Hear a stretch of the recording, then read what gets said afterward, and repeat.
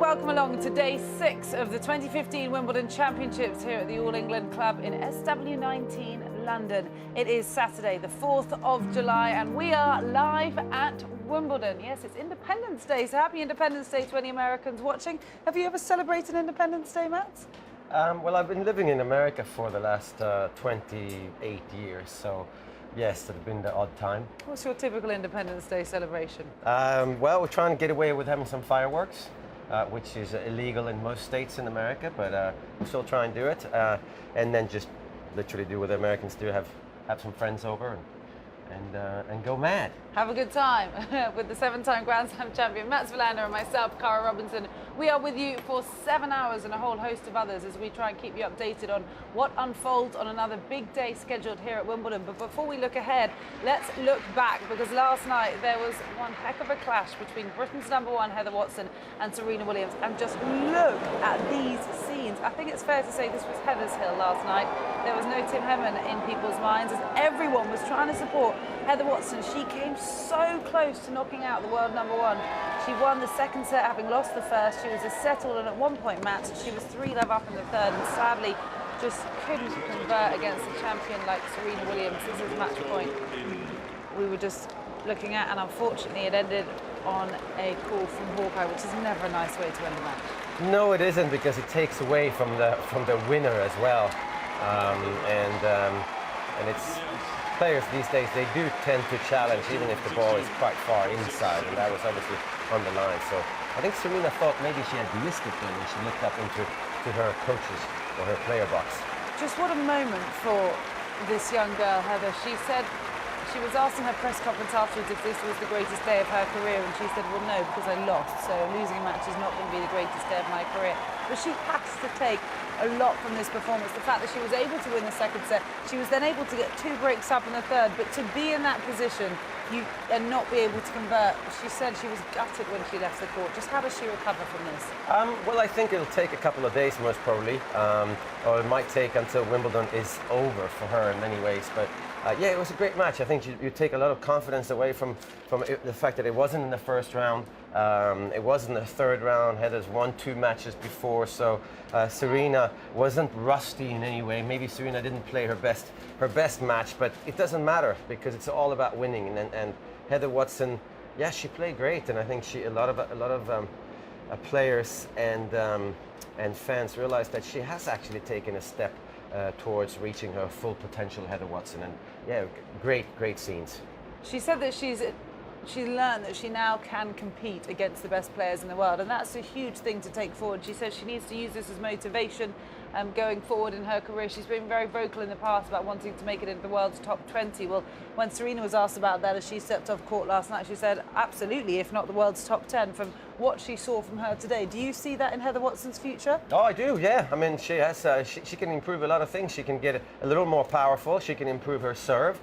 She's so quick around the court, and if she can learn how to use her quickness in an aggressive way. But again, Serena Williams, I don't know how she does it. She pulls it out time after time, and I mean, Heather Watson actually needed to secure that second service break and go up 4-0, and then maybe she could have won, because she was nearly lucky to get back in that set, Heather Watson. I thought at some point when she didn't go to 4-0 that Serena was going to win 6-3.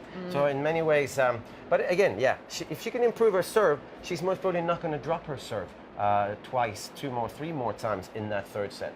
Yeah, it was a lot to learn from Heather Watson. And in fact, Serena even admitted in her post-round interview that perhaps Heather should have won it, being in the position that she was in the third set. But the sign of a true champion, Serena Williams, comes through, and she's now going to face her sister in the round of 16 that will be due on Monday. Serena takes on Venus Williams. Well, that's still to come in the second week of these championships.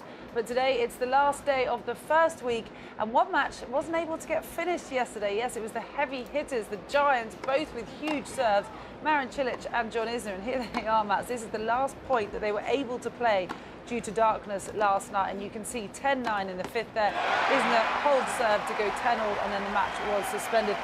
What kind of a situation is this? How frustrating is this for the players? So frustrating. I mean, I can't imagine. I've never been involved in the fifth set that's gone that long. But it's frustrating, I think, for Marin Cilic, most probably more. He had 2 sets to 1 up. He lost the fourth in a tiebreaker.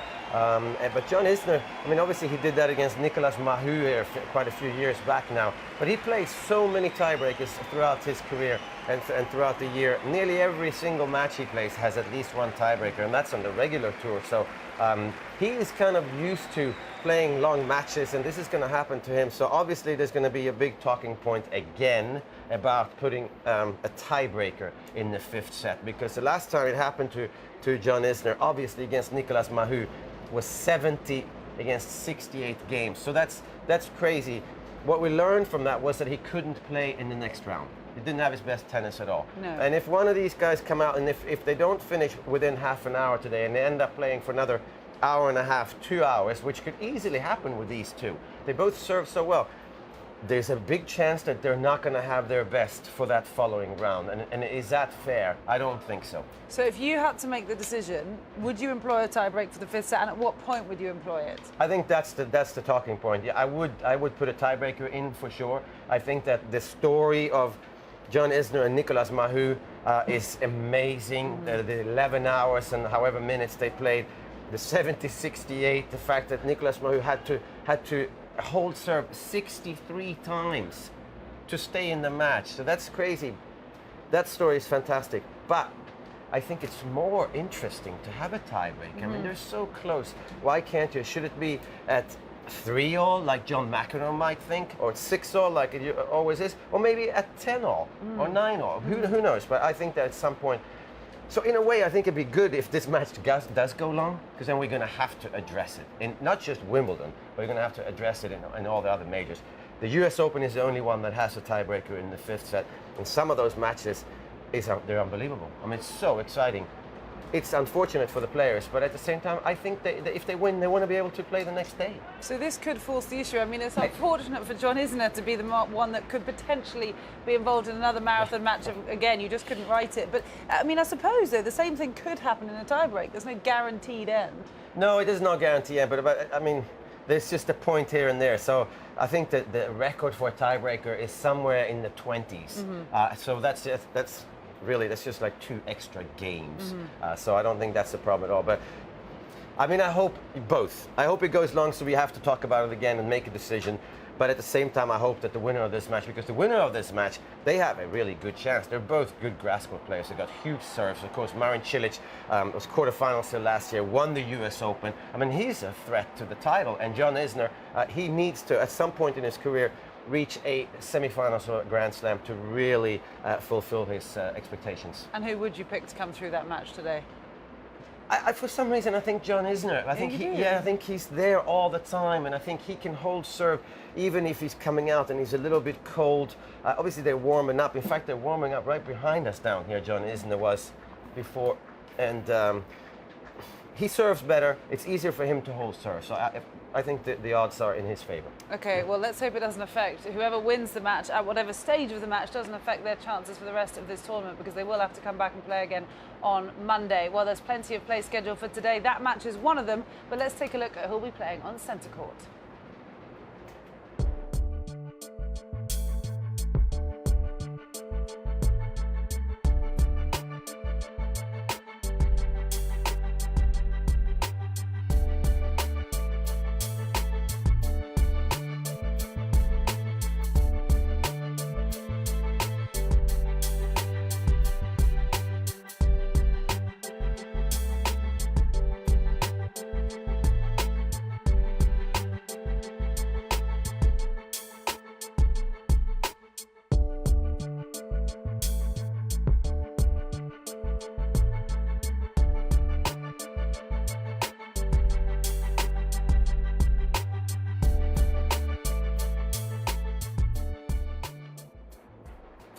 Okay, so that's the current scene on centre court, and this is the schedule. The big-hitting Australian takes on the world #2, Roger Federer. They will be followed by a former world #1 who's won a title here at Wimbledon before, Jelena Jankovic. The 28th seed this year takes on the defending champion, Petra Kvitova. And then last up, it's Andy Murray, one of two British males playing their third round match today. Of course, James Ward is the other. Andy Murray takes on the Italian Andreas Seppi. So a really fantastic day of action for anyone with centre court tickets today. But let's first of all talk about that initial matchup with Roger Federer and Sam Groth. And I have to talk about the serving of Sam Groth because many people may not have watched him play before.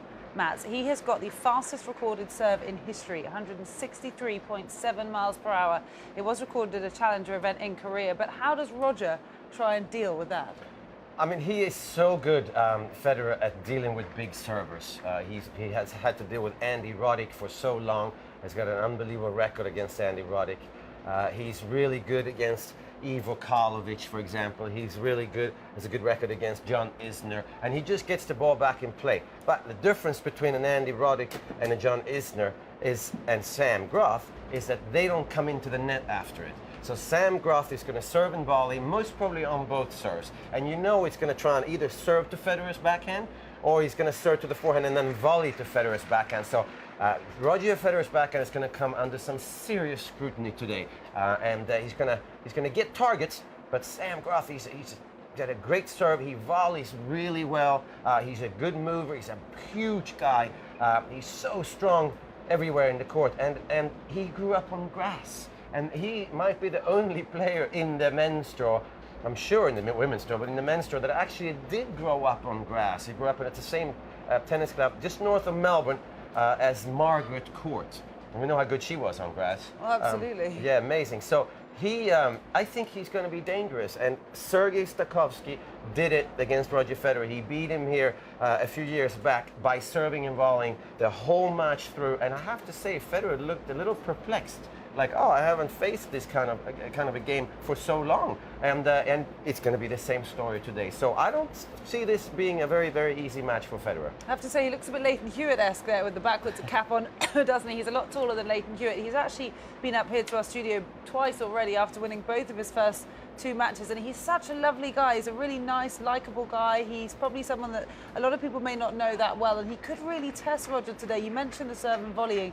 That's also a style of play we've seen from Dustin Brown, who is out on court already, and we will keep you updated. But how nice is it to see guys employing this style on the grass again? Oh, it's great, and I think it's really important.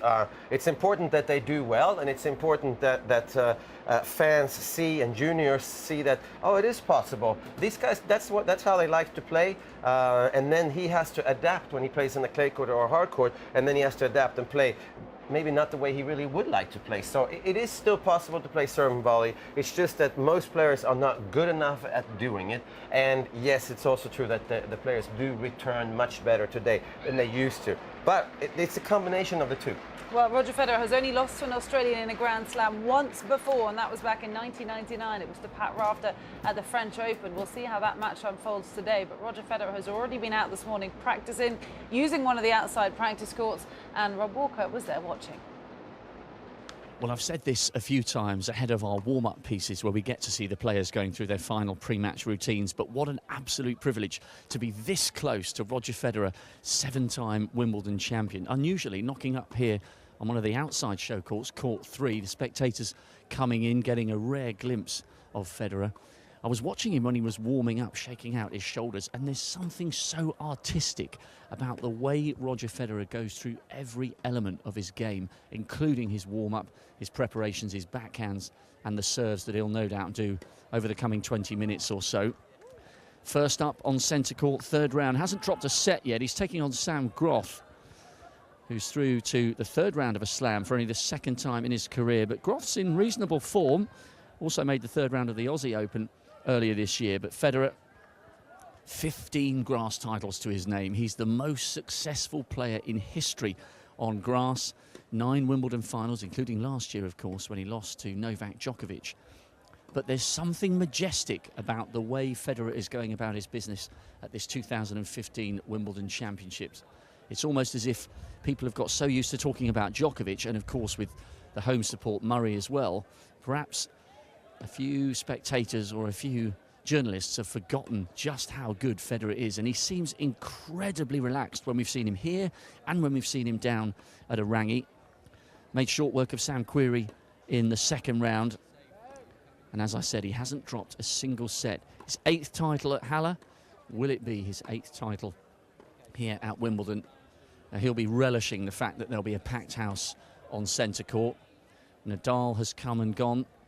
Some big names have had some very tough matches. World number 1 Serena Williams having such a tough battle against Heather Watson. But so far, it's been very, very smooth for Roger Federer. And there's nothing in his body language here on show court, the outside show court number 3, to indicate that he's anything other than completely relaxed and very, very confident. This is looking fairly ominous as far as Australia's Sam Groth is concerned. Federer looks ready to go.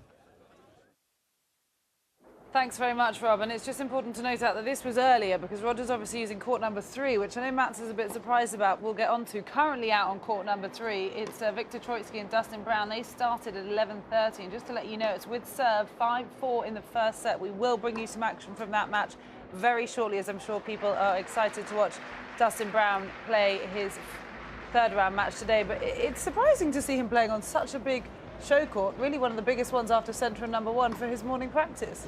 I'm amazed. I can't imagine. I mean, the only explanation I have is that maybe that court is a little bit greener than the other courts, and they actually want it to be worn out a little bit so it plays the same way. So it's obviously a choice from the groundskeeper that decided that the court needs play, because otherwise it doesn't really make any sense that he would be on one of the show courts. Well, I just want to pick up on something Rob said there about Roger just seeming very at ease with himself. He did an interview recently and he was just so relaxed, despite the history he's trying to make going for an 8th Wimbledon title this fortnight at SW19. And he was very honest. He said without his wife and his twins on tour, he just wouldn't be happy and he wouldn't do it. He said, and actually I would be totally happy not to play anymore. You know, he seems very content in himself, Mats, and what he's already achieved. Do you think he is still chasing history? I don't think he's necessarily chasing an 18th Grand Slam title. I mean, we're all chasing Grand Slam titles in a way, but that's not why he's playing. And actually, you get the question too often these days, and it's become a topic. Can Federer win another Grand Slam title? It's starting to take away from what he has achieved, what he's not going to achieve potentially. So I don't think we're doing him any favors, and I don't think that we're doing any fans any favors by always saying and asking. Of course fans want to see him win, but it's not really what we want. We want to see Roger Federer play tennis, and you want him to be competitive, and if you're a fan of his, that should be enough. We don't need him to win another Grand Slam title. And I think he would say that himself. That's not why he's hired Stefan Edberg. He's hired him to expand his knowledge in tennis, to develop his game, and sort of be able to keep playing for a longer period of time. Well, what's remarkable is he revealed in this interview with CNN that his family, when he was younger, didn't believe he was going to be a successful professional tennis player, which is very hard to get your head around for one of the all-time greats. He said he still, to this day, looks at it as a hobby that has just become a dreamland.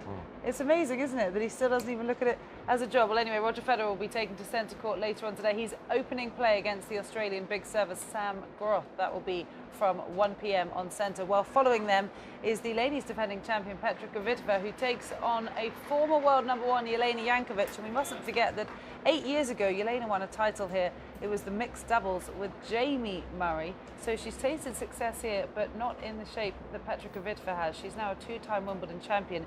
She is defending, and I have to say, Matt, she has only spent 93 minutes on court so far, dropping only 3 games in both of her first round matches. But does that worry you that perhaps she could be coming into these later matches with less preparation than she would have got out of longer matches? I do think so. Yeah, I think it's good to get a match. I would think that Jelena Jankovic is in many ways the perfect opponent for Kvitova, because she gets the ball back in play, but she doesn't really have a big enough weapon to disturb the best players. But she has been number 1 in the world.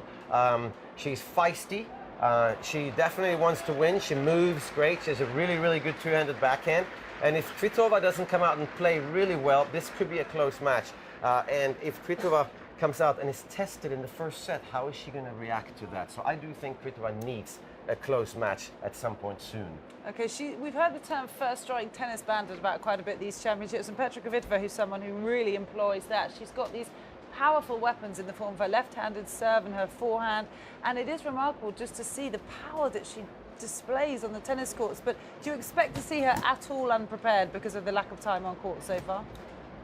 Yes. I mean, yeah, at some point she's going to have some kind of a reaction, because there's no way you can go through the whole tournament playing this well and not being not having any close sets. She can't have this happen and then play Serena Williams in the finals and think she's going to be prepared. So even though she's going to try and win as easily as possible, play as well as possible, not hoping for a close match, I think it'd be really good for her to have at least one close set today. Okay, we'll wait and see what happens there. And then closing play on centre courts, it is the British #1, Andy Murray. Yes, he's playing his third round encounter against the Italian Andreas Seppi. Andy is looking to make it into the round of 16 for the 9th time here. He's made it to the second week for several successive years. There are certain names, Mats, in a Grand Slam that you just expect to see in the second week, and it is, of course, the big seeds. And typically, Andy Murray hasn't disappointed here at Wimbledon in recent years. It's nice, though, for him that there have been these other Brits playing this year. Heather Watson had such a following last night. James Ward is, of course, playing today over on another court. So for once, not all the British attention is on just him. No, for sure. And for once, also, Britain is doing well in Davis Cup. They did well in Davis Cup last year. So whatever happens at Wimbledon, we still have Davis Cup to look forward to over at the Queen's Club, of course, against France. So that's a huge match in Davis Cup. So I think he's won Wimbledon once. I mean, what kind of pressure is there now? I think all of Britain would like to see a British winner of Wimbledon. The rest of the tennis world doesn't really care anymore. We want to see Andy Murray win Wimbledon because he's British. He was good enough to win Wimbledon. He won the Olympics here. But now he's done. He's done it. So I think the pressure is from himself. And now Britain, of course, hopes that another Brit will win Wimbledon. So it's a completely different situation for Murray. It's not an easy match. Andreas Seppi is a very, very good player. He's a really good ball striker. He moves extremely well. And it could be one-way traffic for Murray, but he's going to have to play really well if he's going to win in 3 straight sets. And we mustn't forget that Andreas Seppi had the biggest win of his career so far earlier on this year in Australia when he beat Roger Federer in this same stage of the championships at the Australian Open. Well, we promised you we'd keep you updated. Let's take you straight out to action on court #3 now. It's Viktor Troicki, the Serbian #22 seed, against the 30-year-old qualifier from Germany, Dustin Brown. He's half German, half Jamaican, and of course he knocked Rafael Nadal out of these championships on Thursday. He's caused headlines already. He spent years living in a camper van and doing late-night racket stringing for pros on tour just to earn a living while playing on tour. We're going to join this action now with Dustin Brown serving to stay in the first set. It's court #3, and we'll have commentary from Ron McIntosh and Peter Fleming.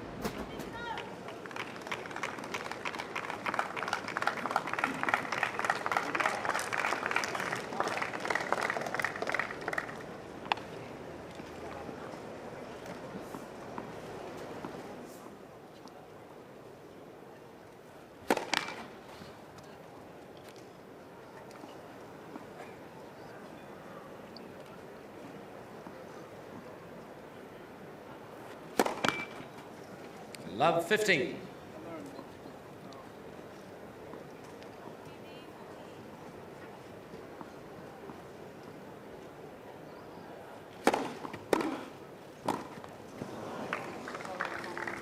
Love 30. Pretty loose beginning to this crucial game. Big opportunity for Troicki here.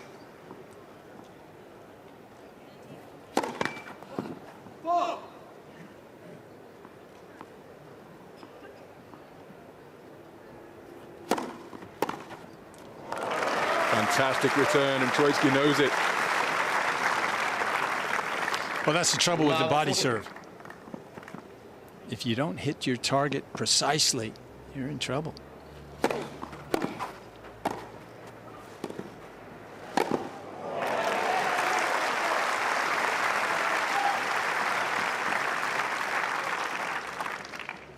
(15-14).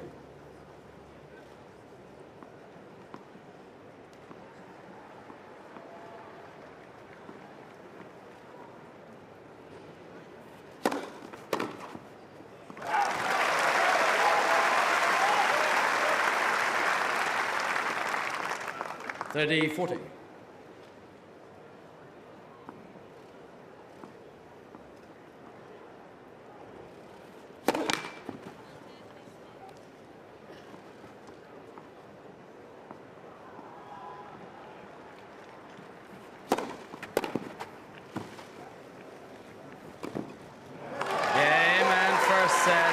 Troicki. 6 games to 4.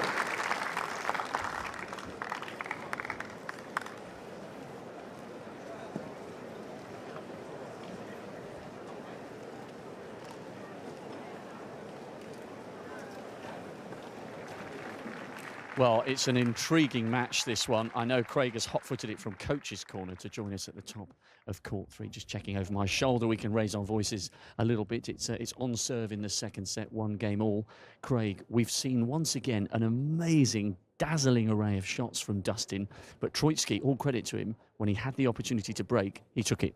Yeah, he did. First of all, you got to give credit to Victor. He had some break points against him early in the match that if Dustin could have got a hold of those, could have rolled a little bit more. You know, the energy in the match isn't anything close to what it was from the Nadal match. This isn't a full stadium at the moment. It's a much smaller, and I'd like to see Dustin lift his energy. And once the energy gets going, it affects so many other things. So his first serve percentage at the moment is too low. He's giving Victor a lot of looks at second serves, and he's giving him certainly too many looks at backhand returns, which, you know, Victor's got an amazing one. From a return standpoint, I want to see him step around and just fire some of those flat bullets that we saw on centre court the other day, and mix in a couple of those drop shot return of serves. You know, I haven't seen one of those yet. In general rally play, he's just being a little bit too passive.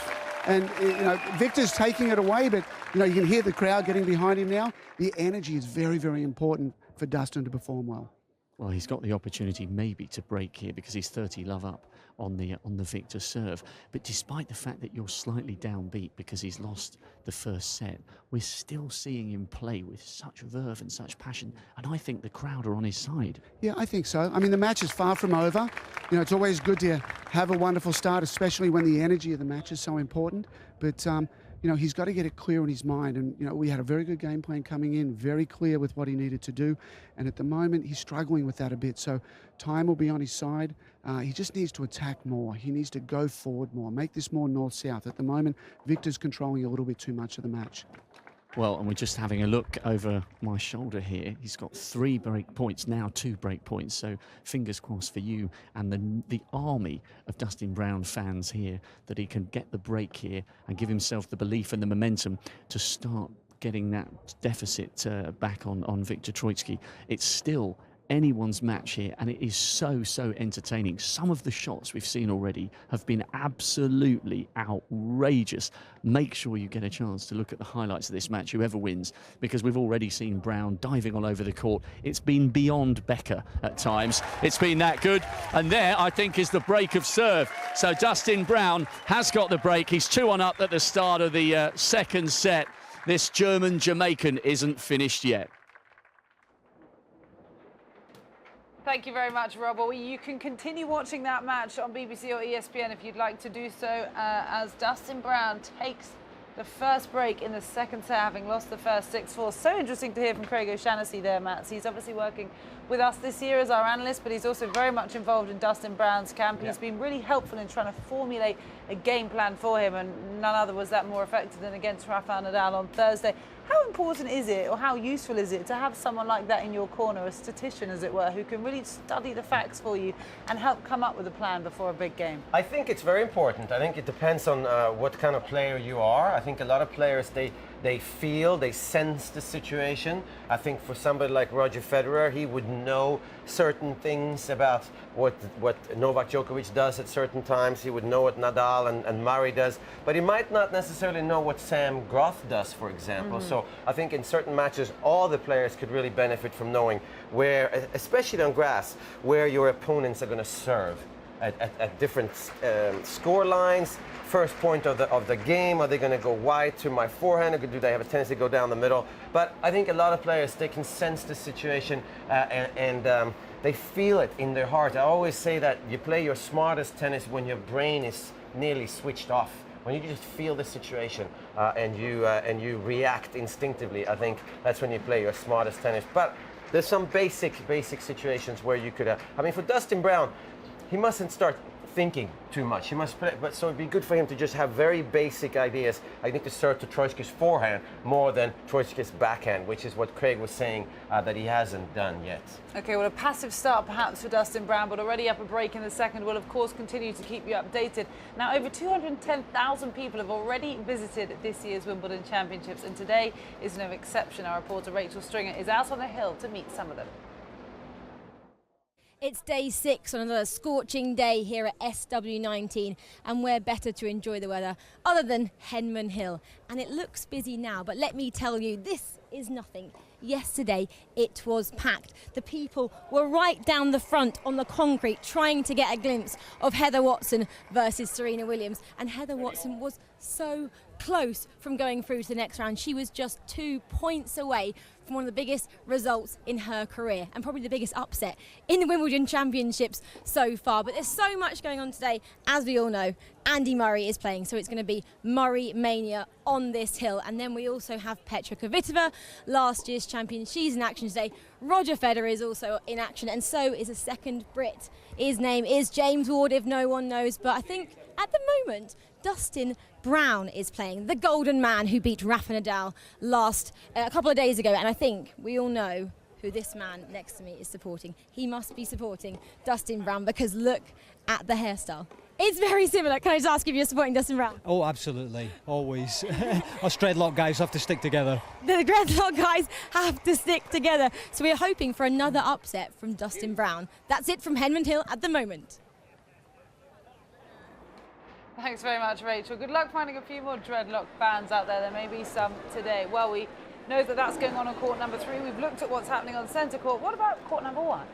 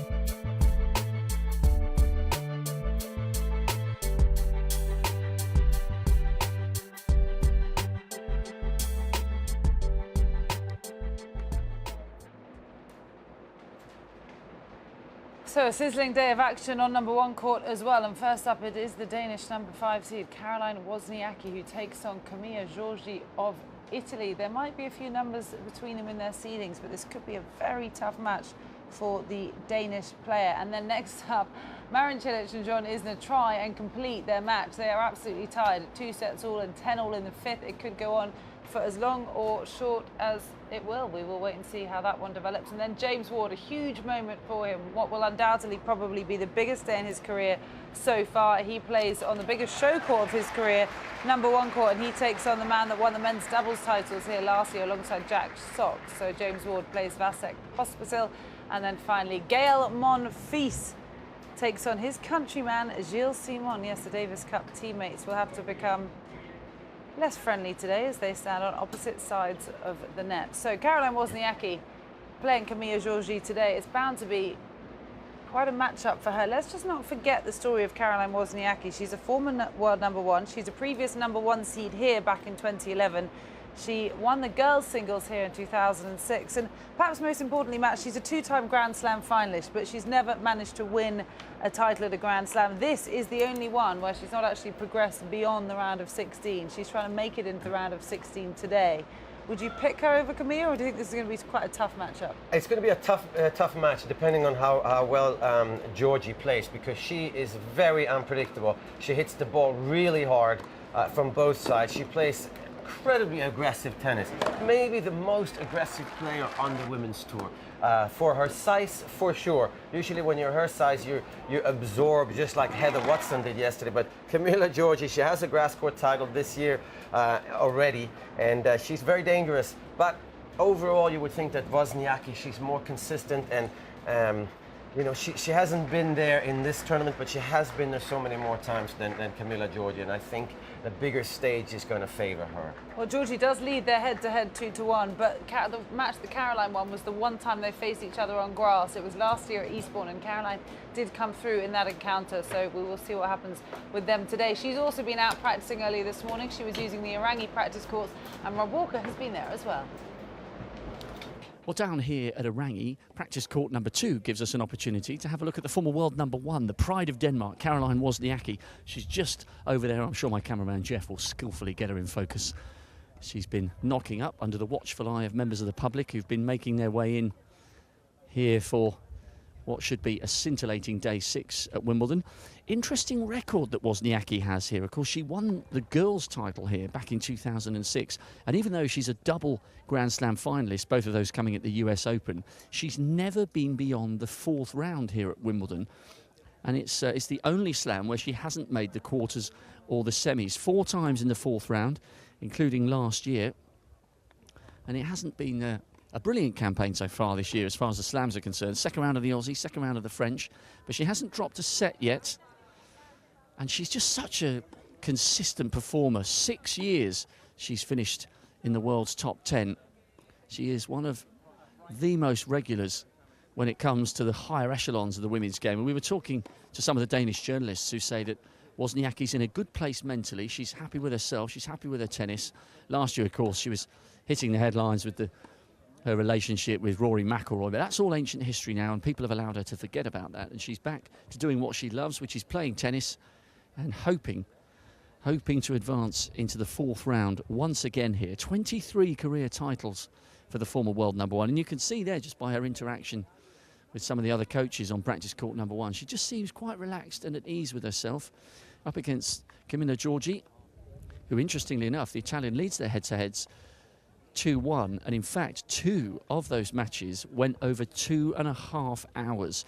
So we might expect a monumental tussle between the Dane and the Italian. Giorgi's also made the 4th round here. That was back in 2012, and she's a former 4th rounder at the US Open. The Italian seeded here for the first time, just creeps into the top 32. So Wozniacki will know that she cannot take that match for granted. But a fascinating encounter to come between the number 5 seed and the Italian, who has had the better of the former world number 1 on 2 out of their 3 meetings. But the headline here, I think, is Wozniacki desperate to go beyond the 4th round. But first, she's got to take on this very talented Italian. But I think Wozniacki is just looking a bit more comfortable in herself and around the court than she was 12 months ago. It'll be fascinating to see how she goes here today. Thanks very much, Rob. Well, while Wozniacki prepares, we've been joined by a man who reached 4 Wimbledon semi-finals here, Tim Henman, and I tell you, he is such a busy man this year. We are so delighted to have you with us, Tim. I know you've had a busy morning already. Tell us what you've been up to. Yeah, I've had a good morning. I started off on court 20, which is in the queue, which is HSBC's court. Brian O'Driscoll came and joined us, and we hit with some of the people in the queue. Then we moved inside the grounds, and we were on court 19 with the Road to Wimbledon kids. So, and Lindsay Davenport was on court as well. So Dan Bloxham, the head coach at Wimbledon, was putting us through our paces. So I've got to make sure that I don't start cramping in the commentary box this afternoon. Well, talking of the commentary box, that's where a lot of our viewers will be used to seeing and hearing from you in your work with the BBC, but you're also so involved on the committee here now at the All England Club, and your role's changed slightly this year. Just talk us through that a little bit. Yeah, no, it's great. I've been on the committee, I think, for about 6 years now, and it's been really interesting learning curve for me to see how the tournament is run and to see everything that goes on the other 11 months of the year. So understanding the television rights and the debentures, the sponsorship, and So that's been great. But now I'm sort of a bit more involved in the tennis side. I sort of chair that part of the subcommittee. And that means I have to be a little bit more involved with order of play and any decisions with closing of the roof, and if that were to happen. So it's been great, but it's quite busy. What's one of the trickiest decisions you've had to make so far? I guess obviously the roof hasn't been an issue. Have there been any order of plays? Not really. I mean, it's they've got such an experienced team. Obviously, Anne Jones has been in that role for a long time, and she's been sort of guiding me through it. And Andrew Jarrett, the tournament referee. We have some of the supervisors as well. So just understanding how the order of play works. I mean, I understand it pretty well, having played for so long, but making sure you've got brackets in the right place. So you don't want someone playing first match in a bracket with the potential opponent perhaps playing third on another court, so you make sure they're linked up. But there's a lot of matches to take into consideration, because you've not only got the men's and ladies singles, you've got the doubles, you've got the mixed doubles, you've got the juniors coming in, you've got to look at the courts to make sure they're all wearing properly. So it's good. There's lots to take into consideration. So would you have a look at what happened to Nick Kyrgios yesterday, for example, when he threw his racket into the court, and it unluckily bounced up over into the stands? So is that a situation where you took, because I was nearly confused as, is he really allowed to keep playing when you throw your racket into the stands? I think he was a little bit fortunate. You know, obviously, and I can vouch, having unfortunately hit a ball girl a long time ago and got disqualified. So you've got to be careful out there. And he obviously wasn't expecting, you know, when he threw his racket for it to bounce like that. It obviously shows how hard the grass courts are. But he got a code violation. I'm sure he'll get fined for that. But you know, if it hit someone, I think someone in the crowd caught it. If it hit someone, then it could have been a different story. And I just want to ask your thoughts on, we've seen a couple of times now when matches have had to be suspended due to darkness. Obviously, Heather Watson was one of them, and Marin Cilic and John Isner today tied at 10. Do you want floodlights or? Well, I'm wondering when you make the decision. So is it a joint decision between the committee and the players? Do you have a conversation on court? When do you decide to say that's it? You know, the referee will normally be, you know, out at that stage, or a supervisor, and we'll be looking at the state of the match as well. Obviously, you want to play for as long as you can, but then you would ideally want to stop at the end of a set, or whether it's at a change of ends. It's just trying to manage a difficult situation, but we've been incredibly lucky with the weather. It's been absolutely fantastic. When we had those storms, it was at night, and all the heavy rain last night, so hopefully not too many interruptions. What about the situation that suddenly Hawkeye doesn't work because it's too dark? I think that happened to Heather Watson against Caroline Garcia, and I don't know if that happened last night with Isner and Cilic, but is it then a choice? Can the players say, well, I don't want to play without Hawkeye, so then... That's obviously a telltale sign, isn't it? And Hawkeye obviously requires the light to be good enough for it to function. When it isn't able to function, then there's normally only about 5 or 10 minutes more play anyway. Right. So especially when you've got guys like Isner and Cilic who are hitting the ball so hard, serving so big, that is where I think Hawkeye is vital. So you know, if Hawkeye's not working, well, then there's not going to be much play after that. Well, we're not going to let you. I'm going to ask another tough question, because in the commentary, you're not going to get any tough questions. You're going to be tough on the players. What about a tiebreaker in the 5th set? Because you know it's going to come up again. Because Isner and Cilic, they could literally go on for another hour, 2 hours today, and it'd actually be surprising if it didn't go on for another hour. I think it will be interesting to see how they are physically when they come on the court, because they played an epic match. They stopped at 10-all, and I've always been in favour of the long sets. You know, I like to see one of the players earn it by breaking serve and serving it out, or winning by 2 clear games. I have to say that, you know, I like it when it's sort of, you know, 13-11 or maybe 15-13, but when it goes on and on and on. It was an amazing story we had just here on court 18 with Isner and Mahou, where it went to 70-68, but I said to McEnroe last night on the highlight show that I said if they get to 70 games all in the 5th, then maybe I'll think about a still a long way to Wow. go. Well, at least they have the middle Sunday off, so there will be no play for them tomorrow. Let's look ahead to some of today's tennis, Tim. And of course, Roger Federer, a man that you beat here back in 2001 in the quarterfinals, is taking on Sam Groth on centre court, the Australian big server. We're actually just going to reflect on this moment here. Do you like watching yourself back? I like watching matches that I win. Yeah. That wasn't a bad shot. But yeah, it seems a long time ago. But I was certainly happy when Federer missed that volley on match point. But no, he's looked incredible. I commentated on his second round match against Querrey, and Querrey really started off the first 7 games was serving so big and was really letting everything fly from the baseline. And I thought, wow, this could be tricky. And in the space of about 15 minutes, suddenly it was a set and a break, and then Federer was just in overdrive. It was like he was playing an exhibition, just showing his full repertoire of shots. And for me, one of the important aspects as a 33-year-old as Federer is, is to see him moving so well, and he looks and is feeling good. So for me, he's got a great chance in this tournament. What do you think of it? Because Sam Groth is a serving volleyer. He's most probably going to serve volley on both serves, and you have done that against Federer, as we just saw. What is he like when you serve and volley to him? I always felt it was a good tactic, but when we played in 2001, the courts were a lot faster. It was a different type of grass, and now when it's 100% ryegrass, the courts are a lot slower. So, Federer has more time on those returns, and although Sam Groth is a huge server, I think Federer will like the target. He will like the shorter points, and I really don't see him having any problems today.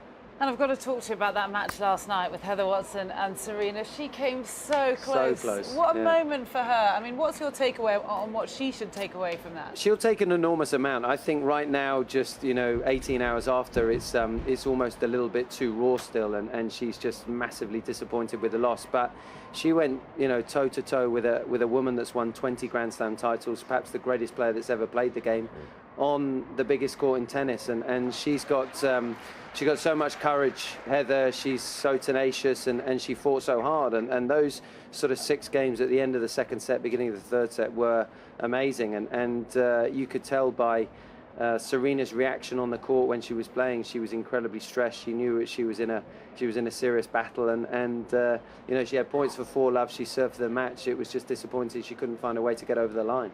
And did you see what the hill looked like last night? Is it fair to say it with Heather's hill last night? Heather's hill, yeah. I've always said this Murray Mound business is just rubbish, but if Heather had won that, absolutely it would have been Heather's hill. Okay, so last night was Heather's hill, but we'll put it back to Heather. I want you to know that Matt always sticks up for you. Whenever we're debating it up here, he said, no, Andy's got the title. What do you mean sticks up for me? I mean, there's only one name. You can't change. And they can't change. I mean, if anyone ever refers to it, they say the hill, don't they? So, yeah. I mean, therefore, that was originated as Henman Hill. You can't. Does anyone ever say, oh, we're going to go and sit on the mound? No, it's just rubbish. Okay, well, it is the hill, and it's still Henman's hill. It was Heather's hill for a little bit last night, but we'll stick with it for Tim's. Thank you so much for joining us today. Enjoy the rest of your day. I know it's a busy couple of weeks for you. Tim Henman with us in the Live at Wimbledon studio. He's already been out this morning with Brian O'Driscoll, and our reporter Rachel Stringer has as well. I'm joined by Brian O'Driscoll, one of the best rugby union players of all time. Is that a good introduction? I don't know, best. Oh, most capped. Let's go with most capped. Best. I think everyone. Currently most capped. That's about to be stolen as well. So everybody loves you, and everyone was just watching you down here at the HSBC court. It's like, oh, Brian O'Driscoll. Especially. He's a sportsman. He must be good at tennis. Oh, what a disappointment. And especially, I run a Mac as well. He was like, we said, can you go and get a coffee? And he was like, no, because you're going to meet Brian O'Driscoll. And I was like, we still would love a coffee, please. I know, I go for a coffee all day over me, yeah. But Brian, you just swapped rugby balls for tennis balls today. I mean, are you quite good at tennis? No, I played a bit of tennis when I was a kid, before I kind of took up golf and before the rugby came into it. So I can hit it, I actually went for a lesson the other day just in case I was going to be humiliated here by Tim. So it was good to be back, actually. I quite enjoyed it, so I might get back into it. Did Tim just beat you quite convincingly out there? Yeah, he did. I think he kind of worked me out after about 3 shots that if he hit it to my backhand, I was in a bit of trouble. So I kind of dominate the left-hand side of the court just so everything's forehand. So you said you're down on centre court yesterday. Mm-hmm. What did you get to see? Did you get to see Heather Watson versus Serena Williams? Yeah, it was a disappointment in the end, but I have to say, you can't be but impressed by Serena, by having been 2 breaks down in the third and being able to come back from that. That is just proper nerve, and when the whole crowd is against you. So it was a great effort from Heather, and I'm sure she's hugely disappointed today, but the champion that she is, Serena proved her worth. And can you relate to Serena in times like that, as obviously a champion yourself? What must be going through her head when she's down on kind of home soil as well? Yeah, but not to that degree, because it's individual sport, because it's just you. You can't even, your coach can't even talk to you. All there is a few looks, I don't know whether there's code or what, just, you know, stay calm, stay patient. And she's been there so many times that I think you just think about practice and think about the things that you've done, you know, repetition over and over, and just stay calm in the moment. And that's what she appeared to do. And credit to her, you know, in a game that she should have been down and out, she fought her way back into it. And who else are you looking to watch for next week or the end of this week? Well, listen, you know, it's hard not to be impressed with Federer. You know, he's been an unbelievable champion here for years, and you know, he's everything. He's the charisma, and he's the grace, and just his movement around the court is something special. So I'm looking forward to seeing him. And can you please just sum up week 1 at Wimbledon in 3 words for us? Hot, hot, hot. And it's hot again today, Brian. But we're now going to go straight to some live action out on court number 2. This is the tiebreak between Garbine Muguruza and Angelique Kerber, one of 3 Germans playing today. Of course, Dustin Brown is one, Sabine Lisicki is the other. And Muguruza just needed a 15-minute game to force this tiebreak. So Kerber had already had some options to try and take the set. She wasn't able to convert. We'll dip into this one now with live commentary from Nick Mullins and Anne Kiosavon.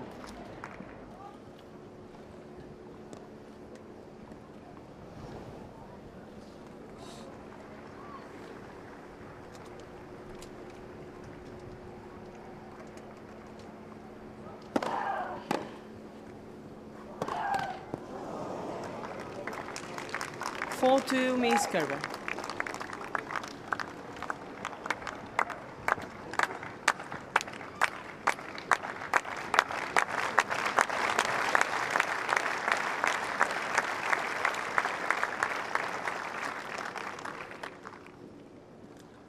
Both players taking their time at the change of ends here.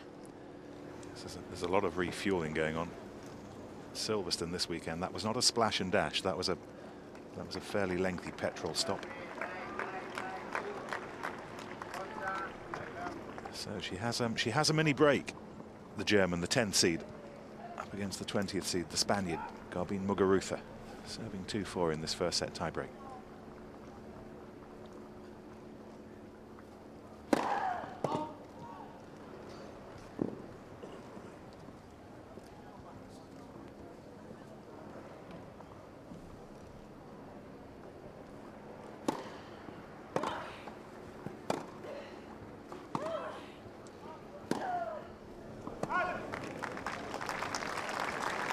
To Miss Kerber. She has 2 little breaks. And now it's looking a little ominous. At least from a Spanish perspective. Looking bright from a German one. 2 points away.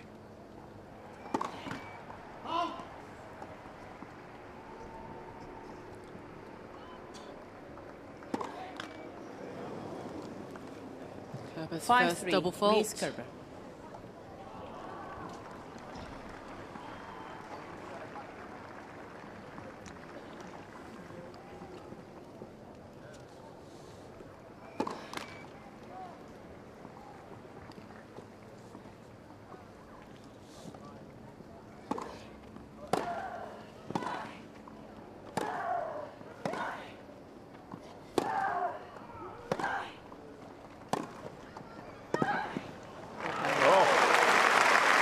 Too many breaks have evaporated, and Kerber all of a sudden looks really tired.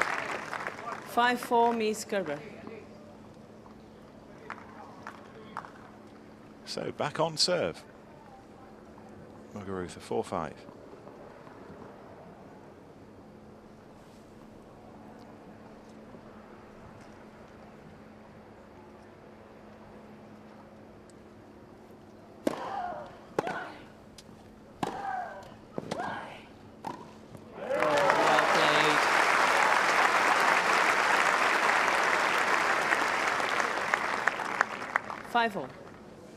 Good stick on this forehand volley from Muguruza.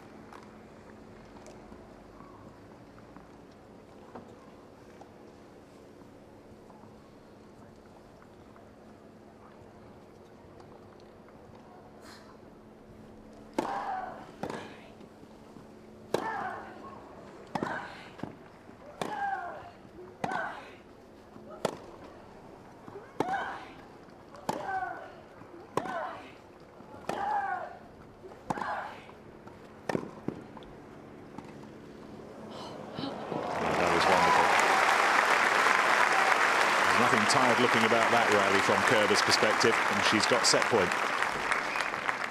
6-5, Miss Kerber.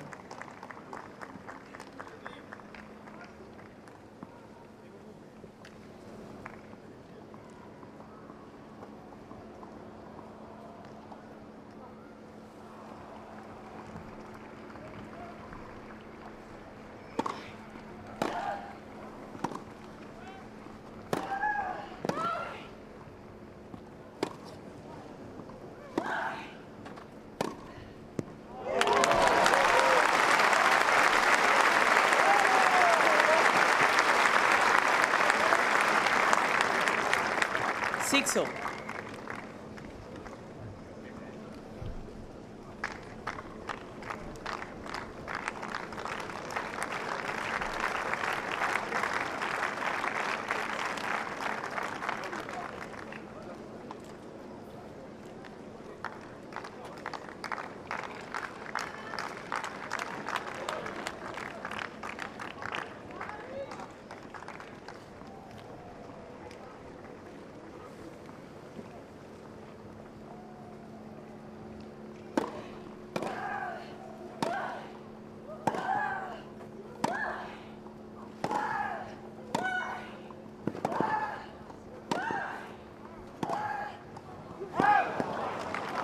Seven-six, Miss Kerber.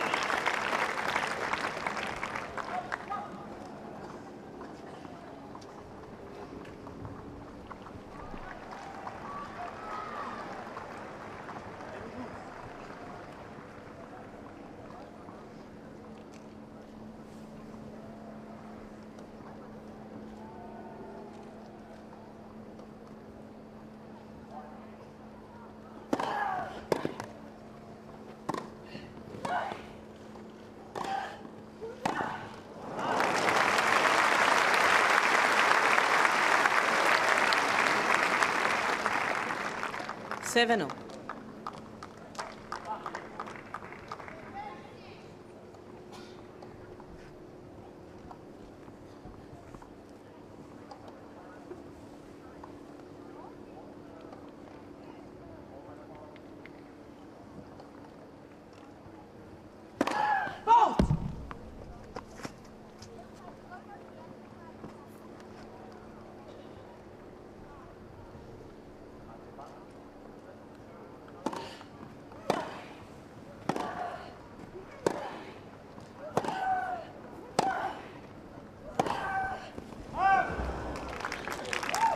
Eight-seven, Miss Kerber.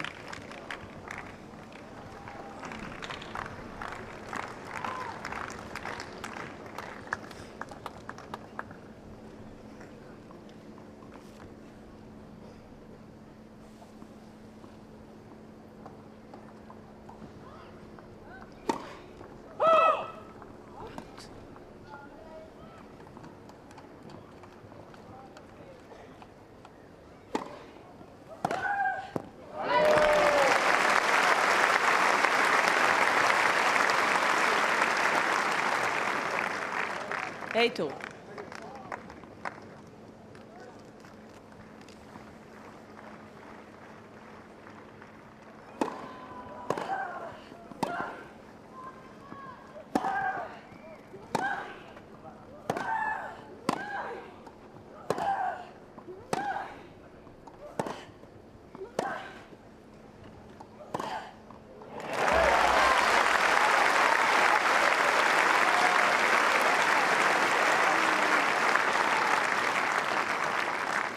Nine-eight, Miss Muguruza.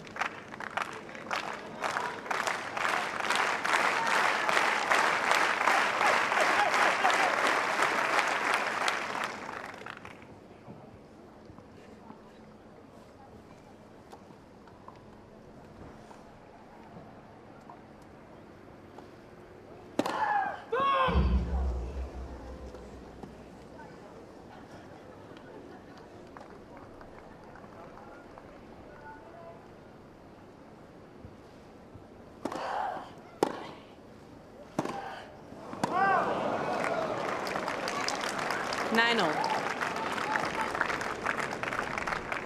Change hands, please.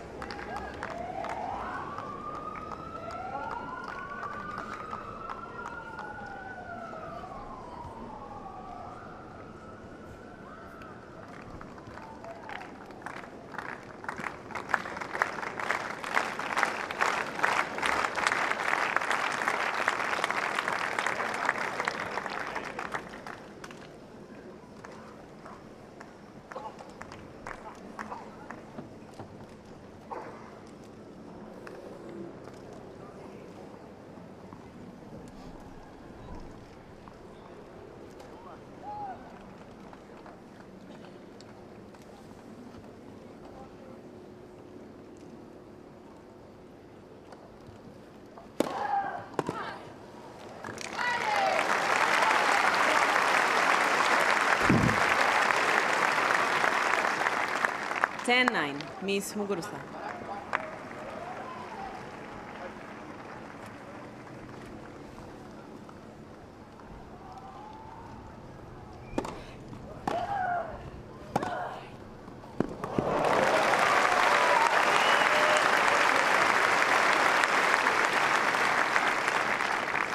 Tenno.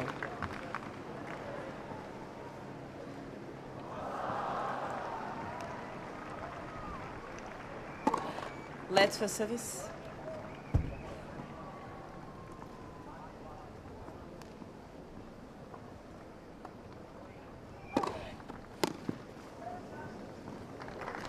Eleven 10, Miss Kerber.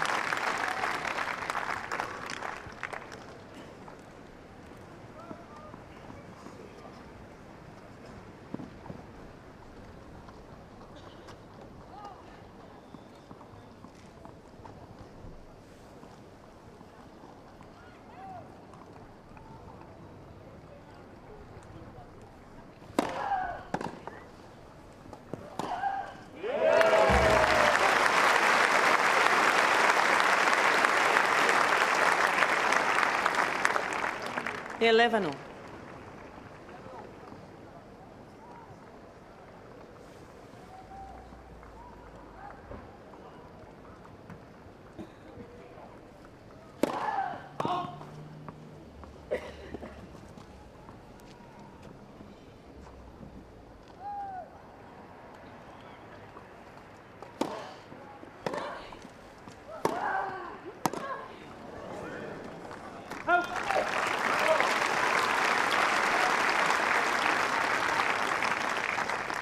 Twelve 11, Miss Muguruza.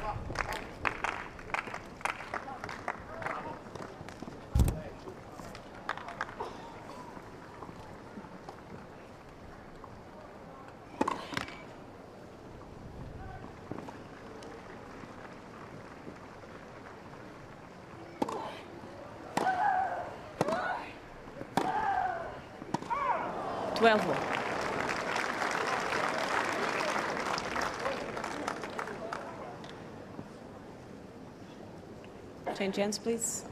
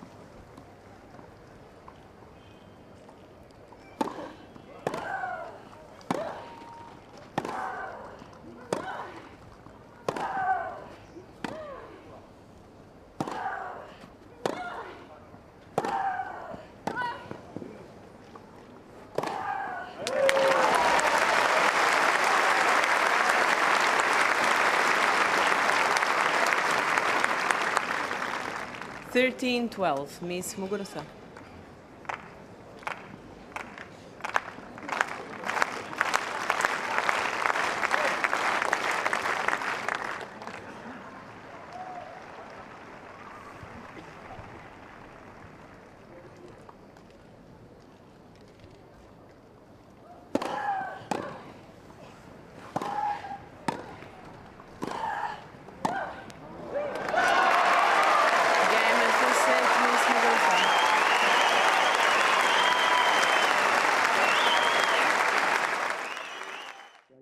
Well, it's become a metaphorical mountain to climb for Dustin, because the last time you joined us, he just got a break of serve, but Troicki has been serving brilliantly. He broke straight back and took the second set on a tiebreak. Craig O'Shaughnessy has hot-footed it up to the back of court 3 once again from the trainer's corner, as it were.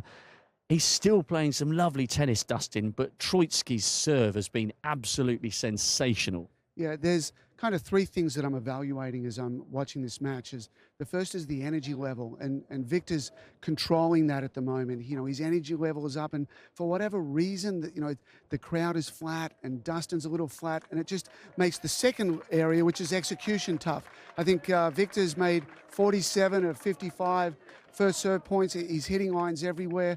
You know, he's seeing the court very clearly, and at the moment, it's difficult for Dustin. The game plan I see at certain times, but because the energy level's down and the execution's a little bit off, it's difficult for him to hit the ball where he needs to. So, you know, Victor's really doing a good job in this match. But we're keeping our voices down now because the next game is underway. It's on serve. Troicki is serving 1-2 down in the third set.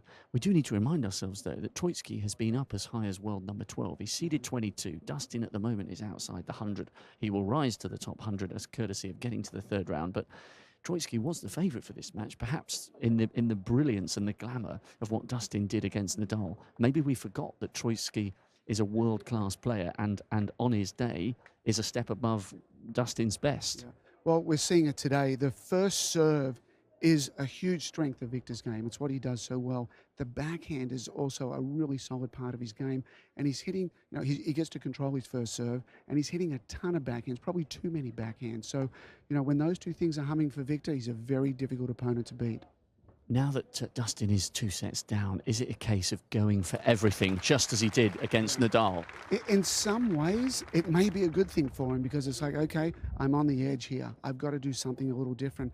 And the first adjustment I would like to see from Dustin is just energy. I want to see him on his toes constantly and storming to the net and cracking some balls. I don't see the same venom on his shots, you know, those huge flat returns. You know, he's kind of playing a regular style match, and that's not what Dustin does well. So the energy level, first and foremost, must pick up in order for that chaos to start happening out here on the court.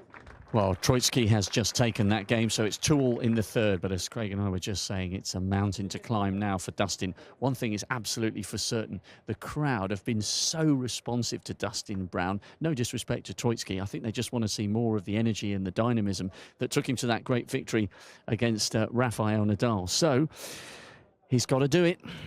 Let's join commentary on the next game.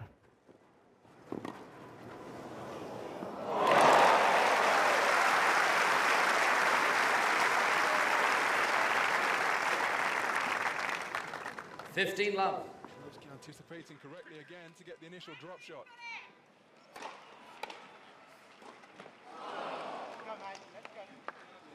Let's go. 15-all. Didn't quite get down to that one, perhaps.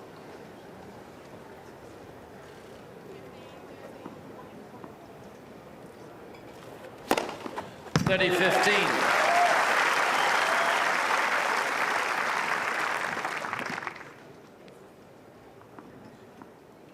1-2-6, approaching his fastest serve of the match. Let's first serve.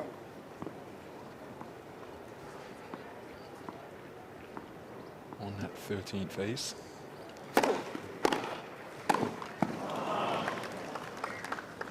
(30-all).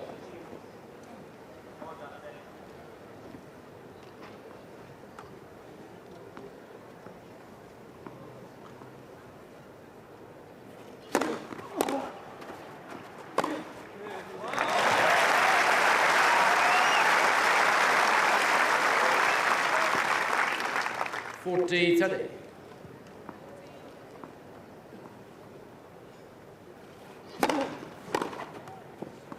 Game Brown.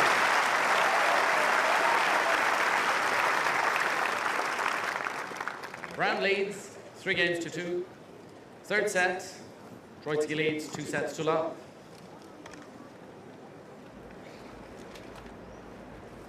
So Dustin Brown, the Rafa toppler, is 2 sets down and still with serve in the third set. You can continue watching that match live on BBC or ESPN. We are now going to take you inside number 1 court, where Caroline Wozniacki and Camilla Giorgi of Italy are about to begin their third round duel. On paper, these ladies are both seeded. Caroline is the number 5th seed from Denmark. Camilla is the number 31 seed from Italy. It'll be very interesting to see how this match plays out. We'll dip into this live start of the game now with commentary from Andrew Cotter and Virginia Wade.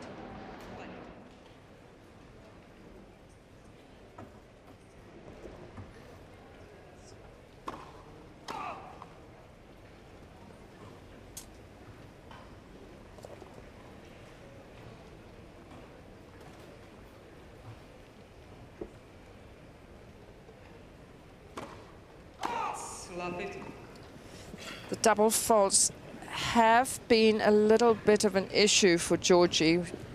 She sure goes for her first serve. And she can be wild, can't she? She hit some winners, but there can be some untidy stuff in there as well. She's looking to keep that to a minimum today. Starting off the side serving right into the sun, and for the next hour, hour and a half, it is pretty bright up there for a right-hander. Well, I highlighted 2 double faults to start. This is an auspicious start, to say the least, for Giorgi. Well, she should serve quickly while there's a cloud in the sky. Too late, it's gone. Well, she should say, can we start again? Yes.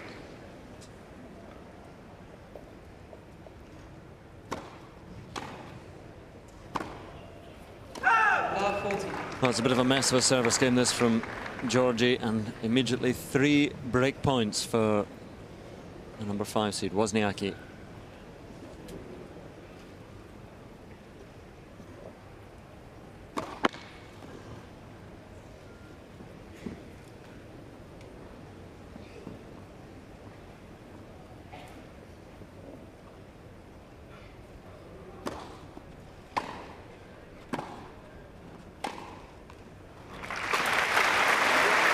That's a warm applause from the Court 1 crowd for Camilla Giorgi's first point. 15, 14. That really was. It was.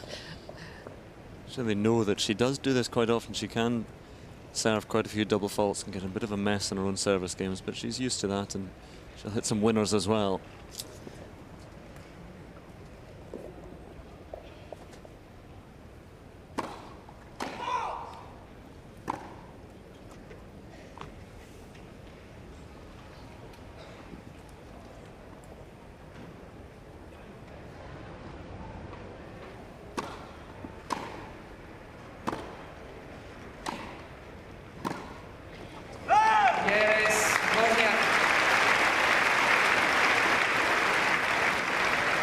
Wozniacki breaks in the first game of the match on number 1 court against the Italian Camilla Giorgi. If you want to continue watching live coverage of that match, you can do so on BBC or ESPN. But let's go over to centre court, because the 7-time Wimbledon champion Roger Federer and his opponent today, Sam Groth from Australia, are making their way out onto court on what is Middle Saturday, always a really popular day here at the All England Club. The Royal Box is filled with sporting celebrities from across the sports, and it's a really special day for anyone visiting Wimbledon. We've got golfers in there, cricketers, rugby heroes, and they've got a fantastic day of play lined up for them to watch, and a fantastic day of weather once again in SW19. As we look at these two today, Mats, it's interesting to note, we know Sam's been up here a couple of times before. There he is with his backwards cap.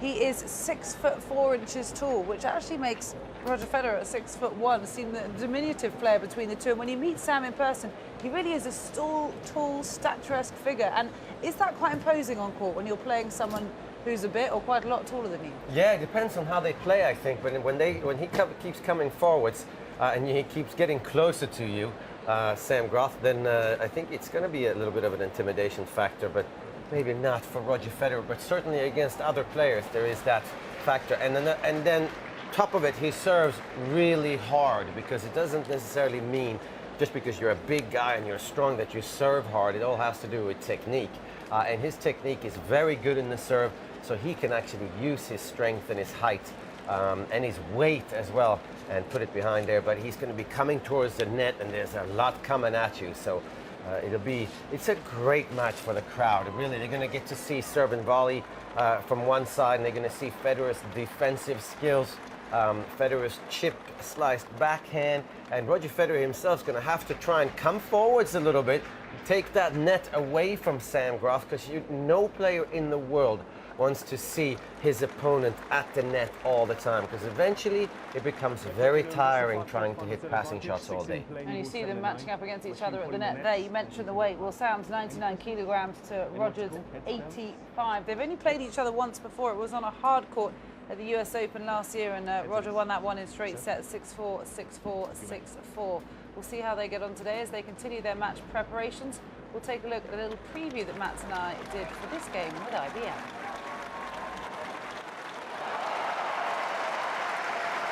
Welcome to IBM's Tennis Insights with myself, Cara Robinson, and 7-time Grand Slam champion Mats Wilander. Today we're going to preview the round 3 clash between 7-time Wimbledon champion Roger Federer and Sam Groth. Now, only Jimmy Connors has played more matches at Wimbledon than Roger Federer, 102 to Federer's 84. But in this clash, he's going to have to face the hard-hitting Australian Sam Groth, who uses the style of tennis that used to be so effective on grass. We're going to see some serve and volleying from Sam, aren't we? Yes, we are. And if we go back and remember that Sergei Stakhovsky beat Federer a couple of years ago, and he served and volleyed on both serves the whole match through, and Federer didn't really find his game. So it can be an interesting contrast of styles. It'll be interesting to see if Roger Federer also serves and volleys more. Well, you mentioned the 2 serves, Matt. Sam Groth tends to actually serve and volley more on his second serve than he does on his first, and the numbers prove true of that. If you take a look at the IBM statistics, he serve and volleys 71% of the time on his first serve and a whopping 89% on his second serve. We saw Dustin Brown serve and volley his way to victory over Rafael Nadal. Can we expect the same from Sam over Federer?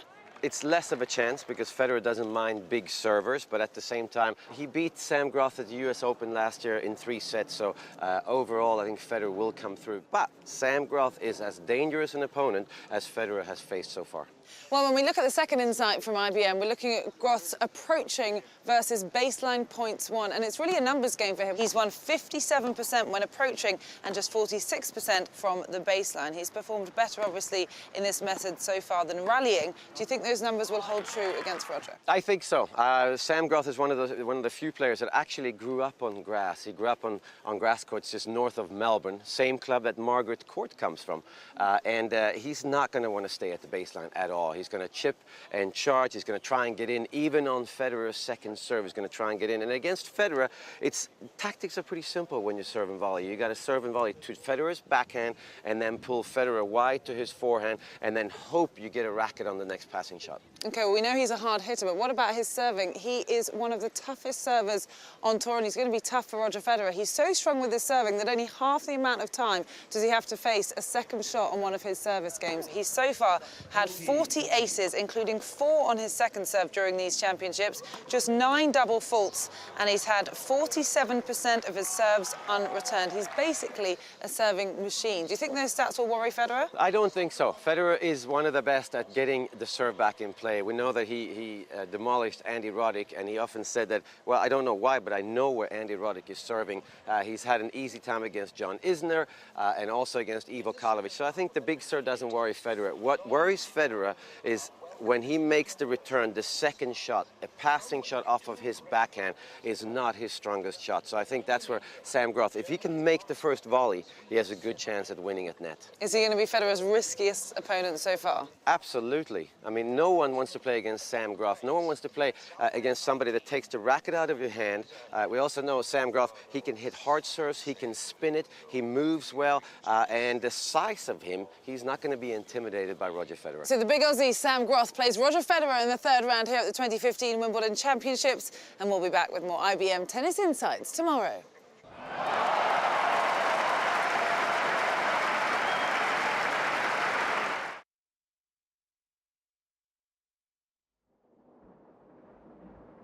Well, 163.7 miles per hour is the fastest serve recorded in history. Guess who that was from? Yes, Sam Groth at a challenger event in Korea. Will he be able to match that today against the 7-time Wimbledon champion Roger Federer? Well, everyone's just taking their seats as they complete their final preparations to begin this match. It is a bit late out on court because today is Middle Saturday, which is famously a very busy day in the Royal Box, and all of these sporting stars get announced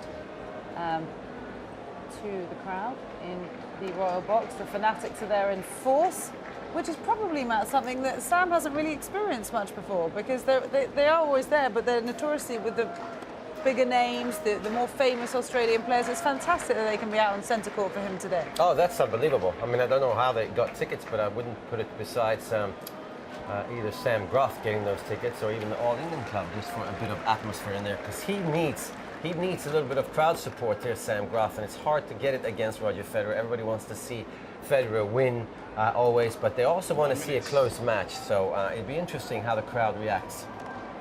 Okay, and just to give you an idea of some of the faces you might see in the Royal Box during this match, the lady of boxing fame, Nicola Adams, is there. Boris Becker is there. This year's actually the 30th anniversary of when Boris first won Wimbledon. Matt Dawson, the rugby player, Luke Donald, the golfer, Mark Foster, the swimmer, Graham Lasso, the footballer, Gary Lineker, of course. Judy Murray is in the Royal Box today alongside her Strictly Come Dancing partner, Anton Du Beke, Martina Navratilova, Brian O'Driscoll, who's already had a busy morning alongside Tim Henman, and Rachel caught up with him out on court 20, which is out in the queue. Joe Pavey is in the red box, Chris Robshaw, Justin Rose, Andrew Strauss, and Jordan Wiley, who is a wheelchair tennis player who retrieved the Grand Slam at all 4 Slam events last year. Fantastic to see her there alongside her boyfriend Mark McCarroll, also a wheelchair tennis player on the men's side. Okay, well, not long to go before they start this third round encounter on centre court. It's Sam Groth and Roger Federer, and we'll take commentary from John Inverdale and Pat Cash.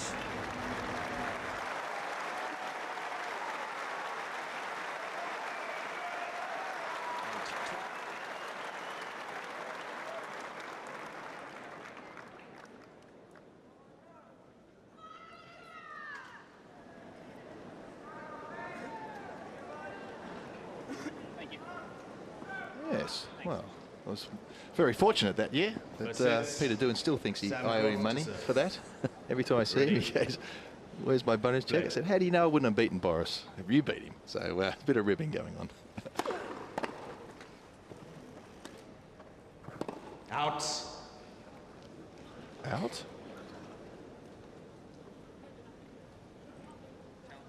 Well, Mr. Groth is challenging the call. I wasn't sure who was challenging what there, actually, for a moment. It's a bit weird, doesn't it? I wasn't sure who'd called it out, who'd overruled it, who'd decided what, but it was out anyway. Now 15. Well, it's a bit of a... Mr. Groth has 2 challenges That would have remaining. been a nice one to get straight off for Sam. He played the right shot, played it deep. Going to be quite anxious.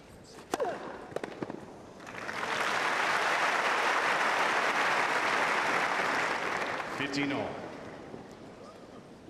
Thank you. Thanks.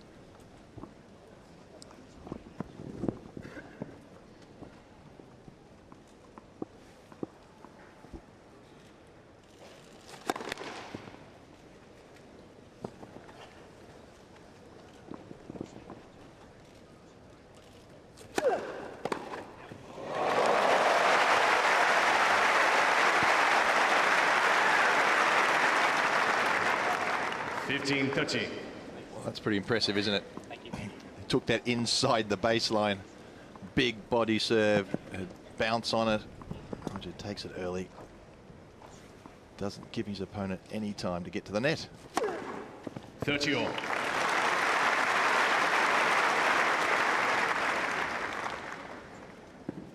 Nice way of replying, isn't it?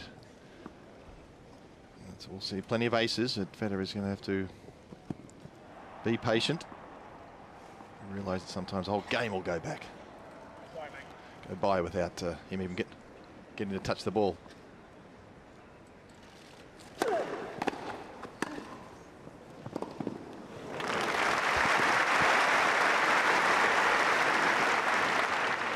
$40-30. That was a neat enough volley. Very good, because it was right at his body. He had to shuffle quickly out of the way for a big guy to get out of the way quickly and get his racket behind the ball. Game Groth. Goodness. And whatever nerves there were may well have been eased by that. First game.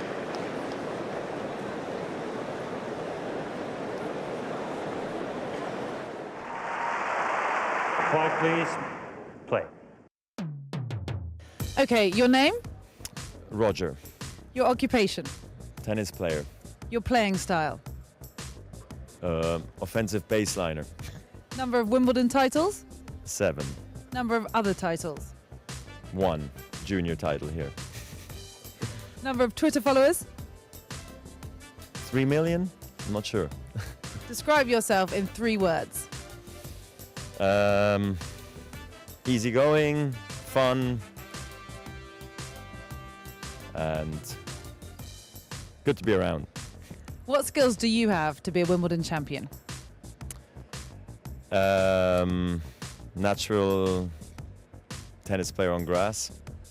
What do you consider to be your weakness?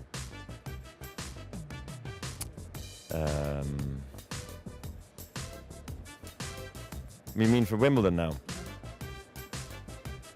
I'm old. How do you deal with stressful situations? Positive mindset. And why should we give you this job of being the 2015 Wimbledon champion? Because I have the experience and give me a chance to win one more. Okay, thanks, Roger. We'll be in touch. My pleasure. Thank you, guys. Quiet, please. Play.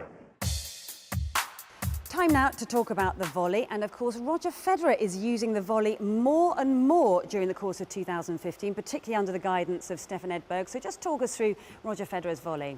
I mean, he's improved it tremendously, not just the technique on the volleys, but also his movement at the net. But I think if we go to technique first, his forehand volley used to be quite open. And I think a lot of players today are very open when they hit a forehand volley. I've sort of done some research with the forehand volley, and I think it's because they're so used to hitting the ball in front of them on the full drive forehand that they have a problem hitting the volley behind them. But Roger Federer has started to turn much more. If you watch, let's say, Stefan Edberg, when he volleys on the forehand side, he's turned the same way on the backhand side. You're turned. He's turned on the forehand, and Federer is much better at that. His backhand volley was always pretty good. His forehand volley was a weakness, but I think that the technique under the guidance of Stefan Edberg is simpler. And also, when Federer comes to the net these days, it actually looks like he enjoys being up there. Yeah. And he doesn't mind, you know that when we used to play, just get a racket on the ball, and the ball might sort of go over the net, and you might win it, especially on grass courts. Federer wasn't that keen on doing that before. Now, he hits a good first volley, and then he keeps moving forwards, and he's willing to win sort of a cheapish point. Yeah, and you mentioned first volley, because of course back in the 80s when we saw people up at the net more and more, and we had that big sort of tee cutting out of the grass court. The first volley for Federer now is vastly improved, isn't it? Because that's actually a very tricky shot around that service line, isn't it? It's very tricky, and it was easier, I think, in our day because we used to come to the net more often, so you get some practice. And the first volley is huge. For Roger Federer to win here at Wimbledon this year, he needs to volley well, he needs to volley often, and it always starts, of course, with the first volley. So he's always talked about he wants to serve and volley his way to a Wimbledon title once, and I think he has a good chance this year. But I think the first volley, the difference here as well for Federer is that he used to come in very upright. And he's way lower down now. And if you remember the Pat Cash, Stefan Edberg, Patrick Rafter, always so deep in the knees. And Federer never used to be, but he is today. In terms of the volley, because the modern volleyers do it less than the volleyers in your day, I guess, but it's more of that cutting motion on the forehand volley, isn't it? Whereas some of the modern volleyers volley a little bit flatter, would you say, which doesn't get that ball to travel. But is that something that Federer is now introducing more to his volley? That's exactly it. I think that he's cutting the forehand volley a little bit more. He was always very good at cutting the backhand volley. Of course, sometimes he even cut it too much on the backhand side, puts too much backspin on the ball. But on the forehand side, and I think it has to do with the grip he's using, also the fact that he turns his shoulder, so now it's easier to cut. But I think today's players, they tend to hit a flatter forehand volley because they tend to hit the ball in front of them. And the volleys, as much as you need to reach as far in front as possible, it mustn't be so far in front that you lose your technique. So it still needs to be in here somewhere. And I think that's where Federer has improved as well. And is it a different mindset now in terms of coming forward, that the first volley needs to be deep, and then you're looking to finish off the point with the second volley, as opposed to, maybe over the last, decade or so, volleyers have been trying to do the drive volley, trying to hit a quicker volley winner earlier in the point, whereas now they're actually trying to use that first volley around that service line. No, definitely, and I think on grass here at Wimbledon, you're going to see the players using it way more as well, because here, they might not plan the attack, but you are going to have to come into the net more often, because there are more balls that bounce in the middle of the court that has a low bounce, and you can't hit it and go backwards. So players hit way more first volleys on the grass, and it's really about being willing to win the point in, let's say, an ugly way, making the first volley and forcing your opponent to hit a passing shot. And the best volleyers in the world, they're not necessarily have the best technique. The best volleyers in the world are the ones that cover the net. And Roger Federer, exactly, yes. So Roger Federer covers the net way more these days than he used to. Fantastic stuff. Okay, so there's some more tips on the volley, one of the key shots in Roger Federer's repertoire.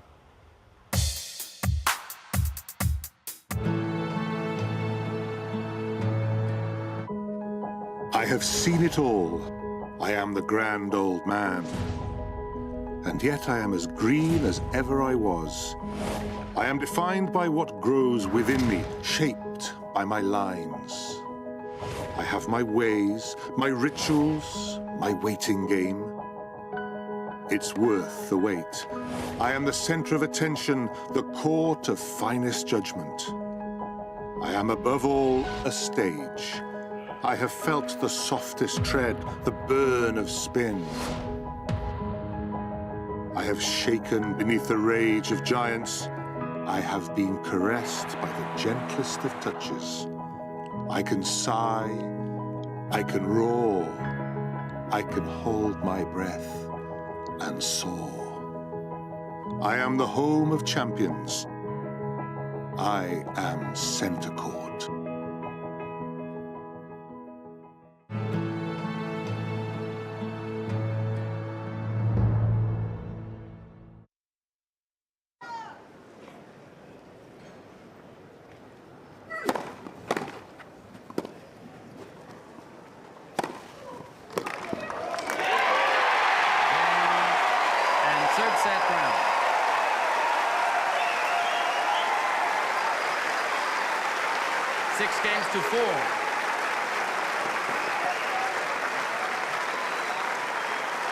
Troicki leads 2-1.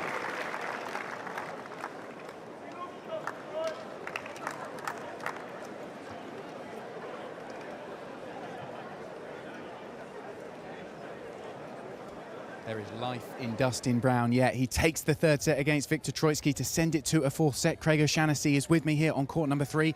Craig, what did Dustin get right in that third set? Well, finally we've seen some chaos. Finally we've seen some of the things that make Dustin Brown so special and so unique. Running around those balls on the forehand side. Sorry, I'm a little out of wind. I was running up here. Taking them down the line, stepping in. As soon as earlier on, a few points earlier, he stepped back on a serve, and then he stepped way in on a serve. He's got to do things differently. In the first couple of sets, this felt like a normal tennis match, and Dustin Brown does not do well in a normal tennis match. Troicki's quite a flat-line player, isn't he? He doesn't really get too emotional either way, positive or negative. Is that difficult for Dustin to deal with, you think? Yeah, well, I think what Viktor's kind of doing, and it's affecting the match, is just bringing the energy level down to Viktor's level. And the energy, Dustin exists at a much higher level. So the crowd was getting into it then. They want to see more tennis, and that will help Dustin. He's got to really lift his energy level, which will help, especially on the return of serve. His feet, they're too cemented to the ground in the first couple of sets. So get the energy going, get the feet going, get them pumping, get to the net, crush the return, move forward. All the things that we saw from the Nadal match, we saw a sprinkle of, and he was able to get that set. Now he's got the momentum back. Clearly the start of this fourth set is going to be crucial. Well, I like him serving first. He doesn't like to serve first. In fact, in this match, he won the toss and he said, "I'll receive." So for the first 2 sets, he was always playing from behind. Thank goodness it went to a tiebreaker, and he's able to serve first, and he's serving first, I believe, here in this fourth set. So You know, I want to see big first serves. I want to see some big second serves. I want to see him getting to the net. I want to see more drop shots. I want to especially see him stepping in and crushing returns deep down the middle, and a few more balls to Victor's forehand in the middle. He's been overplaying Victor's backhand, and it's one of his best shots. So, you know, the other thing too is that Victor's serving well, but you know, I think Dustin's empowering that because he's not moving as well and the energy has dropped out, and Victor's really doing what he wants. So if Dustin is to succeed in this fourth set, there will be more energy, there will be more footwork, there will especially be more chaos all over the court, and then all of a sudden it doesn't become as clear what Victor needs to do, and the first serve percentage will drop, and you know, things become tougher. I mean, it's a point here, it's a point there, it's momentum, it's energy, and you know, there's life. Thanks, Craig. You get back to the players' box. We'll get back to watching. Thank you. Thank you very much.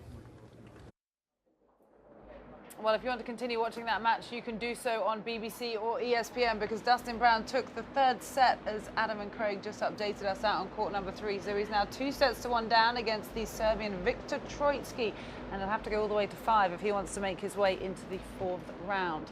So joining us now is our social media reporter, Catherine Whitaker.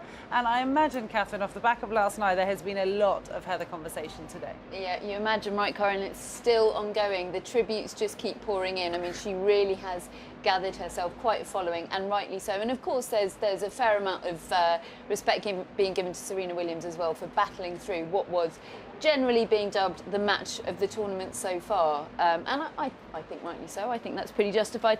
Just to give you an update on how nuts people were going about that match last night. By the end of the match, Heather Watson and Serena Williams were the top trending players of the day. By comparison, Novak Djokovic was down at 14.7 thousand tweets. Roger Federer was down at 9.3 thousand. Heather Watson was on 27,000 tweets. Wow. And Serena Williams on 23,000. There was a new peak volume of tweets, over 7,000 during a 5-minute period towards the end of the match. And not unsurprisingly, over 50% of those tweets were from the UK. BBC tweeted this morning that they had a peak audience of 6 million people watching Heather Watson's match last night. So her profile will be just skyrocketing from this point on. That's just amazing. I love that, not including the hill and the picture of how packed that hill was. I mean, they did actually close the hill. We were looking over here and we said, crikey, that is the busiest we've ever seen it, including Andy Murray matches, including Tim Henman matches, and they did close the hill. And as a result of closing the hill, I think I have a little, well, there is the hill. It was utterly extraordinary. And as a result of closing it, hang on, here we go. People, just to get a glimpse of that match, those windows along there are into the press room where each of the journalists have a screen that at their desk, and that is members of the public peering into the press room just to get a glimpse of what was happening on their TV screens. Extraordinary scenes last night, and of course so much action on Twitter as a result of it. Heather Watson tweeted this after the match: best atmosphere ever. Honestly, so blessed. Thank you, everyone. Serena proved why she is the best today. I'll be back, though, I promise. Fantastic attitude from Heather, and so magnanimous as well. And I really think, looking at her press conference last night and everything she was saying, I think she's appropriately disappointed. I think it would be disappointing to see her if she was just happy to have got a set off Serena and to have challenged her. She was gutted. She saw it as an opportunity missed, and people are really responding to that well on social media today. Plenty more reaction. Serena's response to the match was tweeting this after a match like that, actually on Instagram, after a match like that, you need your girls. And these are a couple of her besties she's got with her this week. She looks a bit serious in that picture, actually, doesn't she? But obviously getting a bit of R&R time in following that amazing match. And so many people on Twitter paying tribute to Heather Watson, not least of them Mr. Andy Murray. Retweet if Heather Watson just made you feel really effing proud. Favourite if she made you feel really effing proud. I mean... And how many's it had at that stage? 25,500 retweets, 37,500 favourites. And that was a little while ago as well. That is gathering pace all the time. Good on you, Andy Murray, for supporting your compatriot. I mean, the list goes on. Ollie Murs, we said yesterday that he was watching Water Warrior. Heather Watson, you should be proud of yourself at Wimbledon. Onwards and upwards. Alan Shearer, not a huge fan of tennis, but what a match. Well played, Heather. Epic. Kevin Peterson, the famous and very controversial cricketer. Heather Watson, quite brilliant. Unreal fitness and determination, but Serena, incredible mental toughness. Now, yesterday I was on Nicola Sturgeon watch because she was watching the match for the first 2 sets, but was unable to track down a TV. She then got hold of a TV in the 3rd set. Maybe she drinks, Heather, actually. And this is what she tweeted after the match. Nicola Sturgeon, of course, the leader of the Scottish National Party, gutted for Heather Watson, but what a truly outstanding performance and what a fighting spirit. Well done, girl. Well said, I would say. And another trend that's being picked up on that I wanted to share with you is that this was the first match of the tournament whereby, first moment in the tournament whereby a women's match and women's tennis had a far greater share of the attention, certainly on social media, and I'd imagine in other formats as well, than the men's tennis. And that's what a lot of people are picking up on Twitter. Just to share one with you, Irina Falconi, American women's player. Wow, don't ever tell me that women's tennis isn't exciting. Serena Williams versus Heather Watson at Wimbledon was world class. And I think that's really well said. And just, we have this little graphic here to show you. No, these aren't the signs on the men's and ladies' toilets here at Wimbledon. That is a graphic showing you how big the share of the conversation was about women's tennis yesterday in comparison to the men. And generally speaking, the men's matches get a slightly greater share of the audience, but it's great to see that given the right situation, given the right match, women can stand, the women's matches are absolutely just as gripping. And also I think it's worth giving a mention to the depth in the women's game that's being shown off. I mean, the depth in the men's game, we were talking about it yesterday, Cara, weren't we, is extraordinary at the moment. You just look at some of the 3rd round matchups that we're getting, in certain areas they would have been worthy of quarterfinals or semi-finals either. But I think probably the same is true in the women's. Look at some of the 3rd round matches we've got in the women's. We've got Coco Vandeweghe, Sam Stosur, Sloane Stephens against Lucy Safarova, Serena Williams, Heather Watson. I mean, it's fantastic matchups everywhere you look, and I think this match, no matter what it means for Serena, for Heather, for the rest of the tournament, it means a lot for women's tennis, I think. Well, I find that ladies and women's graphic very interesting because while all of that was going on last night, so was Marin Cilic and John Isner on number 1 court, and it was, I have to say, the entire ground was encapsulated in this Heather Watson story, of course, because she's the home player playing the world number 1 Serena Williams, but meanwhile there was that battle going on that didn't even finish, now 10-all in the 5th set, Cilic and Isner, and it was a very rare example of a time when that happens, I would say, from my experiences here at Wimbledon. You're absolutely right, because that was a fantastic story in itself, that match. I mean, John Isner being taken to 10-all, and who knows how much further that one could go in the 5th set. That's an extraordinary story, and it was utterly eclipsed. Even the atmosphere on court 1, for those that were in there watching, was a little bit flat, because you got the sense that everyone that was in there was on their phones or listening to the radio to try and keep track of what was going on centre court. So you're absolutely right. That match, as fantastic as it was and as great a storyline as it was utterly eclipsed. So really interesting trend, I think, emerging yesterday. Well, on any other given day, that would probably have been the headline this morning, wasn't it? Wouldn't it? Isn't it potentially locked in another 68 game duel? But it was overlooked because of Heather's story, which it was. Maybe they'll get the attention they deserve today, depending on how far it goes. I mean, well, Tim Henman's called it 70-all, and then eventually maybe we'll get this 5th set tiebreak rule. We'll have to wait and see. Could we have the first ever draw called in a tennis match? Maybe both of them will just. Maybe John Isner will say, just, you know what, I can't do this again. You have it, Marin. You have it. Just to bring you up to date on a couple of other things from around the world of social media, we of course have the queue. The queue is one of our favourite features of this tournament. We've got some wonderful scenes from the queue. Of course, I updated you yesterday that the queue for show court tickets today was full at 7:30 a.m. yesterday. So the people that have got in with tickets today, let's just say they've earned it, especially as there was a storm quite a dramatic storm last night in the queue. So all of these people, this is just a few that I've picked out. Ben Payne, a bit damp and tired after an apocalyptic storm overnight, but a great day ahead in the sun. Another one here, made it into the queue this morning, woke up before 4 a.m. and have been here since 5:50 a.m. He was number 6,867 in the queue, and that was getting there before 6 a.m. I mean, it's just incredible. And there are plenty of people still out there in the queue. And if you are, do tell us about it. Tweet us at Live at Wimbledon. And our social topic of the day today is, of course, in relation to Heather Watson. It is about when was the last time you had your heart broken at Wimbledon, as the hearts of so many British fans were broken last night. So if you want to tweet us with your thoughts on that, at Live at Wimbledon, or if you want to have your say on any topic you like, if you're in the queue and you just want to make some kind of prediction as outlandish as you like, hashtag vote the queue and tell us whatever you like. We might not, you know, we might say it's nuts, but you're very welcome to have your say, so please do that. Yeah, it was interesting. We had that huge thunderstorm last night. It came really late on, not till about 11 p.m, and that's really the first downpour of rain we've had in the championship so far. And it came late at night, so it didn't disrupt any play. It probably disrupted a few of the queuers, though, as you said. Well, one great feature of the queue this year is court number 20. Yes, courts only go up to number 18 here inside the All England Club, but there's a court owned by HSBC. It's within the queue to keep people entertained, and Rachel Stringer has been out there.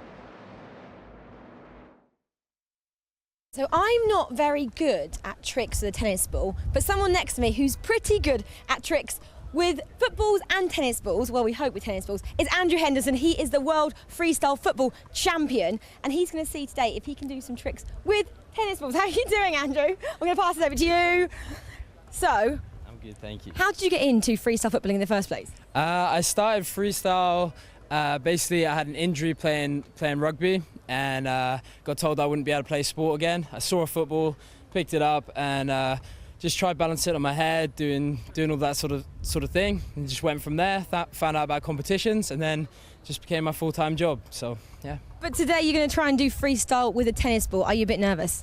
I'm a little bit nervous. It's a bit windy. I'm going to try my best. It's a lot smaller, it's a lot more difficult, but I think I'm up for the challenge. Okay, Andrew, we'll take it away. Let's see what he's got. Oh, keep it controlled. That's the key, to keep it controlled. Okay. Back onto the racket. Onto the head. Back onto the racket. Oh, he's using the racket. He's incorporating both here. I like his thinking. Oh, it is windy. It's really windy out here, guys. So just take that into consideration, please. Come on, Andrew. You've got this. On the feet. What are they called? Lowers or something? It's around the world. Round the world. Round the world. That's it. Let's go for two. Look at that tennis ball go. Whoa, whoa, whoa, whoa, whoa. Okay, he kept it under control. How was that? It was pretty difficult. The wind picked up, a bit unexpected, but enjoyed it. Yeah. Okay, let's see if I can do a trick. Right, you got it? Yeah. Oh. Yeah, look at me go. Look at me go. On the head. No. That was it. I'm not very good at doing tricks. I tried. I tried. To celebrate 80 amazing years on centre court, Robinsons are bringing a taste of the championship to tennis fans, giving you the chance to win fantastic prizes like a VIP day at Wimbledon. 8 giant tennis balls have been hidden around Britain for the Great Robinsons Ball Hunt, each in a location proudly associated with Wimbledon history. Those who find them stand a chance of going home with a tennis gift to savour. Ball number 6 was buried on a beach in Bournemouth in recognition of a ladies' champion who started life there. By 1977, the Queen had reigned for 25 years and Virginia Wade had won 2 tennis majors, yet never the one she wanted. But all that was about to change with a Silver Jubilee year of double celebration. 77, what a year to savour. Amid celebrations of a Silver Jubilee, British flags were fluttering for a homegrown heroine. Virginia was back for another tilt at the title. Twice in the semis, never gone further, but wonderful Wade was ready this time for an epic encounter in the last 4. Against defending champion Chrissy Evert, it was not to be easy, but buoyed by the crowd, Wade refused to give in. This was her moment to shine. One match to come, and in front of the Queen. With the eyes of the world watching, she lost the first set to Holland's Betty Stove, but on centre that day, Wade showed her majesty. She's done it, she's done it. A fairy story come true. And a scene such as I've never witnessed before at Wimbledon.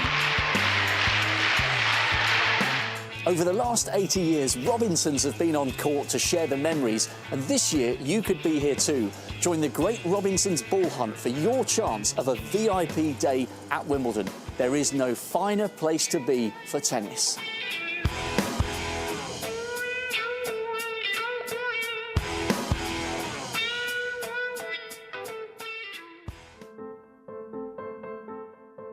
Day 5 of the championships and things are getting very interesting. We've been following all the emotions of the day on the hill and on social media. First up on court number 1 was Verdasco versus Wawrinka. Crowd energy on the hill was slow to build, but surged as Stan, on a roll from winning the French Open, powered his way through to the 4th round, and the crowd celebrated his dynamic style.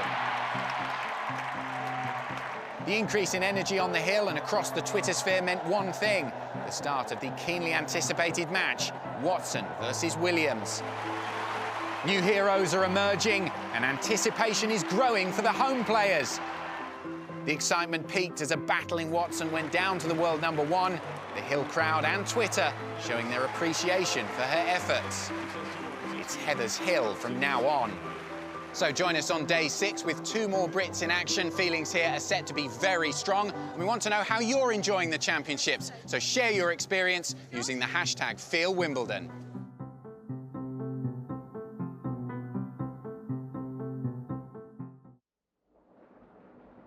Thank you, Adam. Well, just to give you all an update, what's going on out on the main courts, it's 5-4 to Roger Federer in the first set against the Australian Sam Groth. Federer up a break there because he will soon be serving to try and take that first set. But over now to live pictures on court number 2 with Angelique Kerber and Garbine Muguruza from Spain. They had a very close first set. Tiebreak went 14-12 and Muguruza just took that one to take the first set, but Angelique Kerber fought back in a dominant fashion to go 6-1 in the second. It's now 2-1 in the third set, the final set between these two out on number 2 court, and we'll join it with some commentary from Nick Mullins and Anne Keothavong.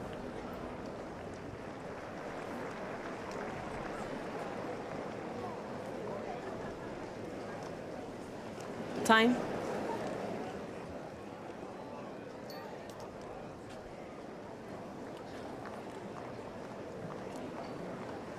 That was a significant drop there in the second set for Muguruza. Just 36% of points won behind her first serve, which served her so well in the first set.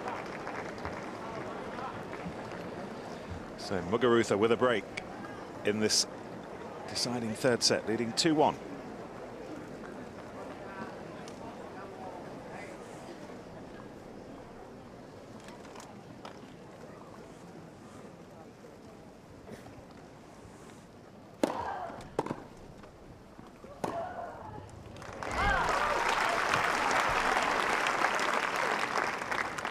Love.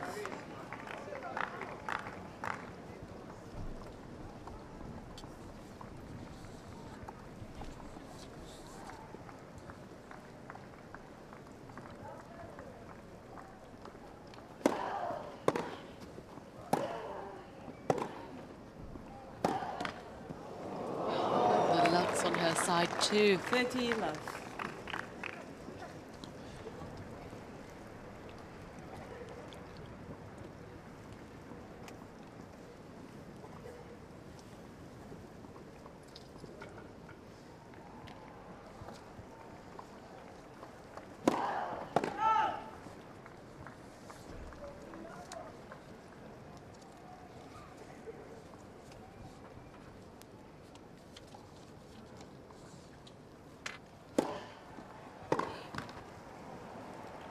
Love.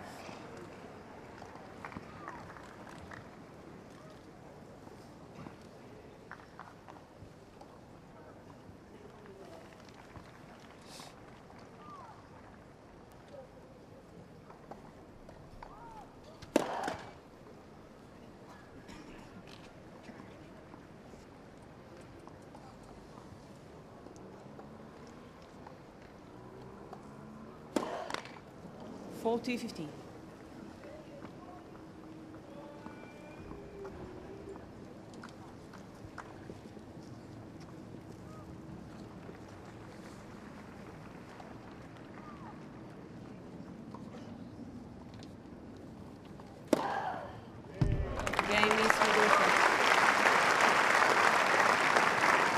Pace at 105 miles an hour. Muguruza leads 3 games to 1, final set. 4th of the match.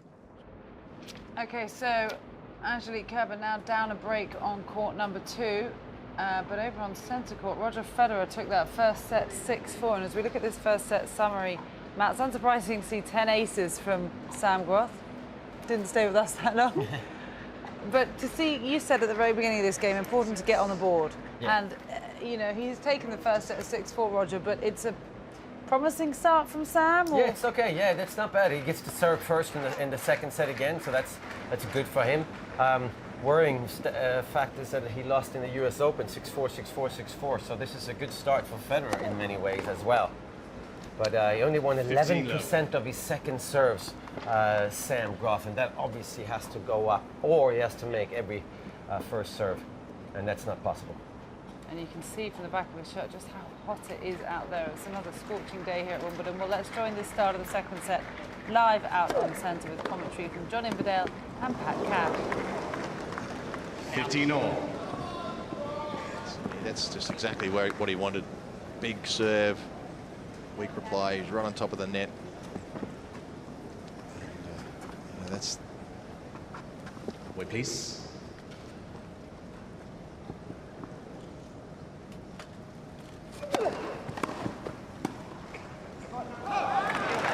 Cannot make one.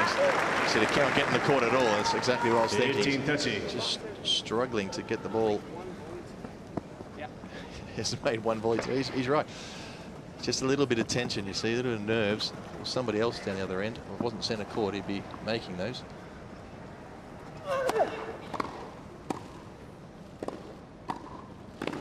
He made one then. Very good first volley. 30-all. That's the sort of stuff he would be expecting to make all day. That's expectations he puts on himself. Even the second one was a little nervous because I think he was so surprised he got the first one. He didn't hit it away. He's won 25% of the points when he's gone to the net. And you're not going to win a match with those figures, are you? No. Well, hopefully he's settled down a little bit this set. 30-14.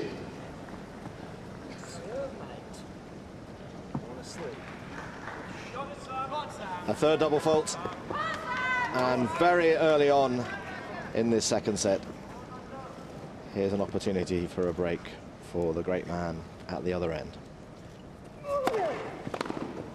Oh, goodness me.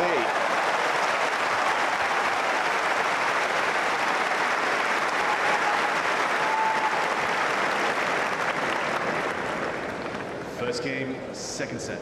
So Roger breaks Groth in the first game now on the second set over on centre court. Meanwhile, we're going to take you over in a minute to court number 3, which you can just see there on the left-hand side of your picture. That's where Dustin Brown is facing Viktor Troicki, trying to back up that huge win over Rafa Nadal. If you wanted to continue watching the Federer match, you can do so on BBC or ESPN. But let's join this match out on court number 3 with Dustin serving to stay in the match. He's 5-3 down in the fourth, and we'll join it with commentary from Ron McIntosh and Peter Fleming.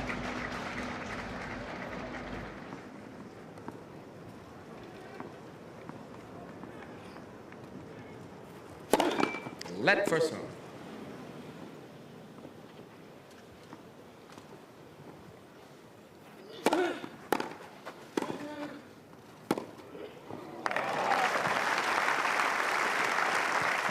Finding the passing shot winner, Troicki.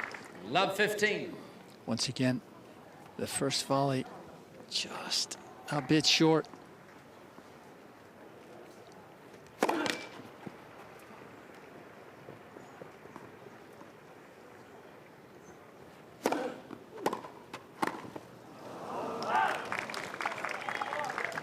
Love 30. So once again, he's found himself in this position on his 2 previous service games, Dustin Brown. Can he continue to dig deep and access that resolve that served him so well in those games? Oh my goodness. You have to admire the conviction with which this man plays. No doubt about the fact he's going to continue to go through shots. 15-30. That's ridiculous.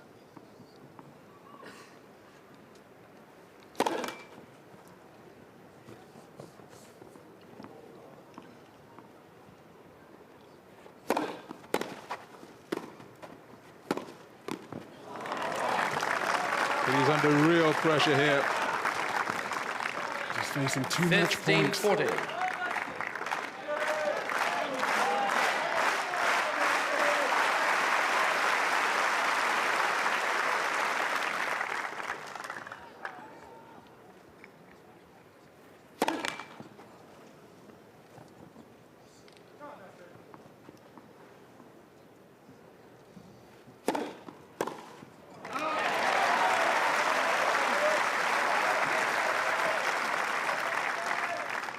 $30-40.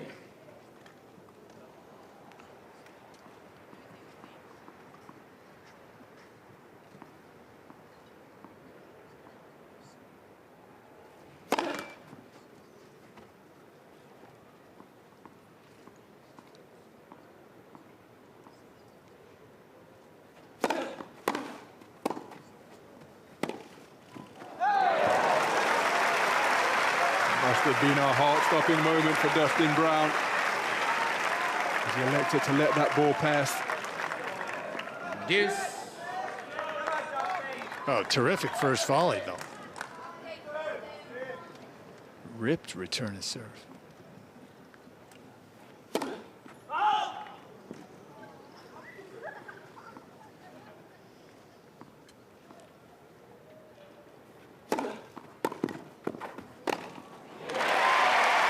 Bold second serve.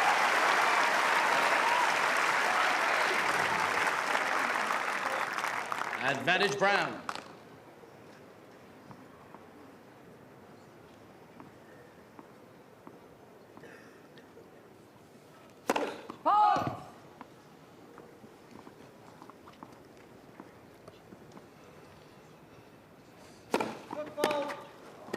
Deuce.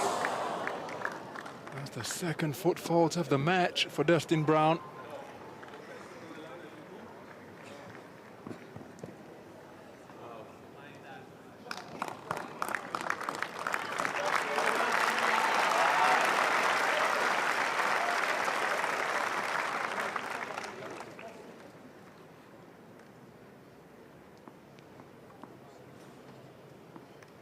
Got to compose himself now.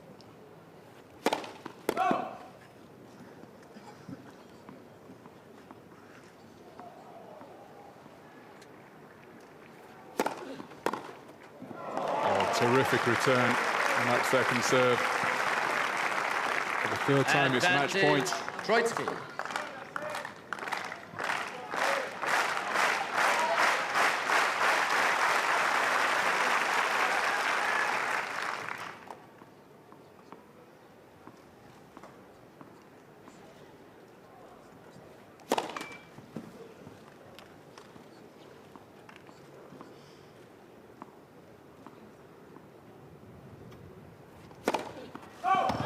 Game, set, and match. Troicki.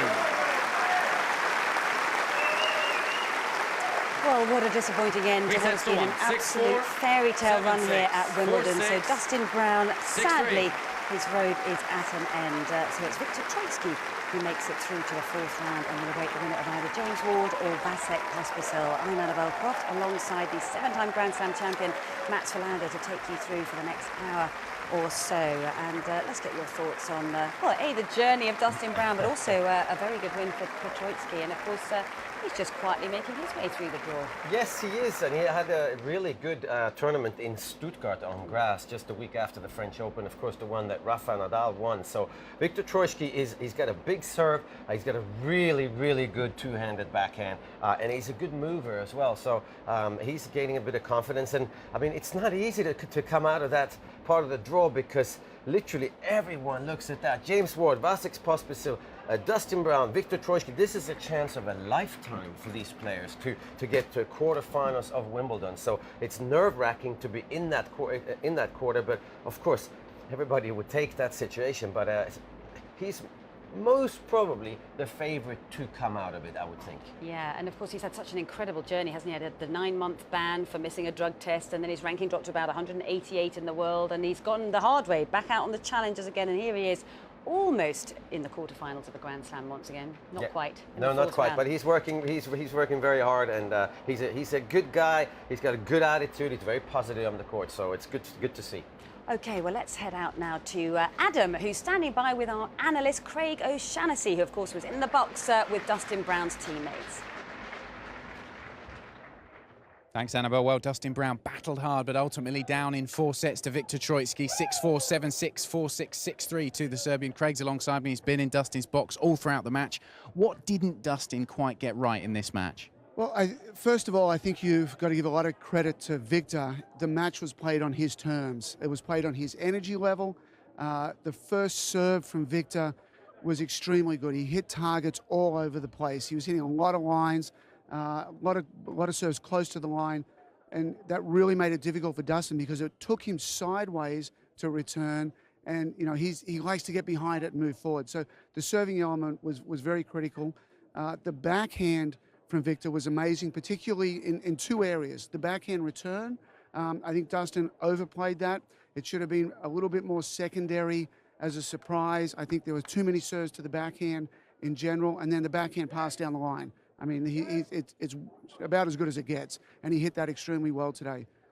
You know, the energy level, Viktor kind of walks around the court and keeps things quiet and keeps things calm. And as we saw from Dustin on center court, he needs energy, you know. So the chaotic play, or the seemingly chaotic play that took down Nadal really didn't flourish today. You know, there were very few stinging returns. There were very few second serves that were hit as first serves. There were very few drop shots. It was too much like regular tennis. And, you know, you go back and say, you know, it's part execution. You know, it's part maybe adapting the game plan to exactly what Viktor doesn't want. But I think it mostly falls in the area of energy. You know, I didn't like how Dustin started, you know, with just being a bit too flat. And he had break points early. And, you know, matches are so close. You know, 1 point here, 1 point there. And if he had have got that early break, you know, maybe that pumps him up a bit more. Maybe that makes Viktor a bit more mad. And things, you know, momentum's like water. It just starts flowing, and you can't really stop the power of it. And, you know, once Viktor saved that break point and then got ahead in the first set, it was, you know, the scoreline kind of looks close, but it really wasn't. It was you know, it was Viktor's day today, and full credit to him. He, you know, he's an amazing player, and you know, he's got a chance to do very well for the rest of the tournament. Thanks, Craig. Ultimately disappointing for Dustin, but good luck for him in the future. Back to you. Thanks very much, Adam. Well, here we are out on court 12, where Madison Keys, semi-finalist at the Australian Open earlier this year. She's just 20 years of age. She's up against a German player, Tatjana Maria, ranked 78 in the world. Well, Madison Keys is off to a good start in this set. She's got a break of serve, and here she is serving for the first set at 5-4. And commentary for this one, Chris Bowers and Doug Adler.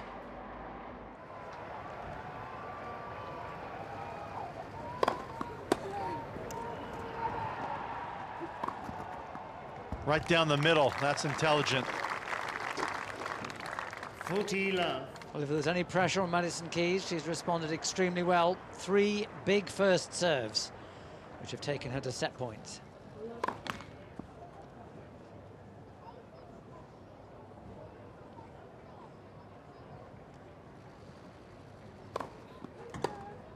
Game first set, Miss Keys. 32 minutes, the first set. 6 games to 4. Calm applause from Lindsay Davenport.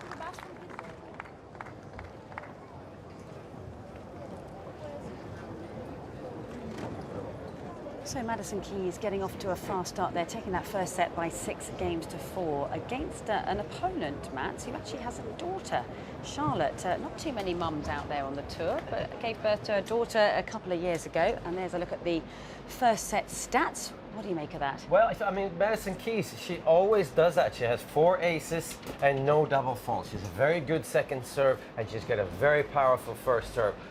She wins 88% when her first serve goes in, which is very high, 78% on the second serve. So she's a bit of a serving machine, Madison Keys. She went to the net 16 times in the women's game. That's a lot for one set, and 111. That's excellent as well. And 18 winners and 6 unforced errors is great. So those are some great numbers. Obviously, Maria must have played a good set because she only lost it by 6-4. So a good match to for the crowd. And as you were just saying in that men's section, she's actually got a very good draw here in the ladies. If she can get through to the 4th round, it's either Kvitova or Rybarikova for a place in the quarterfinals. So some big opportunities there in that section of the draw. Very big opportunities. She deserves it because she's a good player. But the pressure is on for Madison Keys, so it'd be nice if you can rack up possibly a quarterfinals here, had a semis at Australian Open, because that's what you need. You need to put yourself in those situations to have any kind of chance to win majors. You're not just going to go out and win a major your first time around. But and I'll tell you what, she's dangerous for somebody like Petra Kvitova. If she should go through to the quarterfinals, to play Madison Keys is not that much fun. No, it's going to be absolutely fascinating. Well, scorching hot day here at Wimbledon once again on day 6. It's been an absolutely fantastic first week of tennis. So many dramas and upsets going on, and of course lots of celebrities around. But for now, it's time for our next instalment of Wimble Watch.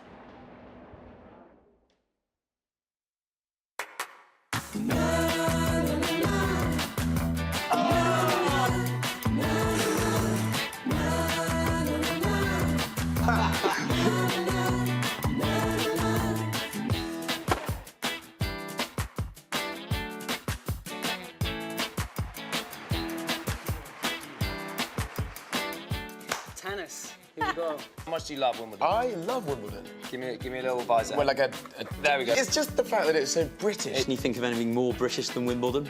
No. Fly the flag! Come on, Britain!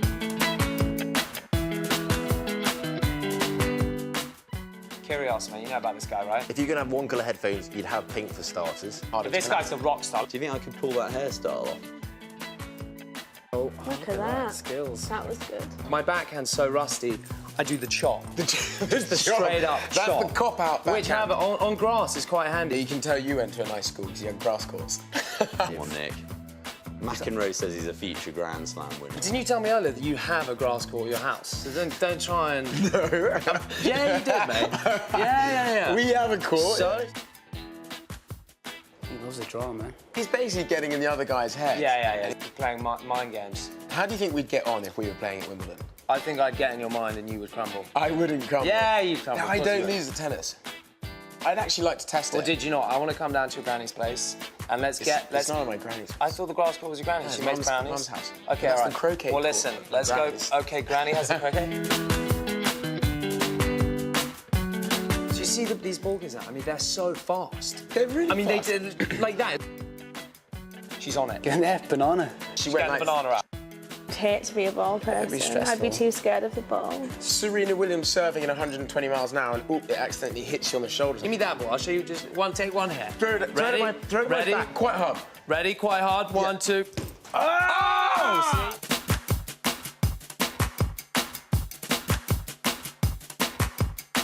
Dude, this is the longest match. Do you remember this in 2010? 2010, I actually... 3 days. Yeah. Seeing that clip again just makes me a little bit nauseous. Think of all the emotions we're going through. Yeah. over I mean, I 3 know how it days. feels when I play 7 sets, and these guys played like, what, dude, 70 games? Right? I mean... Yeah, 7 sets, and I am pooped. I can't think of anything worse than playing exercise for 3 days. Did you just say pooped? I said I'm pooped. What I do remember is Isner, who won, definitely lost in the next round. Yeah, he lost. Yeah, because he was just so tired. I mean, these guys would have been really pooped, I think. Yeah, I think they would have been shattered. Seriously pooped. He's doing his signings. The guy's got his false leg here. Oh my God! How's he got his leg up there and is he actually taking it off? Serena and Heather. This is definitely This is the big. game This of is the the day. biggest game of the day. Yeah, Serena won 20 Grand Slams. Unbelievable player. There'd be so much pressure. Yes. Yeah, Come look at on. that. The stadium's really getting into this one. I love it. Oh, it hurts. She nearly had it for a while. Unbelievable effort. First time she's ever played Truly Serena. British. Woo! Proud day to be Oh, British. man, I love being British. Having won that first set that captivated. Well, what a lot of fun that was, watching all of those thoughts and opinions of the tennis this week at Wimbledon. Now, here we are out on court 2 with a young rising star, Garbine Muguruza from Spain, ranked 20 in the world. Remember, she beat Serena Williams at the French Open last year, and she has a fantastic rising star, I suppose you could say, but she's up against Kerber, who was a semi-finalist here back in 2012. They've met each other 4 times before, and Kerber has won 3 of them, but their last meeting was at the French Open just a couple of weeks ago, and Muguruza won on that occasion, and it looks as if she's about to do it the same again. Here she is serving for the match at 5-2 in the final set, and the commentary for this one, Nick Mullins and Anne Kiosawa. Love 15. I don't think you'd call that a heartfelt apology. No such thing on the tennis court. Mm.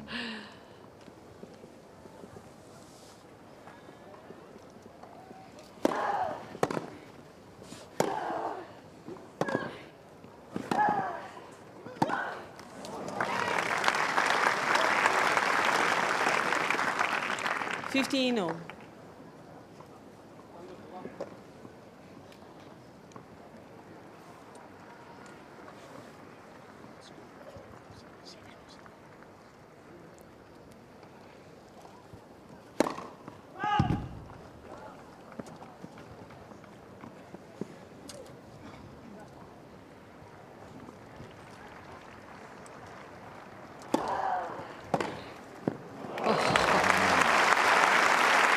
Josh yet, Anne? You can't write Kerber off. 15-30. The winner of this one, by the way, will play the winner of that one. It looks very much as it will be Danish opposition.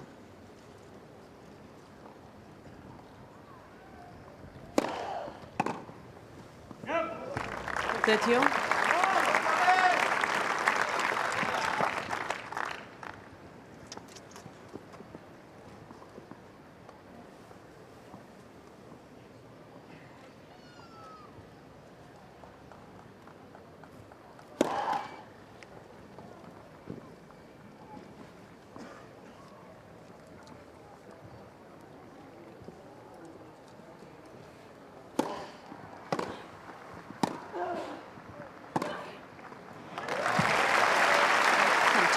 Return a serve from Kerber.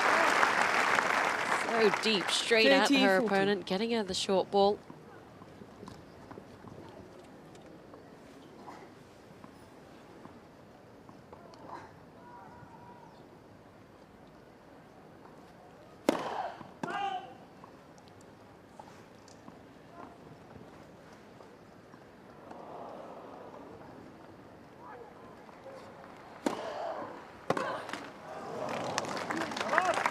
Second serve return, though, when you've got a break point, got to make the most of it.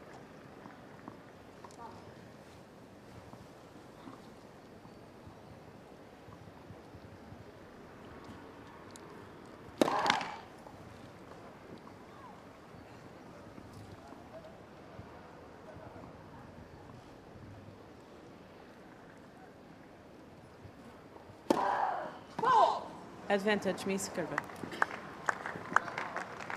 Only her 3rd double fault of the match.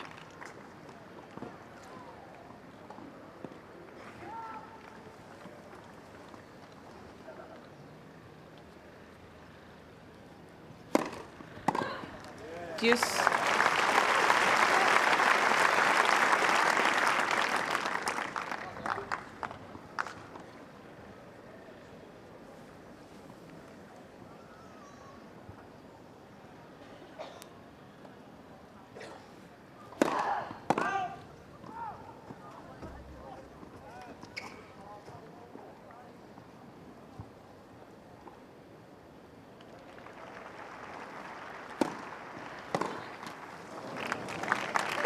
Advantage means Muguruza.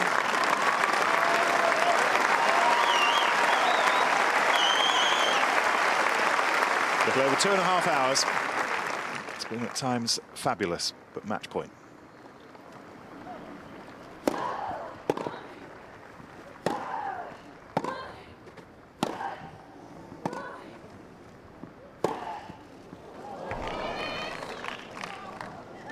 Miss Kerber challenged the call on the right base. The ball is called in.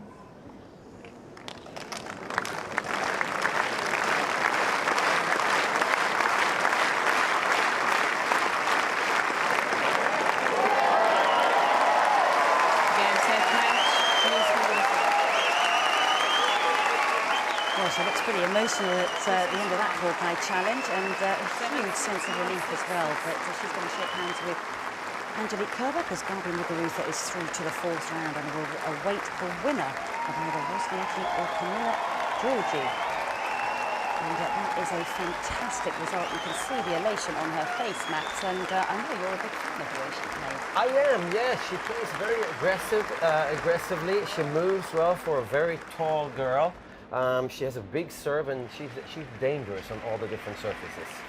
Well, if she's quick back-to-back locker, she might just get to see the end of the match and potentially her next opponent, because here's Caroline Wozniacki up against Giorgi. She took the first set by 6 games to 2. She's leading 5-2 on serve to try and close out the match. And we're going to stop here for some live action with Andrew Potter and Virginia Wade.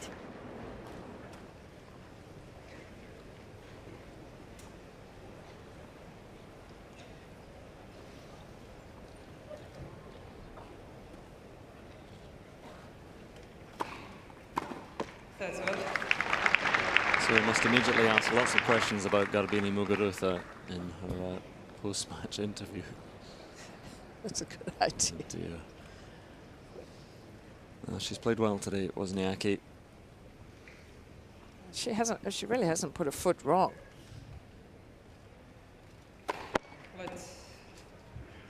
First.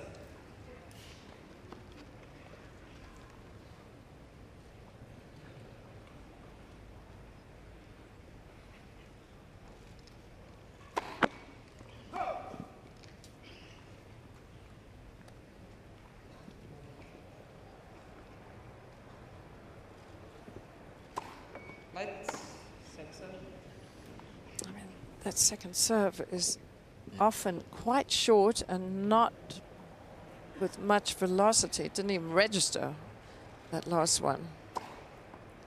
But it bounces up. Well, there's a loose one. 38-50.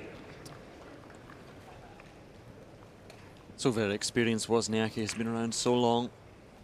Played some very big matches. But there we go, it's just only her third. I mean, 10% of the unforced errors of Giorgi.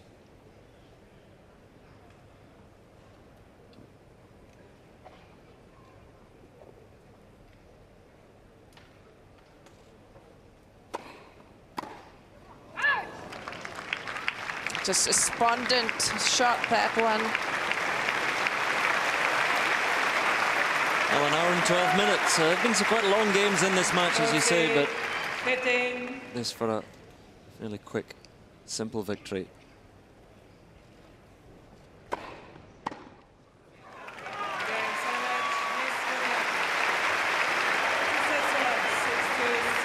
Well, hugs all round in the box for Caroline Wozniacki, but a couple of loose, unforced errors from Giorgi, and it's Wozniacki who is through to the fourth round to face Garbine Muguruza. And it's been an incredible journey for Caroline over the last 12 months or so, Matt, but everybody seems to be incredibly respectful of what she's been able to achieve, having had a ranking drop and all the sort of publicity surrounding the Rory McIlroy sort of romance and what have you, but she's playing some great tennis again. Yes, she is, but I think there's Giorgi leaving the court. But so everybody is always saying that Caroline Wozniacki needs to start hitting the ball a little bit harder. She needs to go for more shots. Well, what she does is that she makes sure that she doesn't have a day like Giorgi just had. Too many unforced errors. She started out with 2 double faults in a row. She didn't put a ball in the court in the first 10 minutes, and literally that kept happening the whole match. So you as a person make that choice. I don't want to play as badly as some of these players play when they take a lot of risks, and that's just not her personality. So I don't know if we will ever see her play that sort of risky style of tennis. I don't think so, because she doesn't want to experience those kind of days. I completely understand, because that's the way I played. And yes, sometimes you should have gone for more.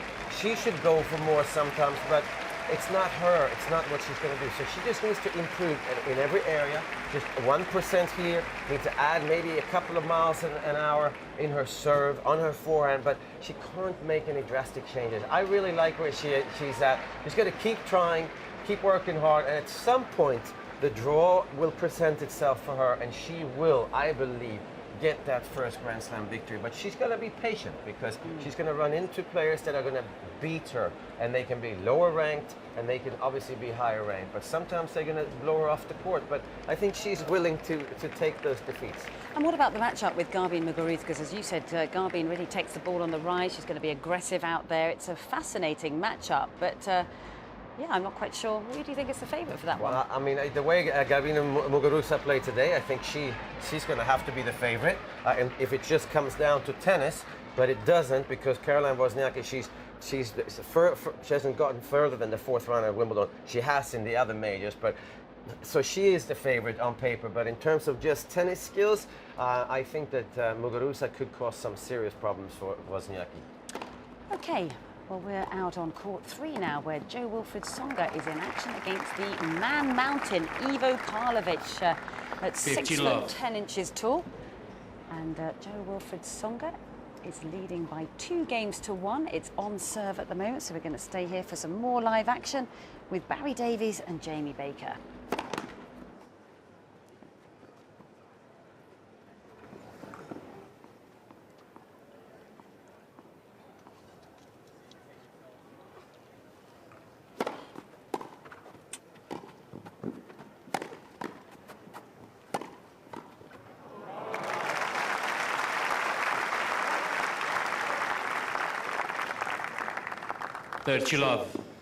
A nice exchange there. And look at the skill of Tsonga, the single-handed backhand. Beautiful touch from Karlovic.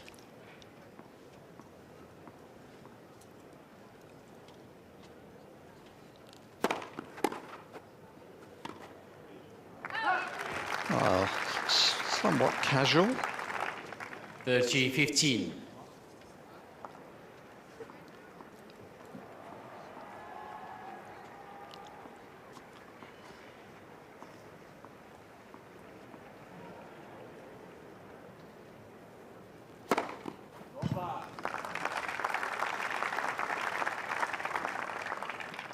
G15.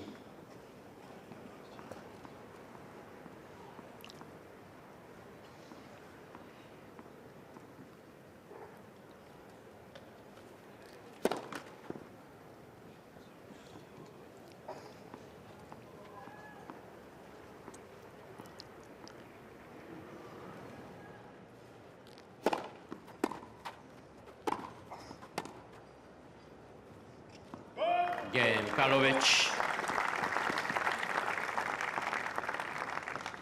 2 games all. First set. So Karlovic levelling things up there at 2 games apiece. So if you want to continue watching that, you can do so via the BBC or ESPN.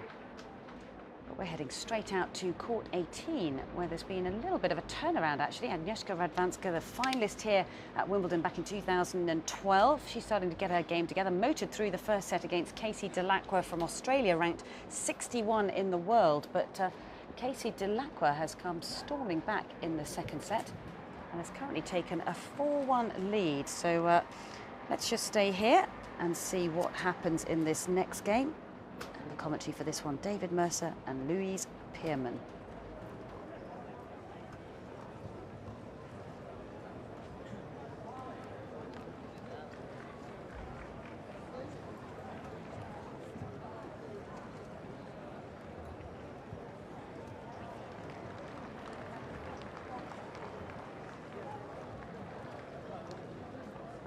Time.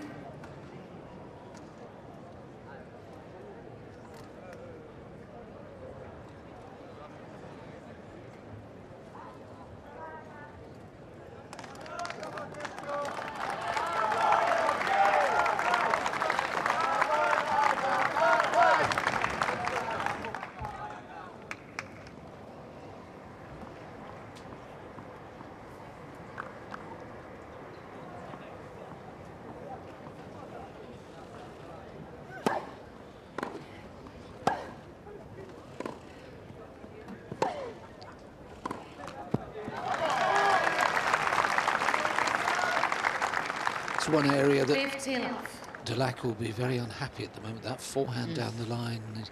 She's missing it far too often, either wide or into the net. Yep, absolutely.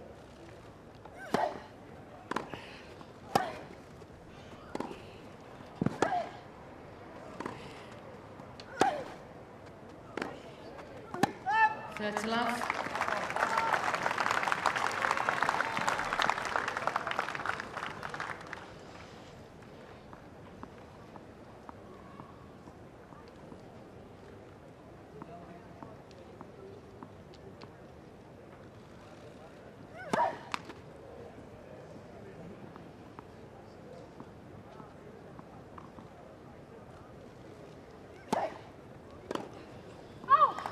I wonder if that discussion came up at all with Martina and Agnieszka. Got like a featherweight, and Martina was always a bit more of a heavier weight, you know, had more muscles and more bulk.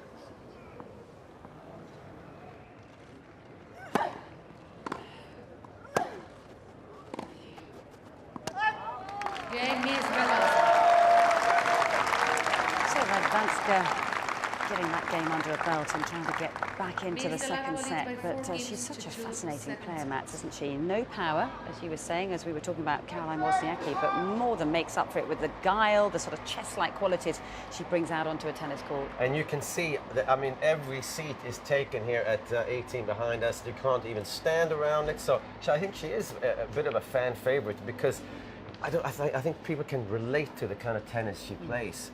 It's very crafty, and I think that's easier to relate to than the power that some of these pros have, because a lot of amateurs, that's what they lack, is power, and that's technique combined with strength. But a lot of good athletes, they have good hands, whatever the technique is, even out on those public tennis courts. You see some amazing shots, but with good hands. Yeah, and it's interesting, isn't it, when you talk about the serve power of, say, Serena Williams and other players that can get 3 points on the serve.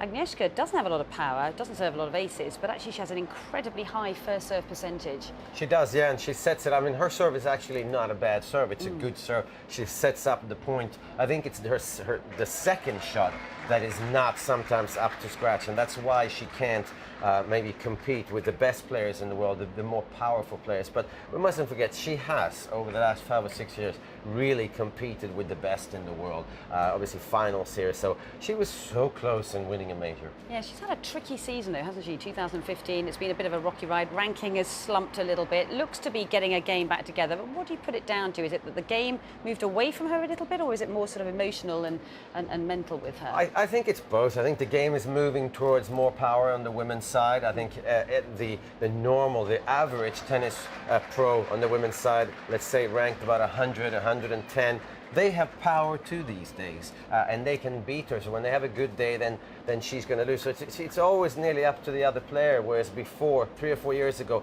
she could make her way through matches because there weren't as many hard-hitting players. But I think she's lost a little bit of intensity as well. Okay, well, we're out on centre court now, where Roger Federer, the 17-time Grand Slam champion, winner of 7 Wimbledon titles, is on court against Sam Groth from Australia. Now, remember, Sam set the record a few years back in 2012, for serving one of the fastest serves ever at 163 miles per hour. But it hasn't held him in such good stead out here today against Roger, because he's been broken a couple of times, and Roger has taken a 2-0 lead. But Groth is holding on to his serve in this third set. He's currently leading 2-1. So let's stop by for some more live action and see if Federer can level things up in this third set. So commentary for this one, John Inverdale and Pat Cash.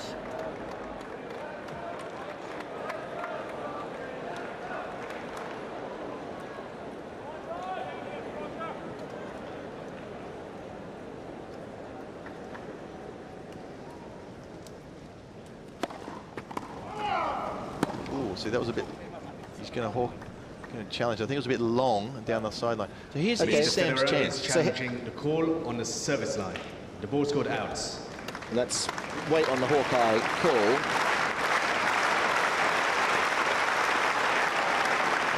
And it's in. First service. So he hasn't got a second serve yet. No. So we'll hold on that conversation just for a moment. It's a bit of luck that Sam needs. He's not getting it today.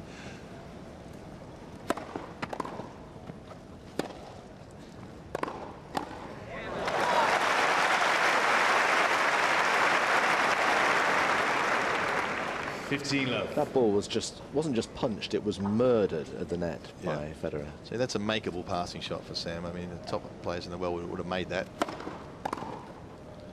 And okay, give Federer credit there for a big serve to the forehand, which is Sam's weaker side, so he knows he's going to go there. He did that in the very first point as well, so Federer's done his homework. Goes there again. You know, Federer also knows, hey, if I lose a break to this guy, wow, it's hard to get his serve back.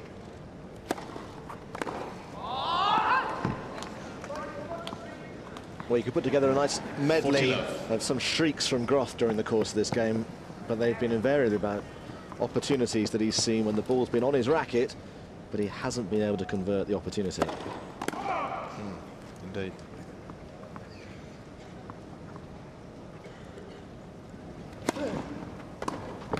Game, Federer.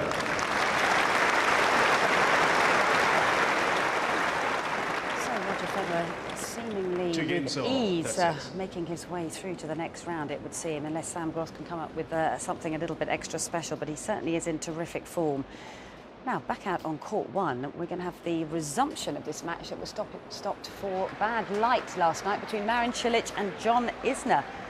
Fifth meeting between these two, and it was stopped at 10-all in the fifth last night, and they're just going through their final preparations of warm-up to get this match back underway. And interesting enough, Mats, Cilic leads their head-to-head 4-love, but clearly John Isner has been doing what he does best and extending the match. In fact, both of these, it has to be said, have played in the longest matches ever completed at Wimbledon, because of course Isner and that match against Mahou a couple of years back, what was it, 11 and something hours out on court. Cilic has actually contested the second longest match in Wimbledon history when he defeated Sam Querrey 17-15 in 5 hours and 31 minutes. So these two guys, they like going the distance. They do, yeah. Well, it's going to happen to John Isner, and it has been happening, but it's going to keep happening because of his serve. It's very difficult to break him, and also because of his returns. He doesn't return great, and he's not going to be breaking a lot of serves. So Cilic has a big serve. I mean, this literally, if Nicolas Mahou and John Isner could go 11 hours and something,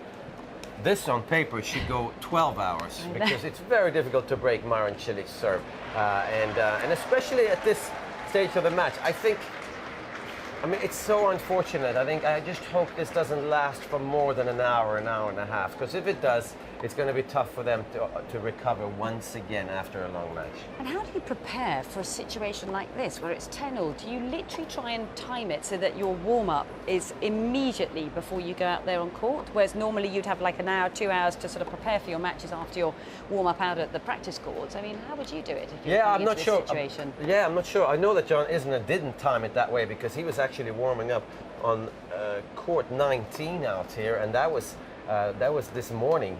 At about 11 o'clock, so he didn't pay attention to that. But I mean, they're going to be warm. They're going to be jumping up and down in the locker room. It's very difficult to time when you get suspended because you always play the second match on that following day. They need a match before, so difficult. But I personally, I feel like John Isner is going to have an easier time holding serve. Therefore, he should be the favorite in this from now on. But on the other hand, John Isner is so big that I'm assuming it takes him a little bit of time to get adjusted to the grass again and to get adjusted out there because he's so big and there's so much to move around. Yeah, you would think that actually, when you consider that Heather Watson went out to the practice courts before she was taking on Serena Williams, and apparently the majority of that practice warm-up was spent returning serve. And I would have thought that for both these two, that would be extremely important coming out into this situation at 10-all in the fifth. Definitely returning serve and obviously hitting a lot of serves and be ready. I think this is where they warm up their serve. Make sure you hit a lot of first serves now and a few second serves as well, of course. But these guys have such good second serves as well. They really get a lot rewarded. So this is going to be very, very interesting, and hopefully the debate about a tiebreaker in the fifth set. Hopefully we don't have to have that debate, but if we do, I know a lot of players that are going to welcome the debate. Yeah, because I know John McEnroe has been quite vocal about it, hasn't he? He actually definitely would like a tiebreak in that fifth set because I guess he feels that it does definitely hamper those players going further forward in the championships. But then some people say, well, you wouldn't have the great stories that we've had here at Wimbledon if you didn't have these sort of extra dramatic moments like this. Well, the great stories is one thing, and the great story with Mahut and Isner, that's great. But as a match itself, I think it's more interesting to see a tiebreaker because both players really deserve to have a chance, and they deserve to have a chance in the next round as well. So, well, be interesting. It certainly will. We'll rejoin that a little bit later on, and you can see just how packed Wimbledon is here on day 6 of the championships. Absolutely scorching hot day, and plenty more action and news and views and interviews to bring you. And then we're absolutely delighted to say, joining us once again, Bethany Mattek-Sands and Lucy Safarou, who were out on the doubles court earlier today. Congratulations, you're through to the 3rd round, but early start for you, wasn't it? It was actually, and the day kind of started out. My alarm didn't go off, so I've been running behind ever since I woke up. So thankfully, Lucy was keeping me on track, and I just followed her to the court. Yeah, did she phone you in the end? No. I wasn't that late. A little bit, 10 minutes late for the match. Is that your husband's job? He didn't set his alarm either, right? Oh. So that's what I thought, but no buffer. She made it, that's the most important. So when you're having to prepare for the first match up at Wimbledon, what goes into that routine beforehand? Tea time? we have tea time. Well, I'll just have to say Lucy is always ready before I am, first of all. You're the organized one. I'm the organized one, and I'm the only one with like one little tennis racket bag, and she's carrying like 3 more bags with her. Just way less stuff than me. All sorts of stuff in there. But yeah, if you need a snack or anything, I'm your girl. So I have it in my bag. But no, it's a little tough here because they don't open the courts at Orangi till 10 o'clock. Yeah, that's right. Normally I would maybe practice a half an hour earlier for a first on at 11:30. So well, today you wouldn't make it anyway. But yeah, we made it, but we did have time for our tea time beforehand, which we do. What's tea time? We have our Earl Grey tea before every doubles match. Yeah, we actually have tea time. They're playing golf. No. This is not something you did in Australia and in France. Yeah. Did you do that as well? You always have tea. That's our time. And it has to be Earl Grey. We've done green tea a couple times, but it's mainly English Earl Grey. breakfast. No, actually, I don't like English breakfast. It's a bit stronger. Earl Grey, yeah. A bit more scented. Yeah, I like the bergamot in English. A bit of milk or not? No milk. No milk. Just plain out. She's dairy free. I have a little honey in my locker too, so in case we need, Oh, and I've got to get further this conversation. Pot or just teacup? We actually just have the teacup right now. I was going to request maybe if Wimbledon had like a proper tea for set. next year. We have to request one. I think that we need to make this happen. Have like China. No idea what we're talking about. Can we get on to some manly stuff like tennis, please? So what's happening in your doubles relationship? Obviously, you're the only team that can win the can I say it? Calendar Grand Slam, or is that... You're not superstitious, are you? I know, because we've talked about it a couple times. Okay. But I mean, there's a lot of matches to go. There's a lot of great teams right now, and we've had some tough matches. Even in Australia, we had a bunch of 3-set matches. Our last 2 at French Open 3-set matches. So I mean, there's a lot of tennis to go. First of all, left-handed and right-handed. That seems to be the recipe for double success. Bob, Mike, Brian, John McEnroe, Peter Fleming, Martina Navratilova, Pam Shriver. I mean, it goes on and on and on. Why is it good? You know what, I think for the returns, you're seeing a different ball each time. I mean, obviously I'm the right hand and Lucy's left, and we really try and use the angles of the court then. When Lucy's serving, they're expecting her to do her lefty wide a lot, so actually we kind of go we try and mix up the other way a bunch too. But I mean, the biggest part is really me being active at net and really using her leftiness to kind of take advantage of the court. Yeah. How much do your tactics vary on a grass court compared to, say, the hard courts in Australia and the clay at the French Open? Do you apply just your formula together, or do you slightly tweak it because it's grass? I mean, obviously here, my lefty serve is even more effective, so we are using a lot of that, but of course, to go sometimes serve brass, you need to change it out, but pretty much we have... we don't change anything really. No, not too much. I mean, we play fast and aggressive. I mean, I think at Wimbledon here on the grass, you're at net more often. You're trying to take returns and coming in. French Open, we actually played 2 back a couple times just because the surface is a little bit slower and it's a little harder to cover a lot at net. But other than that, I mean, we really pretty much play the same. game style. For people watching at home, what about serving? Who serves first? Does it only depend on where the sun is?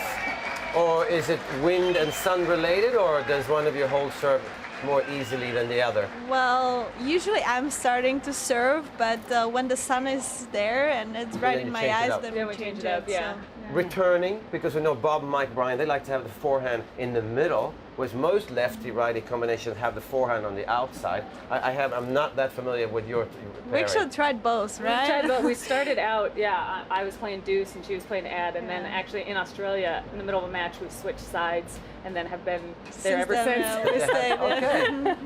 Okay. So you're in the ad now. I'm in the ad, yep. She's playing deuce. So we have our forehands on the inside. So you're the boss then, because that's where all the big points are played, I was always told.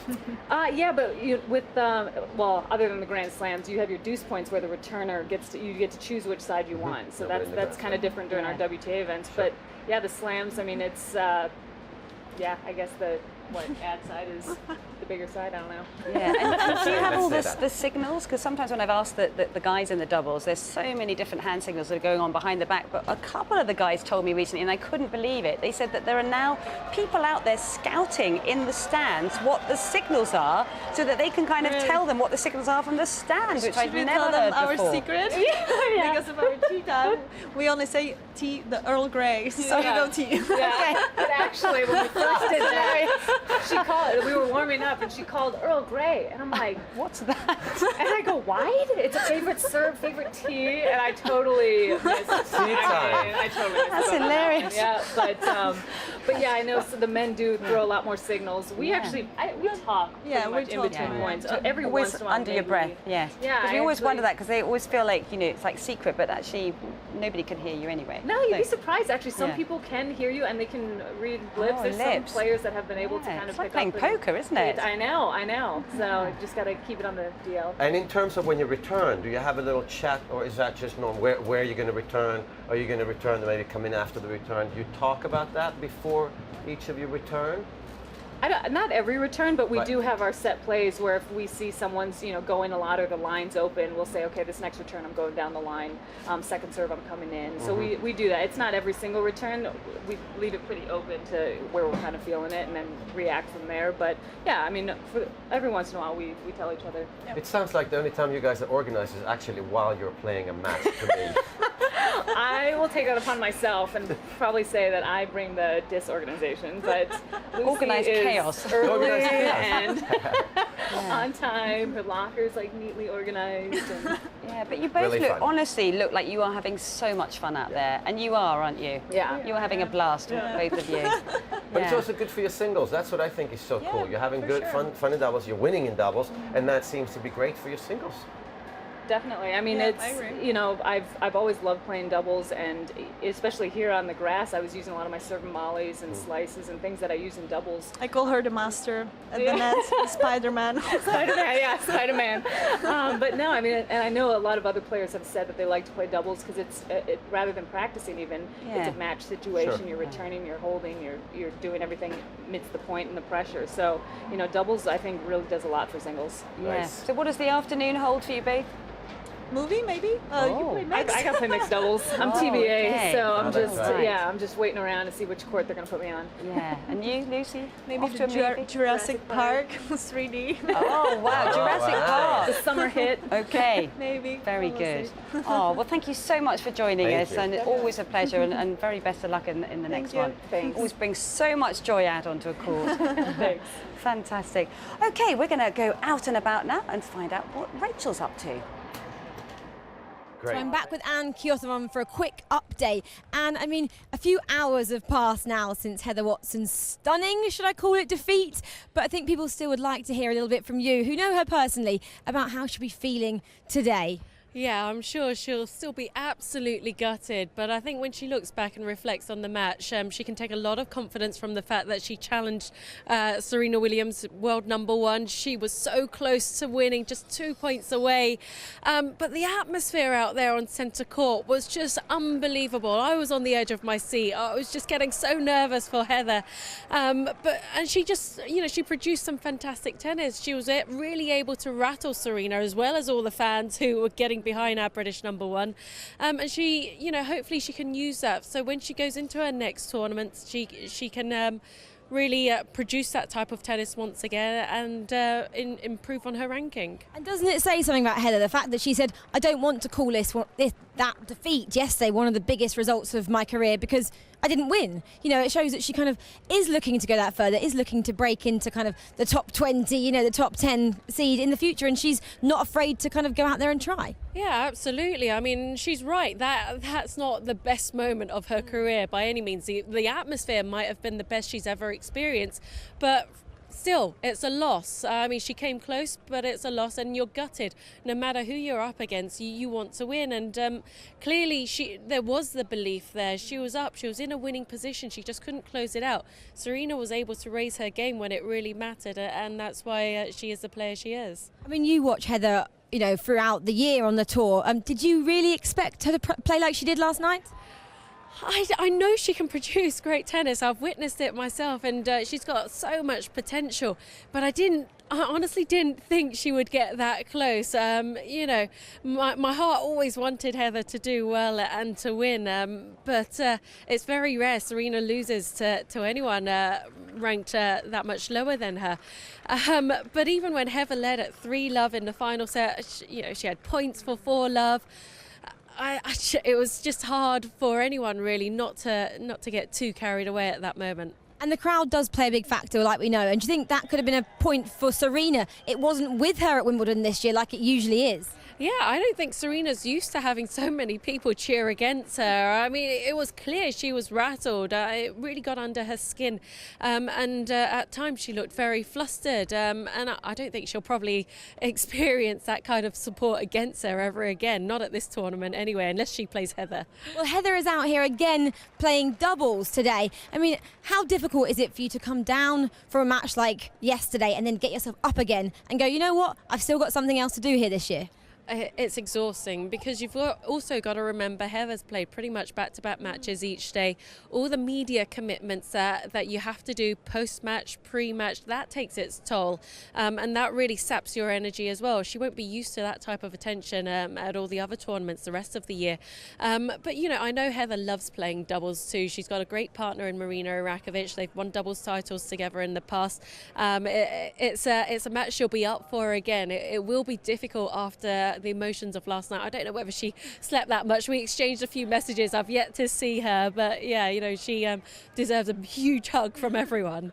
And you just quickly commentated on Muguruza versus Kerber, and Muguruza went through. Can you just tell us a few words on that match, please? Yeah, well, that first set was one of the best sets of tennis I've seen from two female players. It was such high quality tennis.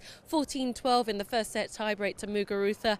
I mean, she dropped the second set, but she came through strong in the third. And you know, my last professional match was here 2 years ago, and I lost to Garbina Muguruza.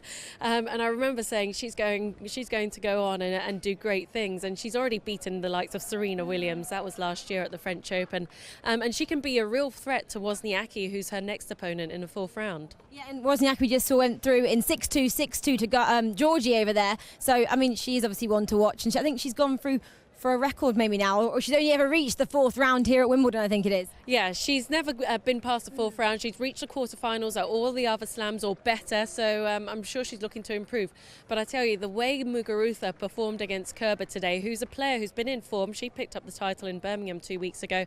You know, she will make life very difficult for Wozniacki, so yeah, I think Wozniacki's got to be on her guard there. There are still some great ladies in it, and behind me as well, Madison Keys is playing, and the Americans hope that she could be a next Wimbledon champion, apart from the Williams sisters, who obviously are doing it quite a lot. Yeah, well, Madison Keys still so young. I mean, she's got a huge game. She's got a huge serve, you know, big strikes off both wings. If she produces easy power, already she's reached the semi-finals of a Grand Slam at the Australian Open earlier this year. She's a dangerous player on grass because she has such a huge game, and she's got a super coach as well backing her, Lindsay Davenport, who I'm sure will give her lots of words of wisdom. Well, thank you very much. I mean, there was loads of women's actions on court today, and even Petra Kvitova, the reigning champion, is up later.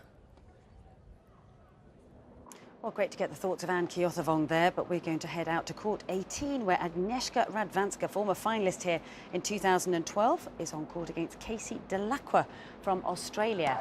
And of course, Agnieszka Radwanska was down 4-1 in the second set, but managed to turn it around to close it out in 2 straight sets. So she is through to the 4th round. And she'll await the winner of either Jelena Jankovic or Petra Kvitova, the defending champion. Now another player out on court who's done well on grass in the past is Madison Keys, who of course a winner at Eastbourne last year at just 18 years of age. Here she is against Maria from Germany, took the first set fairly quickly and seals it in 2 straight sets as well. No problem serving out the match out on court 12. So a very, very good win for her as well. So Madison Keys is also through to the 4th round, and she'll await the winner of either Gavurtseva or Rybarikova from Slovakia. But Madison Keys, as we were hearing from Ann Kiosovong, she's under the guidance of Lindsay Davenport. Great things expected of her. There she goes, as we just talking about her. But actually it seems to be a very effective combination working with Lindsay. No, very, very effective. I mean, Lindsay played in a similar way as to what Madison Keys plays like. She hit the ball very hard, very flat, pretty big serve. I think the difference with Madison Keys is not as big and as tall. She's more mobile than Lindsay Davenport was. She most probably doesn't hit the ball as hard from both sides as Lindsay Davenport did, but still, it's great. It's a great combination, and it's really nice to see that this sort of super coaches is also happening on the women's side a little bit. We know that Agnieszka Radwanska tried with Martina Navratilova, and we don't know why it didn't work out, but we also don't know how much she learned. She might have learned a whole lot from Martina, so I think it can really work on both sides. And the experiences that Lindsay Davenport would have had, I mean, it's so valuable for a young player. There's no way you can get that from somebody who hasn't been a Grand Slam champion. And she also seems to have responded very well from all that attention down in Australia, where of course she reached the semi-finals, ended up playing Serena out on centre court. But sometimes when some of these young stars have risen, you know, and had a great result like that, they go on a little bit of a slide as they come sort of to terms with what they've achieved, all the new press attention. But actually she's done a good job of keeping up that momentum. And I think that's where somebody like Lindsay Davenport is even more crucial. Obviously, for the tennis part, there's a lot of good coaches out there, but just how to deal with suddenly being famous, how much attention do I need to give to media? Where's my mind at when I'm talking to the media? How involved do I get? When do I do media? What kind of sponsors are good for me, and what's a useless combination? So yeah, it's a really, really good combination. I think that it's going to be one of the factors in if Madison Keys is going to make it, because if she doesn't get injured, only people and agents can destroy her, I believe. And Lindsay Davenport's going to be there to protect her and guide her along. Yeah, when you have a serve as good as she's got and a forehand as big as it is, it's also about trying to harness that and kind of build out the layers from that great base, isn't it? Yeah, absolutely. I mean, so you see Serena Williams with that, she's got a big serve, Venus as well, but they're so good at everything else, and they're good at backhands and forehands, but they can volley as well. I mean, I even see Serena Williams hit some one-handed backhands in warm-ups these days, so they're so complete, and that's why when you are a complete player, you can be relaxed in what you're good at, because if what you're good at doesn't work, at least there is another option. There is a plan B and a plan C, and that's what Madison Keys need to develop. And again, I can't say enough about Lindsay Davenport. She's a great mind, she's a good commentator, and she's a really nice person, and she obviously was a great player. Yes, well, it certainly is a good combination with her and Madison Keys. Now, some breaking news out on court 1. This match halted overnight for bad light at 10 games all. Match point to Cilic, and Cilic sealed the victory over John Isner. So that is a terrific result. And of course, the crowd coming out to watch the conclusion. That weren't sure whether it was going to go on and on and on, as both of these players have done in the past. But not a bit of it. Just the 2 games match is all it took to get past John Isner. Yeah, how wrong I was. But it was interesting because obviously in that long match for Isner against Niculescu Mahut had to serve to stay in the match. Today, it was the opposite. John Isner had to serve to stay in the match, and eventually the pressure got to him and he double faulted on match point. So in many ways, this is kind of fair in the fairy tale that is John Isner and Wimbledon. Okay, so that result, that was the remaining 3rd round match from the top half of the draw. So Marin Cilic is through to the 4th round and faces, actually I'm not quite sure who came through that one yesterday, Kudla or Geraldo. I think it was Dennis Kudla, was it? Dennis Kudla came through, so Marin Cilic has a pretty decent draw, you would have to call that, to get into the quarterfinals against Novak Djokovic. So yeah, great for Marin Cilic to back up the US Open win, quarterfinals here last year, which means if he beats Dennis Kudla, he doesn't drop any points, he can stay up there in the top 10, cement his place in there, because again, he showed at the US Open he has a big game and he can really beat the best players even when they play well. Yeah, absolutely. Now, one of the biggest stories of the tournament so far was, of course, when Dustin Brown took out Rafa Nadal, the 14-time Grand Slam champion, a couple of days ago. Well, he was out on court earlier today. Sadly, the fairy tale came to an end because he was beaten by Viktor Troicki in 4 sets. So let's head down to the press conference and hear his thoughts after that defeat today. The match today was tougher than the one with Rafael Nadal? I think that all the matches are always different. It's a complete different game against Viktor. First of all, he served really well, and he put a lot of returns in, especially in the important parts of the match. In the beginning, I had some chances on his serve. Maybe if I break there, maybe if I was maybe a little bit too passive, if I would have been more aggressive there, maybe broken, maybe it would have been a different match. But it wasn't, and he played great. And with his game, the way he was serving, especially in the tiebreak, I mean, I can do what I want. If a guy hits 4 aces and 1 service winner in a tiebreak, I'm most likely not going to win the tiebreak. So how would you rate your play today? I think I played well, and I wouldn't compare it to any of the other matches because it's every match. But that's what I've said after winning against Lou. That's what I said after winning against Rafa. It's always a totally different match. I'm happy with my tournament. When I came to qualies, someone would have said sign here for beating Rafa, making 2nd round and qualifying. I would have signed that paper. When you got yourself back into it, in the 3rd set, did you see, was there a window there you could have turned the whole thing around? Well, in that one game, obviously I tried something different on the return, tried taking them earlier, and got also a little lucky there. But basically, besides 1 or 2 service games in the whole match, maybe in the beginning and one time where he double faulted twice in a row, there weren't many games where I had a lot of chances. If it was 30-all, he hit either an ace or a good serve that I didn't even get back. So he didn't give me a lot of chances. And I think all the matches where I have won against great players, it doesn't make a difference if it's this tournament or even last year when I beat Isner, or I could be aggressive on the return of serve. I didn't get a lot of second serves. And I think when I got the second serves, I did it well. But his first serve, he was serving too well. You had that outrageous return serve in the 1st set that came back over your side of the net. Is that something you've ever done before? Yeah. Is that regular? Well, he hit a very good kick serve, and I wanted to hit a drop shot, so I hit a drop shot, and it came back over, and everyone smiled, which is a good thing. Do you prefer to play on grass, and can you compare when you play on clay? Well, everyone knows I like to play on grass and prefer to play on grass, and that's why it's also great that the grass court season has been extended. On the other side, like I've said it before a few times, my type of play is aggressive. I like to come to the net. Obviously, the faster the surface, the easier it is for me to do that. Playing in rain and 10 degrees and the balls are heavy on clay is not exactly great for my game, but I've learned to cope with that, and like I've showed during this tournament, I can beat a lot of good guys on a given day if I put the game together. And yeah, I guess all credit to Vic. He served too well today for me to be aggressive, and I'm happy with the tournament. You say you would have signed up for this, if somebody had offered you it.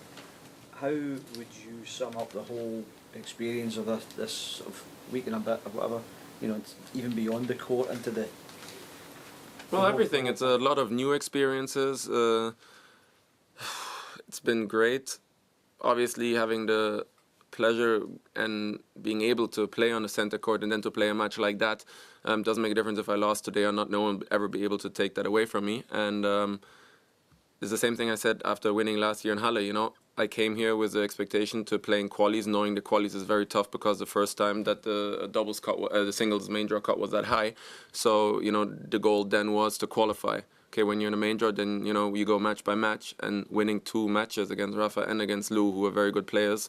Yeah, it's just a great experience. And yeah, now I have to look forward and look forward to the next tournament.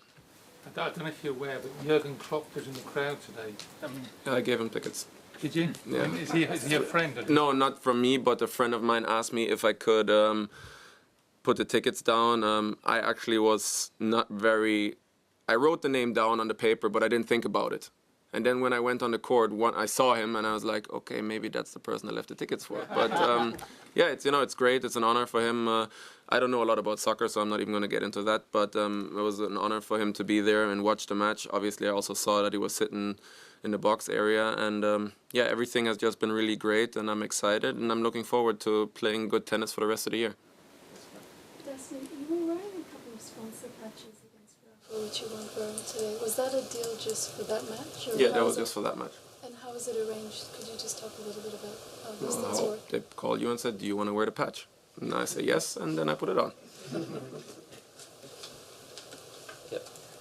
What's the schedule now for the next few Schedule weeks? is to go to the airport and take the earliest flight because tomorrow morning I have club matches in Cologne, Germany. Oh, okay. Are you going to the U.S. Open? No. Well, that's a little bit down the road. I haven't seen anything about that yet because the next thing is going to Cologne and playing club matches tomorrow morning. But did you have some sort of schedule planned for after here? Go to the hard courts? Well, I'm going to for Newport. challenges? That's the next plan, and after that I will see what I'm doing. I haven't entered any other tournaments yet. I think with the points from now I should be in a main draw at the US Open, but again I didn't look at all of that, and I guess after the next 2 weeks when the ranking comes out I will see. Your dreadlocks are so beautiful. Just talk about playing elite level tennis with the dreads. Is there a fun part to it? Has there ever been a downside? Do you enjoy it? I'm not sure how to answer that question because, like I said yesterday, that is part of being me, and I play tennis. So what my hair is doing while I'm playing tennis, it doesn't bother me or anything, obviously, otherwise I wouldn't have the hair. And that's why that question's a little difficult for me to answer. Did you not consider taking any kind of break after this instead of going straight back in? Sorry? Did you not consider taking any kind of break after this? You're saying you're going straight back to Cologne tomorrow? Yeah, well, obviously a lot of us have obligations, and I got to look at the big picture. And the plan was from the beginning that if I'm not in a tournament, that I will be there for the team and play tomorrow. Whatever state I will be in tomorrow is a different situation. If the team decides, okay, Dustin, you should take a break, we don't think you should play. On the other side, it's only 2 sets and a Champions tie break, which is a lot easier probably than playing best of 5 out here. Are you planning to get back to Jamaica at any stage? They'd probably be happy to see you. Obviously, I'm going to go. When I'm going to go, I'm not sure yet, but normally I go at the end of the year during off-season. You should be proud of yourself overall. I never said I'm not proud. That's why I said, you asked me the question, I told you I'm happy with my tournament, but... You're proud of yourself so far, what you've done. Oh yeah, obviously, yeah. Achieved here so far. So on a scale of 1 to 10, you would say 9? Sometimes these questions don't make a lot of sense because it is great that I've done that, but like I said, tomorrow, the next thing is tomorrow. So the next thing after that is Newport. After I won the Rafa match, I went to the room. Okay, I was awake because I was so full of adrenaline, but then I can't just sit there and say, oh great, I beat Rafa, life is great. And then 2 days later, what? So one thing has happened, it is great. When I'm in Jamaica at the end of the year, then I can have a red stripe and say, oh great year, Dustin, you played great, but there's no time for that right now. Okay. Besides beating Rafa, what's the best memory you take home from this Wimbledon tournament? Well, everything. Going through qualies, having a lot of great people around me. There was a lot of new experiences with everything. Obviously, being able to play on center court, which I've always dreamed about playing. And I mean, then pulling off in a performance like that, I probably didn't think that was going to happen. But, you know, all of that is great. And I don't think there's one exact moment. Everything is coming together, and it's just made everything special. Time for one last English question. Okay. Will the money you've earned here, will that help you perhaps get a more sort of full-time coaching set up? I know you've been working with Craig as an analyst as well. Well, that always depends. I mean, obviously, it's great to make money in a tournament like this, but then sometimes people that look at that don't look at a bunch of weeks where we play a challenger, where first round of challenger in Italy, for example, you get 300 euros minus 30% tax, and you can check online what a flight is from Frankfurt to Italy. So that is not very, it's one great week, obviously a lot of money, but there's also so many weeks where we throw money out the window basically just for flights, food, and that's just for us alone. So have you got like debt to pay off at all, or? I don't see what that has to do with this. Okay, thank you very much. Let's switch language. Thank you. To celebrate 80 amazing years on centre court, Robinsons are bringing a taste of the championship to tennis fans, giving you the chance to win fantastic prizes like a VIP day at Wimbledon. 8 giant tennis balls have been hidden around Britain for the Great Robinsons Ball Hunt, each in a location proudly associated with Wimbledon history. Those who find them stand a chance of going home with a tennis gift to savour. Ball number 6 was buried on a beach in Bournemouth in recognition of a ladies' champion who started life there. By 1977, the Queen had reigned for 25 years and Virginia Wade had won 2 tennis majors, yet never the one she wanted. But all that was about to change with a Silver Jubilee year of double celebration. 77, what a year to savour. Amid celebrations of a Silver Jubilee, British flags were fluttering for a homegrown heroine. Virginia was back for another tilt at the title. Twice in the semis, never gone further, but wonderful Wade was ready this time for an epic encounter in the last 4. Against defending champion Chrissy Everett, it was not to be easy, but buoyed by the crowd, Wade refused to give in. This was her moment to shine. One match to come and in front of the Queen. With the eyes of the world watching, she lost the first set to Holland's Betty Stove, but on centre that day, Wade showed her majesty. She's done it. A fairy story come true. And a scene such as I've never witnessed before at Wimbledon. Over the last 80 years, Robinsons have been on court to share the memories, and this year you could be here too. Join the Great Robinsons Ball Hunt for your chance of a VIP day at Wimbledon. There is no finer place to be for tennis.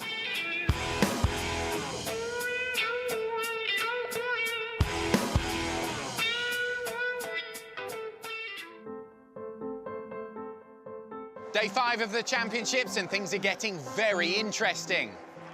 We've been following all the emotions of the day on the hill and on social media. First up on court number 1 was Verdasco versus Wawrinka. Crowd energy on the hill was slow to build, but surged as Stan, on a roll from winning the French Open, powered his way through to the 4th round, and the crowd celebrated his dynamic style. The increase in energy on the hill and across the Twitter sphere meant one thing: the start of the keenly anticipated match, Watson versus Williams. New heroes are emerging and anticipation is growing for the home players. The excitement peaked as a battling Watson went down to the world number 1, the Hill crowd and Twitter showing their appreciation for her efforts. It's Heather's Hill from now on.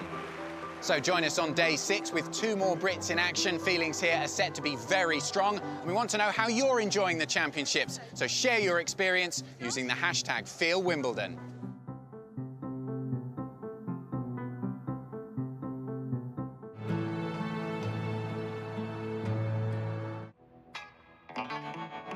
I am ryegrass, gently toasted for a fortnight, verdant net green and burnished baseline brown. I am re-sown every year, fresh shoots by the million, striped with infinite care, painted adoringly, pampered lovingly. 8 millimeters of horticultural perfection.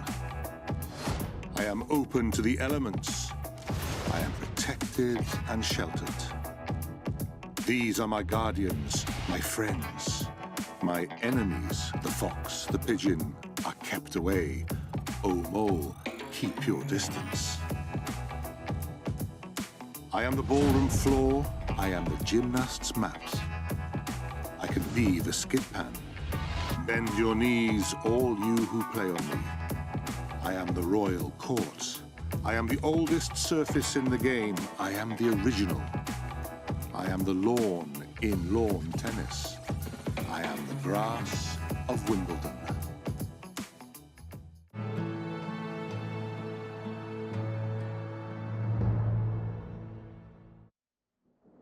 Well, it's another glorious day here at the All England Club. This is the scene at SW19. Those two big courts you can see there is number 2 on the right, number 3 on the left. And of course, centre, the roof is wide open. And we've got a big update for you. Sam Groth has actually taken the third set in a, not even in a tie break, sorry, 7-5 to Roger Federer. But myself, Carl Robinson and Rob Walker are back in the studio for a bit now while Alan Ballamat's take a well-deserved break. And as we take a look at these pictures, Rob, it's actually after midnight. It's 15:15 midnight in Australia for anyone that's trying to watch Sam from home.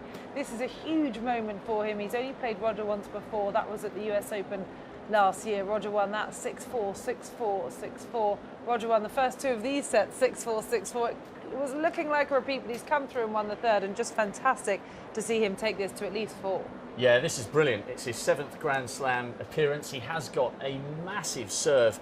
Beat Jack Sock, who was seeded in the first round. Only dropped 1 set so far en route to this third round, but it's only the second time he's been in the third round of a slam. The previous was on home soil in Australia. Turning out to be a good championship for the Australians. I'm sure somewhere Nick Kyrgios will be keeping a close eye on this one. He's looking skyward. He's got a few pulses racing, has Sam Groth. He's got that rugged, determined look, and it's fantastic to see him unintimidated by Roger Federer, just as Heather Watson was unintimidated last night by Serena Williams. We've had some really fantastic matches on centre court. Dustin Brown, of course, against Rafa Nadal. So fantastic for the Australians, and fantastic for those who follow the underdogs, that Sam is still in the mix and taking it into a 4th set against Roger, who has looked imperious so far. And what a great day's play for the celebrities in the sporting celebrities in the Royal Box on centre court. This is still just the first match of the day. They've got the ladies defending champion Petra Kvitova to come, and then of course Andy Murray closing play. So what a fantastic day this is shaping out to be. But you see in those slow-mos there just how hot it is. We've had an absolutely scorching first week. I know you've been out and about. To me, this feels almost as hot as Wednesday when we had the heat wave here. It's really hot out there again, isn't it? Yeah, the only difference is mercifully, there is a slightly cool breeze. I mean, you do feel it more towards the back of the court where I've been doing some of my updates, but it is almost as hot as it was on Wednesday. And I think those who are involved in some really long, drawn-out matches might find themselves really feeling that one. So, hot on court, hot in the stands. We've got some more top-quality action coming up all throughout the afternoon. We finish on centre court, of course, with Andy Murray against Andreas Seppi. But on court 1, we have a certain James Ward taking on Vasek Pospisil. This is a fascinating little part of the draw, because of course this would have been the section of the draw that contained David Ferrer. But James Ward or Pospisil will be facing Viktor Troicki, the number 22 seed, who is into the 4th round. British hopes then in this match lie with James Ward, but he's got his work cut out against Vasek Pospisil, a fantastic doubles player. And we'll join your commentary on this one coming from John Lloyd and Mark Petchey.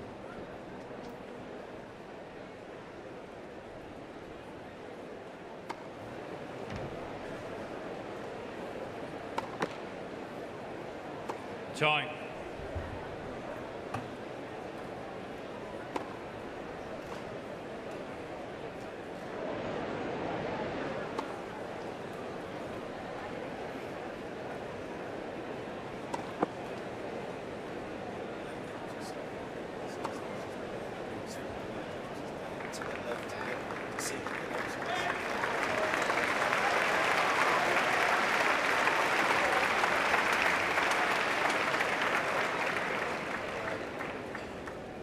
Final preparations just finished. Yeah, we can see Leon Smith there in the tie. Darren Tandy, James's coach, on the right, just about to appear into view in the black shirt. He's done a very good job of getting James into the top 100. Deserves a lot of credit. Good tactical coach as well.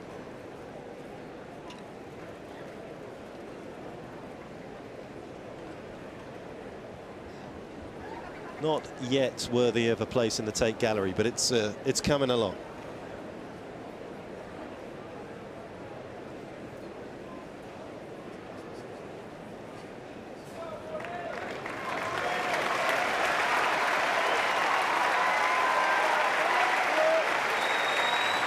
Frederic Fontaine on your left of your picture there in the white cap has been Pospisil's coach for a number of years now. Has tried to turn him into a more aggressive player. They'll need that aggression today to keep Ward at bay. Play.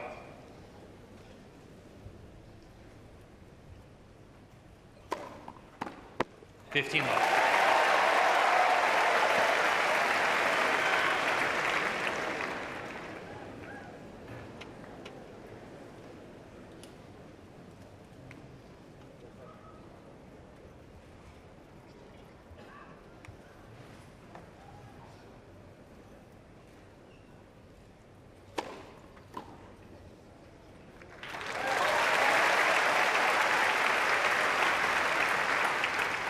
$30 love.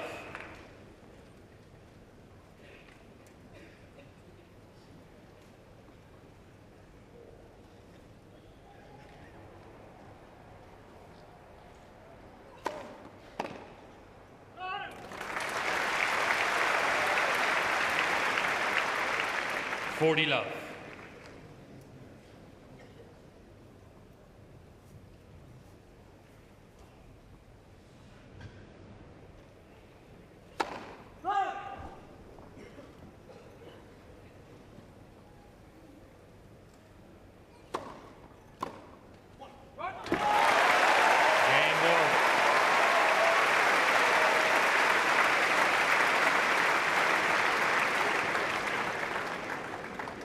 First game.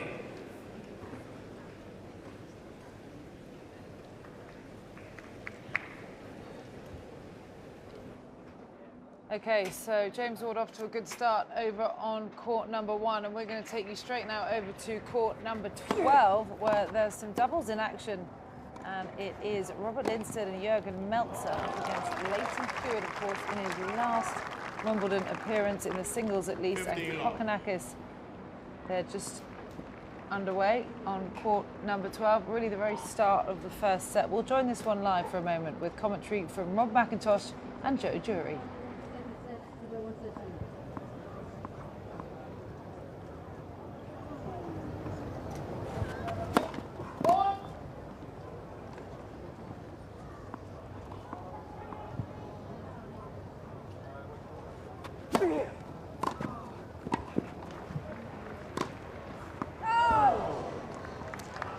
That was well left. Only just Absolutely. out.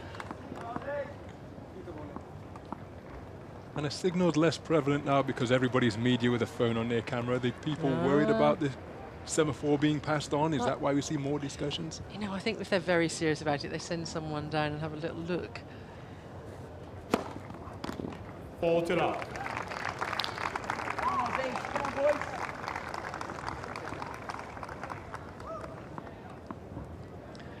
So if the coach comes and looks and sees the signal's going around all over the place. The coach to the other players.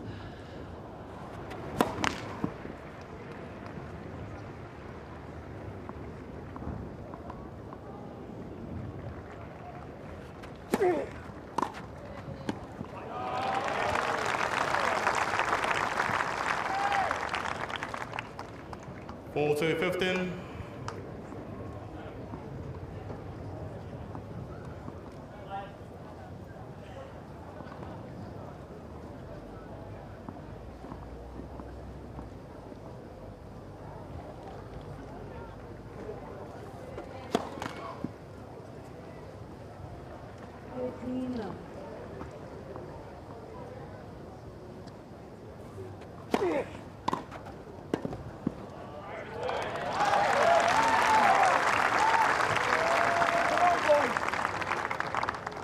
Four to 30.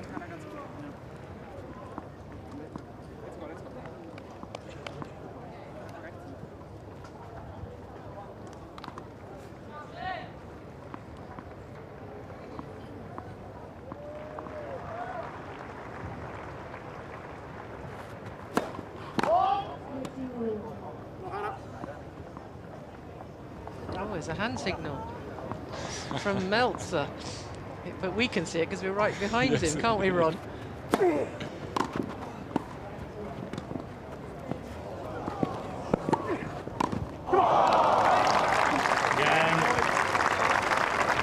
Mr. Meltzer. 3 games all, first set.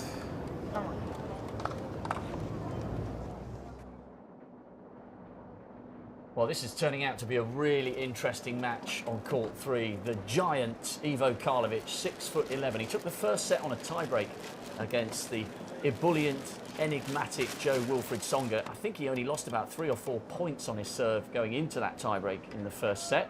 But when they resume in a moment, a few of the fans just taking a little opportunity to stretch their legs. When they resume, Tsonga will be serving for the second set.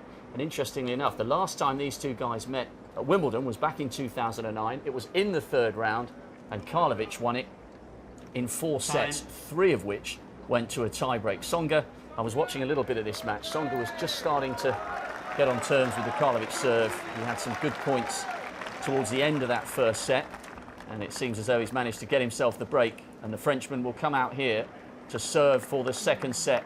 But Karlovic is always such a handful. Tsonga came through that mammoth first round match against Gilles Muller.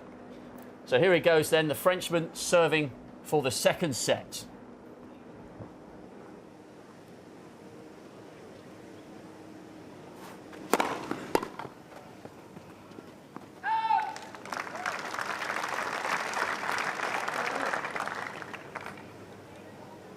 Love.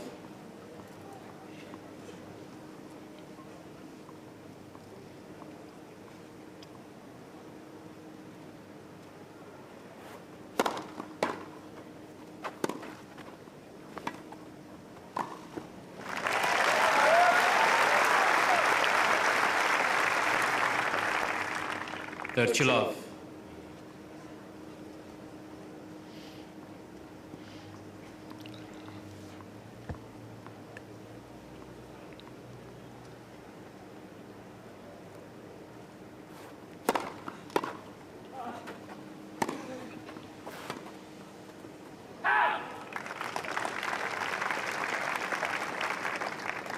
Love.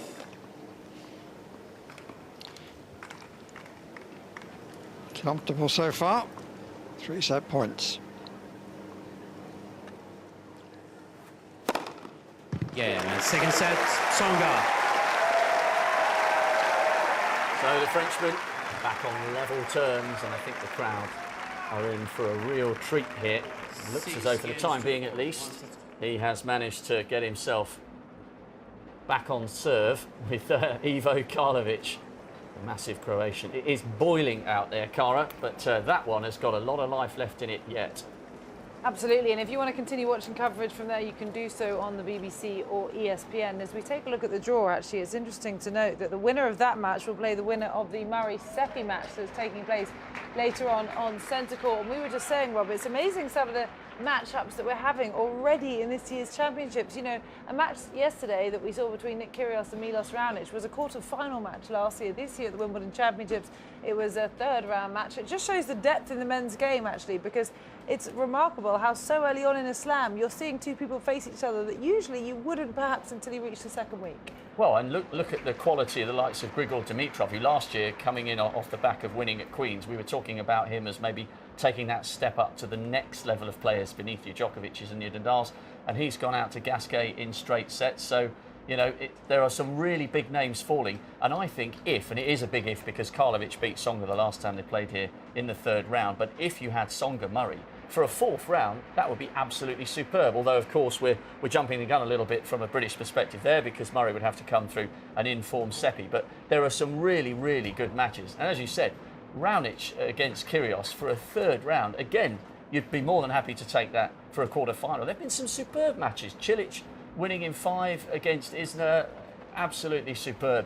Now, talking about superb, I know you watched the last set after we came off air last night, Serena against Heather in here, and I watched that one on centre court and just sat and soaked up the noise and the fervour that was generated by Heather Watson in that one. It was just a wonderful moment for women's tennis. I saw Sam Smith down at Irangi this morning, and she said that was a really significant moment for women's tennis, not just British tennis, because you don't often hear the centre court crowd reacting as they did last night. They were living every point.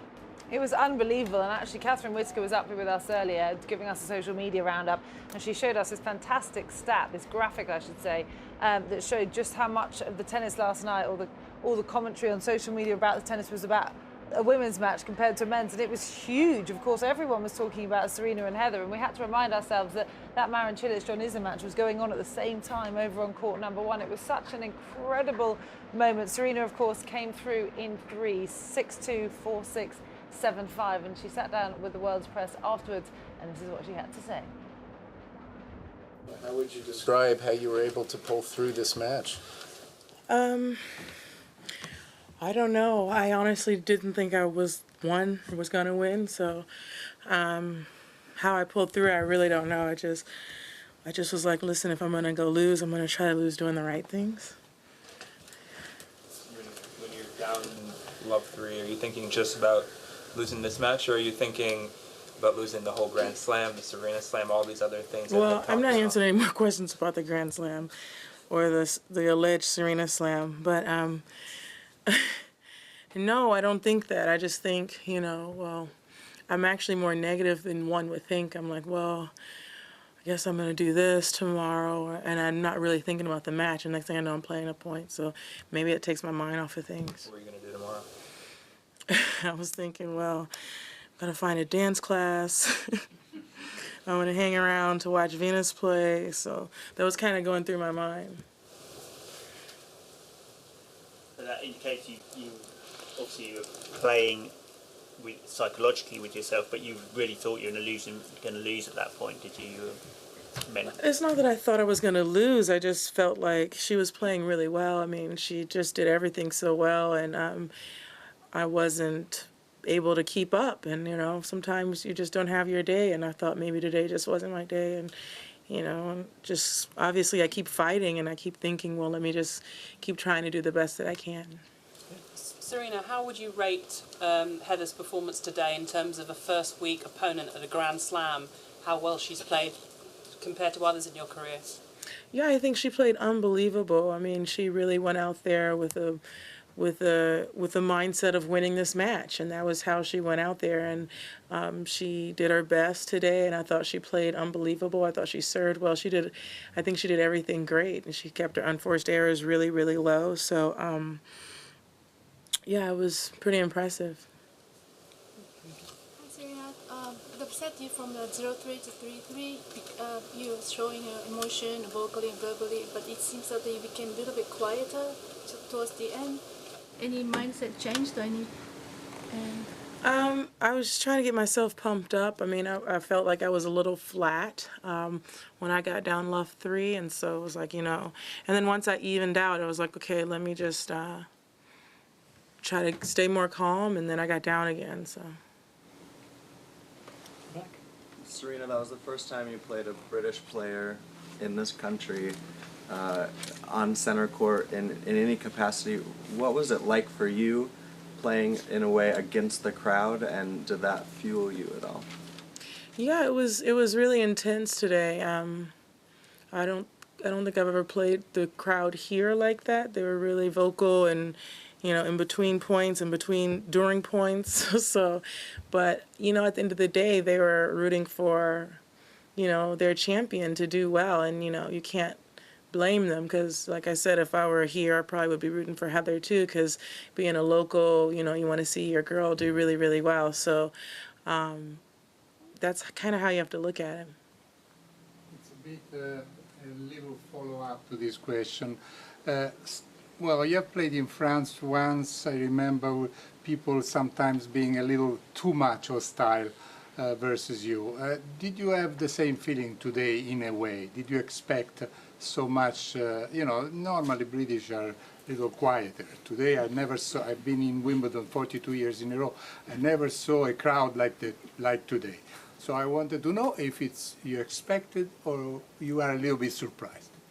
Well, I agree. I've never saw a crowd like this either, so I think they were really into it, and they really, I guess, wanted Heather has a tremendous fan base here, apparently. But yeah, I've never seen him this vocal. I've never heard boos here, so that was new for me. But hey, I guess I've been through it all. Althea Gibson won here twice in the 50s. Do you see her in some way as her successor, and could you maybe reflect a little bit on her achievement? Well, I think Althea Gibson had a wonderful career, being the first African-American, period, to win a Grand Slam. I don't see myself as her successor because she went through so much.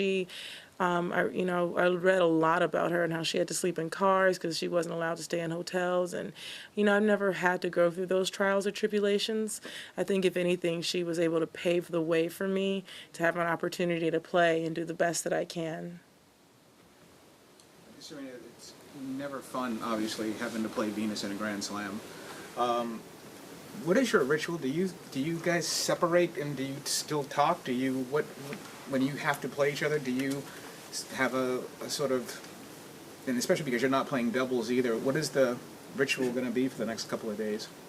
Well, we just, it's unfortunate that it's so soon, but we're going to do the best that we can. And, she's my sister today, she's my sister next week, she's my sister next year. So I think that's a little bit more important than the match. So we'll leave everything out on the court, and then when it's done, we'll go back to regular life. Serena, the competitors at this level are all great. But again today, there was another kind of crisis match following all the tough matches you had at Roland Garros. Could you talk about these many matches recently where you really had to dig down and deep? Why you think you got behind and what you had to do to emerge? Well, I think this is a match I would have lost last year or the year before. So sometimes you play tough matches. Sometimes you play a lot of tough matches. Sometimes you don't. I probably should have won the second set, and I didn't. I kind of let that one get away from me because, she just started playing really well. I can't take anything away from her. She just really started playing unbelievably. And but I was just, really happy to get through that and pull through it. To me, it's a strong statement to say that you would have lost.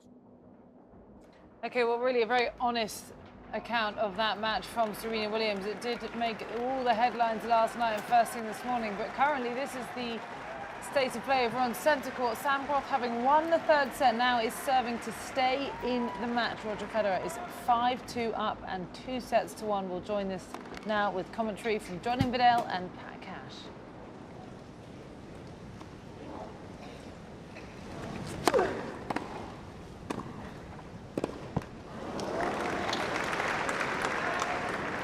Love.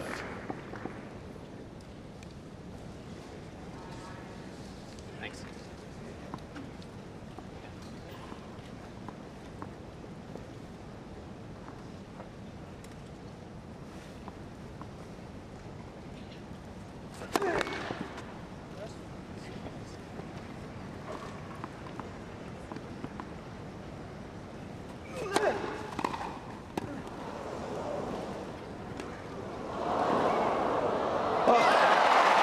Gasps can you get in one rally? Great tennis from both players.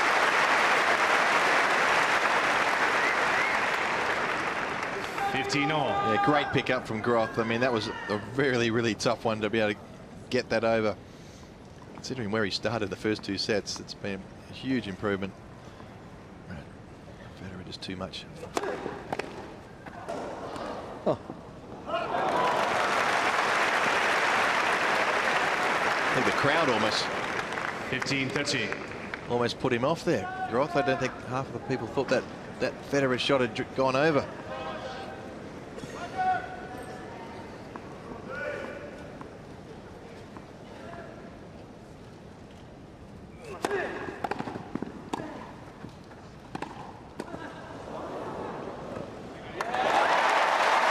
Well, there wasn't much Groth could do about that magnificent drive from Federer. And so after 2¼ hours of, for the most part, enthralling tennis. 15-40. Roger Federer has 2 match points. Game,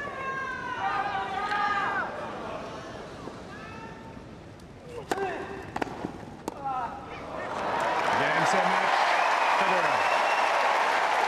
3 sets to 1. 6-4, 6-4. So Roger Federer 6-7, comes through 6-2. in 4 sets against the big serving Australian Sam Groth, and he is safely into the 4th round here at the 2015 Wimbledon Championships. Well, another man who's safely into the 4th round here after a 4-set win over Dustin Brown just earlier on is Viktor Troicki. He joins us now. 6-4, 7-6, 4-6, 6-3. Congratulations. Thanks a lot. First of all, I have to just ask what your thoughts were going into this match, because looking at the draw, I guess you might have presumed it would have been Rafa Nadal, but then Dustin caused all those headlines. And what were you anticipating ahead of today's game? Well, I watched a bit of that match against Brown against Nadal, and Dustin played an amazing match. He served really great throughout the whole match, and I knew what to expect, but really, I mean, yeah, this is it. But really, from Dustin, you don't know what to expect. I mean, he's playing some amazing shots, and it was. I mean, for a crowd, I think it's really fun to watch such a guy. And but overall, I think I played more consistent during the whole match, and I realized I took my chances, and then I returned great. So yeah, I think I deserved to win today. You settled into the match really well. I was up at the back of the court watching, and Brown really captivates people. The way he was diving for various points, he produced some ridiculous shots, but you shared some humorous moments on court, and most importantly, from your perspective, you maintained your composure. You know, when the crowd were probably hoping for more of his antics, you closed him out really well. Was it difficult to do that? Well, the difficult and annoying part was, you know, whenever I had a small chance, he would come up with a great serve and a great, like, incredible volley, you know, drop shot or something. That was frustrating, but I created a lot of chances and I took some, so yeah, I'm glad I did that. And yeah, it was a few times I really got toyed with his shots. I mean, he did a few amazing shots, a few dives. He got even the back on the return. He hit a drop shot which came back into his field. So he did some amazing shots, and I knew that he has that potential, but I mean, overall, I think I played a better match, and I'm happy the way it ended. What was the crowd like? What was the atmosphere out there? Because I know he's become very popular since the win over Rafa. How did you feel out on court? I felt like he was a Brit. I mean, it was quite. They were all supporting him and going for him, and definitely. I mean, I heard some of my supporters, but definitely it was a much bigger crowd for him. Now, this now presents you with a brilliant opportunity to get into a Grand Slam quarter-final, because this little part of the draw that you're in has really opened up massively. So, Ward or Pospisil next, you must be feeling really confident heading into the second week of Wimbledon. What an opportunity for you. Well, definitely, I'm focused on that match, on next match. I'm very confident. I had a great season on grass so far. I reached finals of Stuttgart and the semifinals of Queens. So I had a lot of matches on grass, and I really feel good on such a surface. And yeah, I mean, I think if I play well, I'll have my chances in that match, whoever the winner is. Well, perhaps you had a good experience today playing against someone that became an honorary Brit, because you could have a Brit in the next match, either James Ward or Pospisil, both on court at the moment. But we've got some Twitter questions that have been sent in for you, so I've got to ask you a couple of them. Jay asks, what is your favourite celebratory meal when you win a match, and have you had it yet today? I haven't had, I didn't eat anything yet after the match, but let's say I love sushi. Sushi is my... So far, whenever I won a match, me and my girlfriend, we went for a sushi dinner near our place, near our house. And another one is, I don't know if you watch Breaking Bad, but have you ever been asked if you look like Jesse Pinkman from Breaking Bad? If you haven't watched it, I guess maybe not. No, I haven't watched it. I don't know about it. Well, there's the answer. Sorry. The answer is no. Sushi it is. Yeah, sushi it is. And a final one. Which part of your game, this comes from Joe, are you most proud of? Excuse me? Which part of your game are you most proud of? Serve? Yeah. Yeah, I mean, yeah, that's the the biggest weapon I rely on, and I think that's my favorite shot. Well, and how much do you rely on that on the grass? We've been talking about that up here a lot with Mats Wilander this week, and just how crucial it is to have such a big serve here at Wimbledon. Well, I mean, yeah, it is crucial. It's, I mean, the biggest weapon you can have on the grass, and you can use it, you know, whenever you're in danger, you can always come up with a good serve. And yeah, you can use it a lot on grass. So I really rely on my serve, and then I trust it. So today was really good. So you've matched your previous best at Wimbledon before reaching the 4th round. What have you learned from the last time you reached the 4th round here that you can hopefully progress a little bit deeper into the second week? Last time I played Novak Djokovic in the 4th round, I didn't have any chances. I mean, he was a favorite, and then he won that year, I think. I believe he won that year, the tournament. So this time I think I might be a slight favorite in the next match, but we'll see. I mean, I need to play well, and then hopefully if I play well, I can go through. Just before we go, sorry, you're the favourite maybe that time, but also your countryman. What is it like to, you presumably played Davis Cups and all sorts with him. Have you learnt much from him, and is he... No, no, I'm joking. Nothing at all? Yeah, definitely. I mean, we're one of the best friends, and we know each other for a long time since we were kids, and I mean, it's amazing what he has done and what a career he had so far, and it's just great to see, you know, when he can do it, you know. I always ask myself, you know, if he can do it, you know, let's try it, you know, let's give it my best, and then he also pushes me, you know, and all of the other players from Serbia. So I mean, it's unreal what he does and what he achieves, but we all learn from him and see some things what he does, and that really helps us a lot. Well, don't do yourself any discredit. You were absolutely brilliant there today, so congratulations. Thanks. You're into the second week. Thanks, and maybe I appreciate it. your first appearance in a quarter-final. We shall see. Thank Ward or you. Pospisil away. Thank you very much. Thanks ever so much. So our thanks to Victor. Now then, we have an interesting situation on court too. Timea Baksinski, really good form this year from the Swiss athlete, made the semis of the French, and she is about to serve for the match against the former Wimbledon runner-up for Sabine Lisicki. So Baksinski serving for the match. This will be quite a scalp and take her into the second week.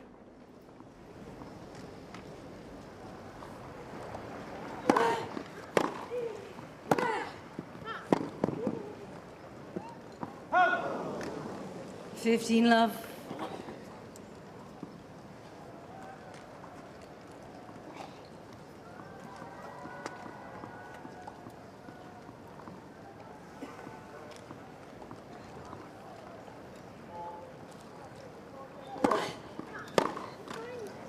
Love.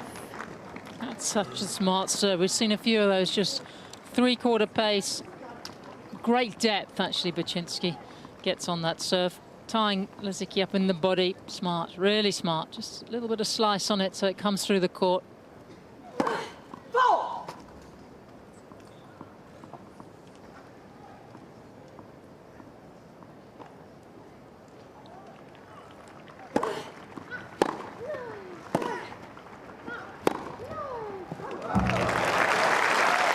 Magnificent.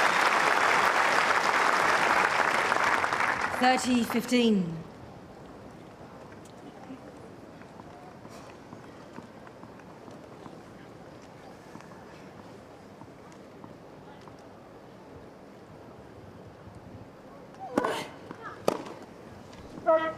$40-15. 2 more match points. Do you think Sabine knows?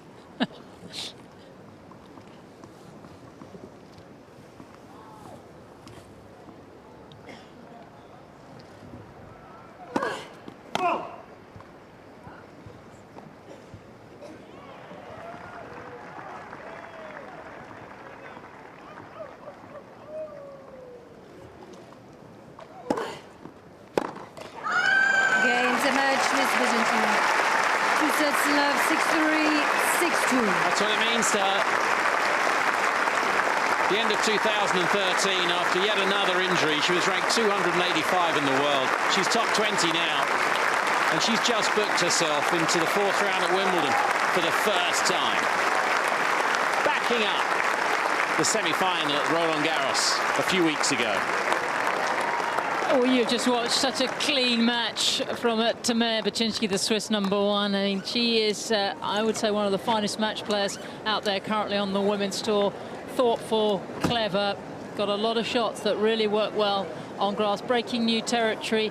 I'm not sure that she's got the firepower maybe to go deep into week 2. That is something that belongs to Lisicki. Ladies and gentlemen, but in the interest of security, if you leave your seat, please make sure you take all your belongings with you.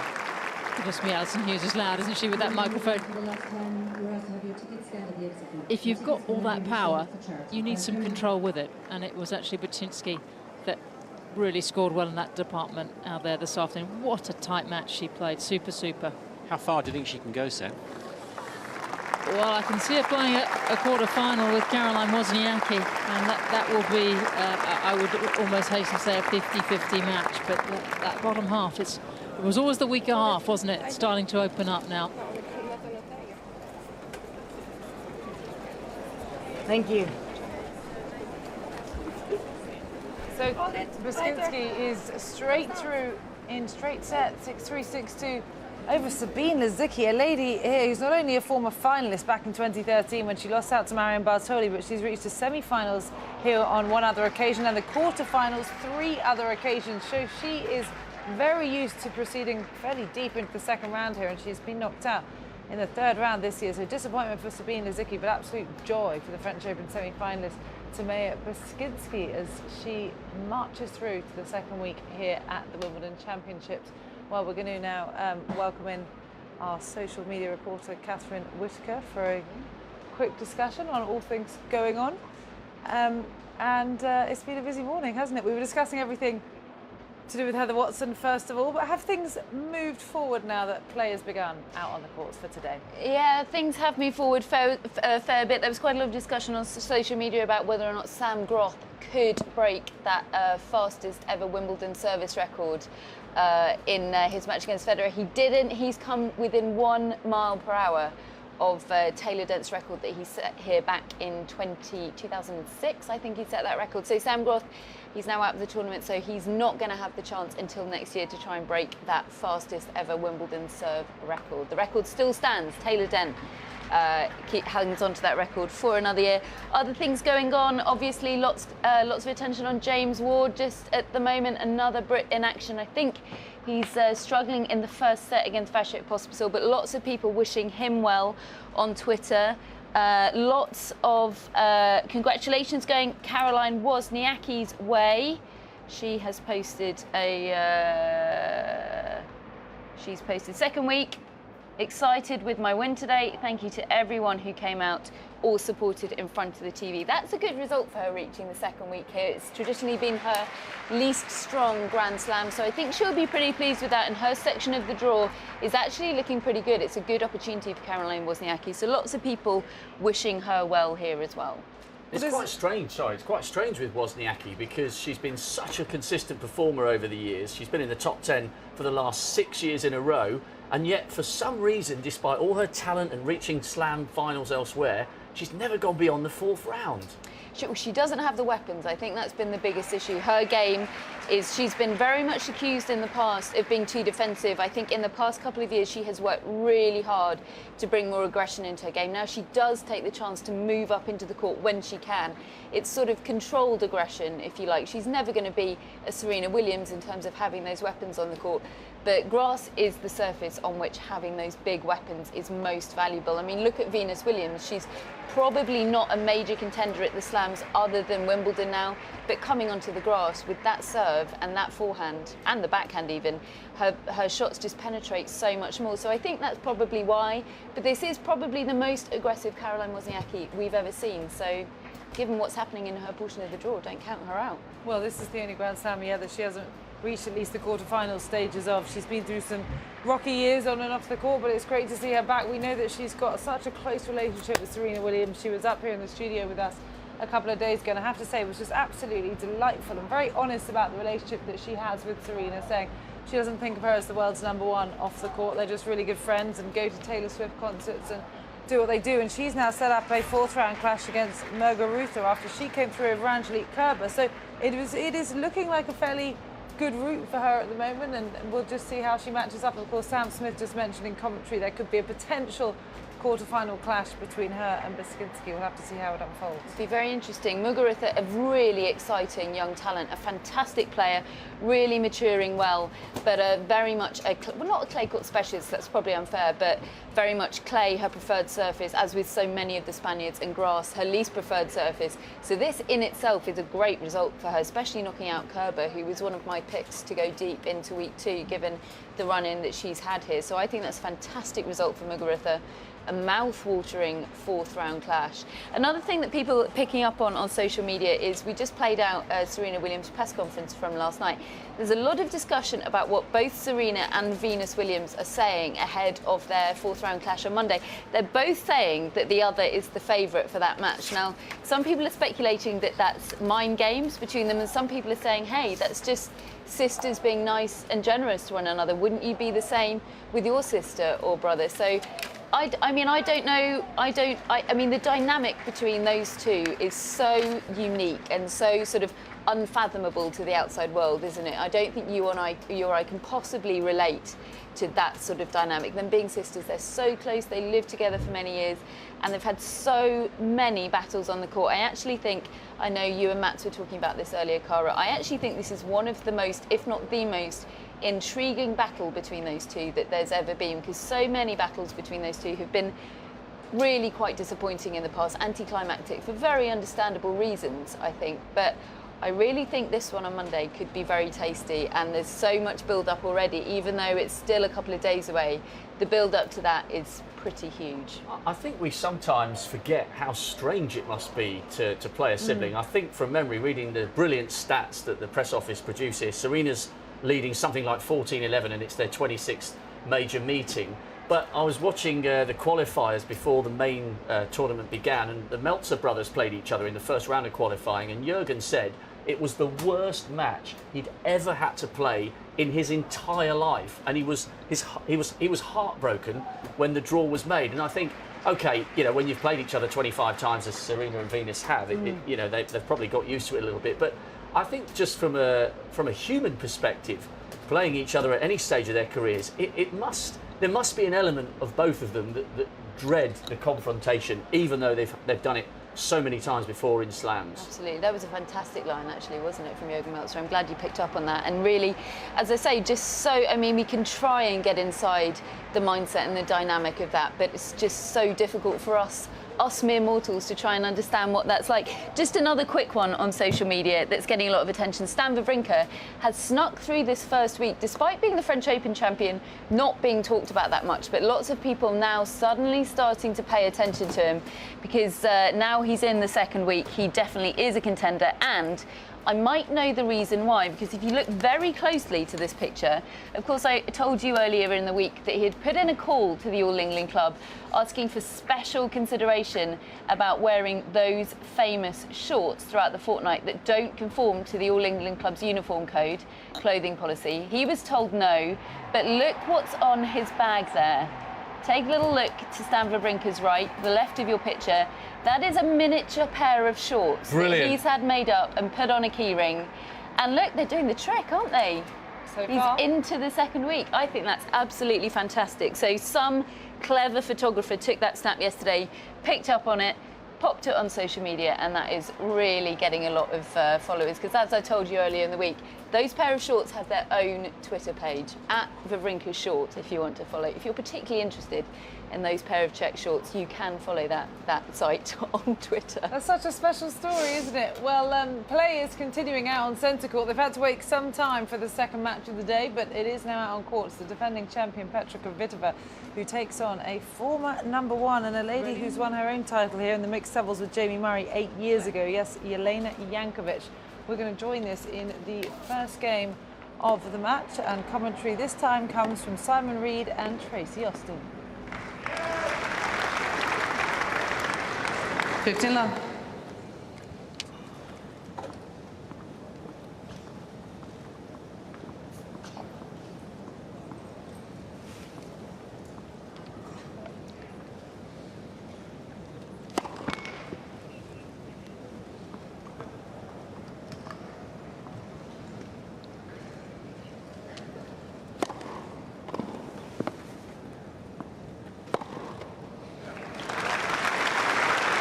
Ruthlessly dispatched. Third to none.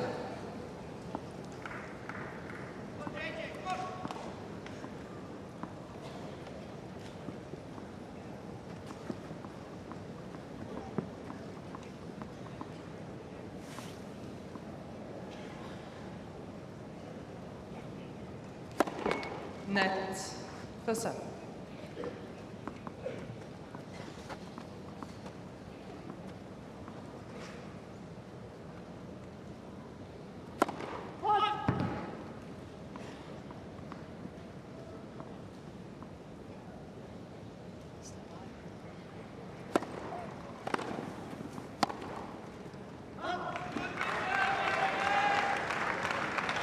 Third to 15.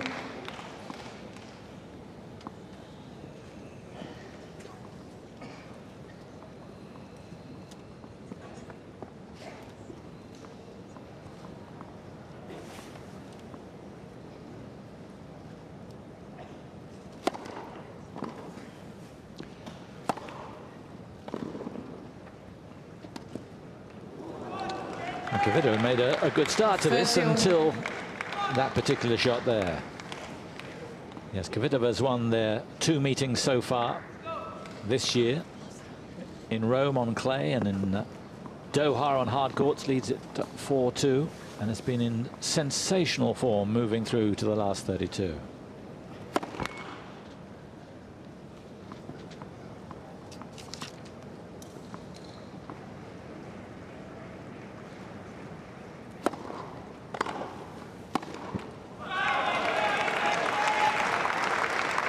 A loose shot. 30-14. The first break point that Kvitova has faced the entire tournament. Coming into this match, she'd only lost 10 points on her service games.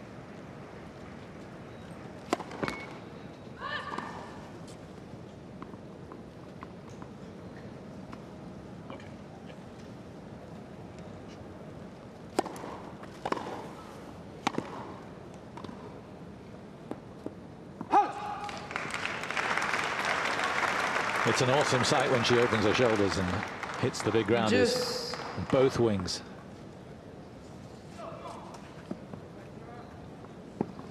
Looking in terrific physical condition, Petra. She's not been that well, had to pull out of Eastbourne with a viral infection, but looks very content here.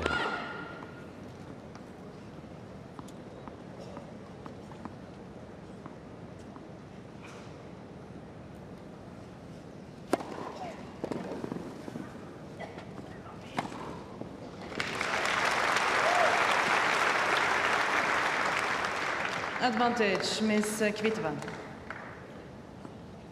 There's her coach, David Kotiza. Must be thrilled with the way that she's been playing. It's been an up and down year. Long-time coach. They've been together for more than 8 years.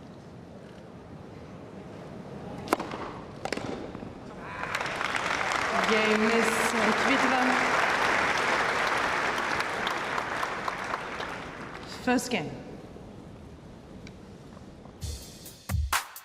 We're talking now about the forehand, and one of the most feared shots in the women's game is the Petra Kvitova left-handed forehand, which is such an incredible strike, Matt. It's what won her second Wimbledon title last year. So what is it about that shot that's so special? Well, I think, first of all, you mentioned it, she's left-handed.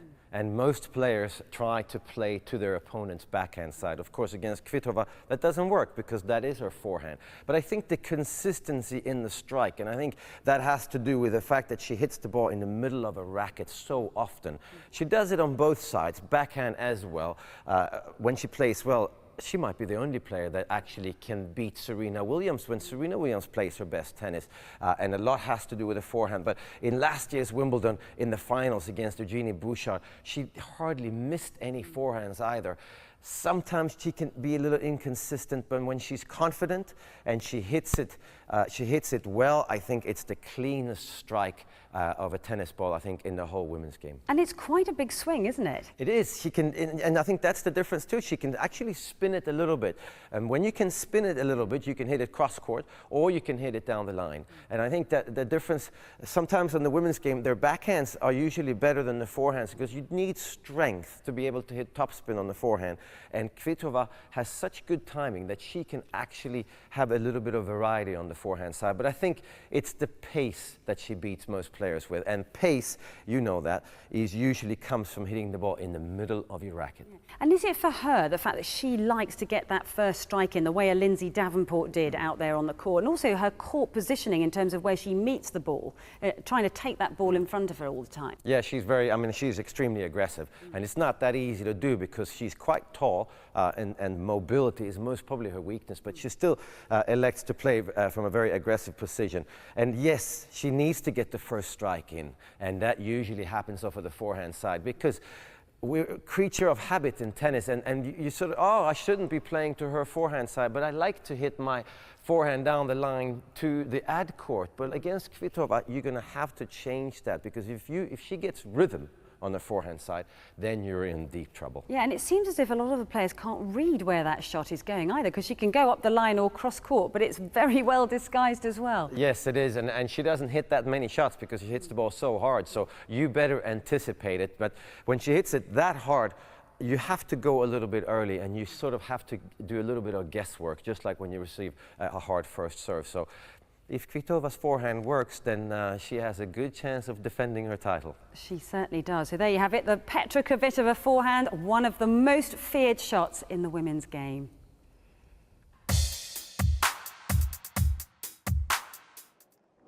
So from coaching corner to the real thing, we join the start of a match on court 2. Number 6 seed Thomas Berdych in really good form this year. He's made 3 major finals, semis at the Aussie, 4th round of the French. He's a really classy performer at his best. Final in 2010, came through a really tough match against Jeremy Chardy in the first round and beat Nicolas Mahut in the second. So here he is, up against Pablo Andujar, bidding for his first appearance in the 4th round of a major. We will pick up commentary.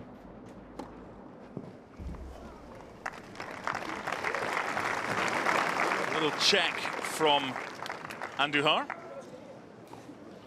Andujar challenging the call, right service line. Ball was called in. That's the 3rd time today I've seen the first point of the match challenged. Well, as we introduced Jeff Tarango here, and it wasn't the best challenge, I thought when it was first introduced it had to be an immediate challenge. Instead, you can phone a friend, you can speak to everyone. It's ridiculous. Whatever happened to the immediacy of a challenge? Is that a word? Maybe not in your lexicon.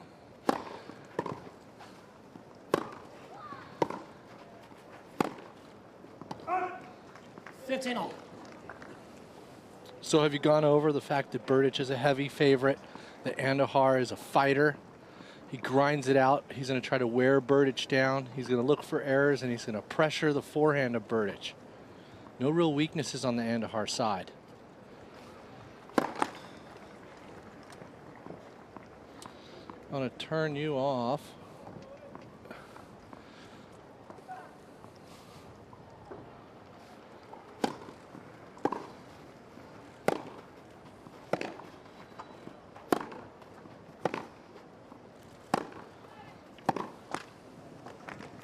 And the 2 players last met, Jeff, in Valencia last year, and Andujar won 6-3, 6-2. Tomas wasn't at his best, but it'll still give Andujar plenty confidence today that he could cause an upset. He definitely could. It just depends on which Berdych shows up.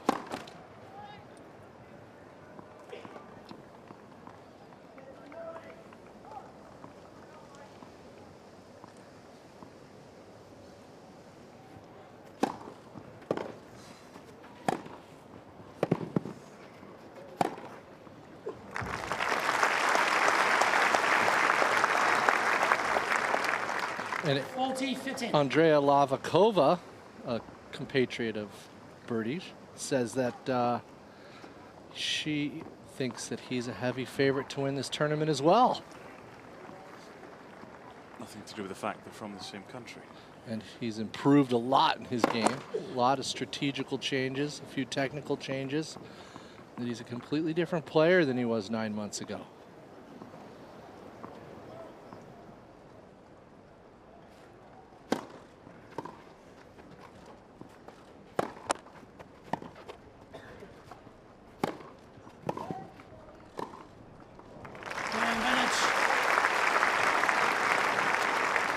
Berdych holding his first service game, watched on there by coach Danny Valverdue, and he is out on court number 2. Well, if you want to continue watching that match, you can do so on BBC or ESPN, but right now we're going to check in for a bit of Wimbledon history with Rob Walker. To celebrate 80 amazing years on centre court, Robinsons are bringing a taste of the championship to tennis fans, giving you the chance to win fantastic prizes like a VIP day at Wimbledon. 8 giant tennis balls have been hidden around Britain for the Great Robinsons Ball Hunt, each in a location proudly associated with Wimbledon history. Those who find them stand a chance of going home with a tennis gift to savour. Ball number 6 was buried on a beach in Bournemouth in recognition of a ladies' champion who started life there. By 1977, the Queen had reigned for 25 years and Virginia Wade had won 2 tennis majors, yet never the one she wanted. But all that was about to change with a Silver Jubilee year of double celebration. 77, what a year to savour. Amid celebrations of a Silver Jubilee, British flags were fluttering for a homegrown heroine.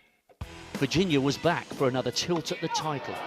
Twice in the semis, never gone further, but Wonderful Wade was ready this time for an epic encounter in the last 4. Against defending champion Chrissy Everett, it was not to be easy, but buoyed by the crowd, Wade refused to give in. This was her moment to shine.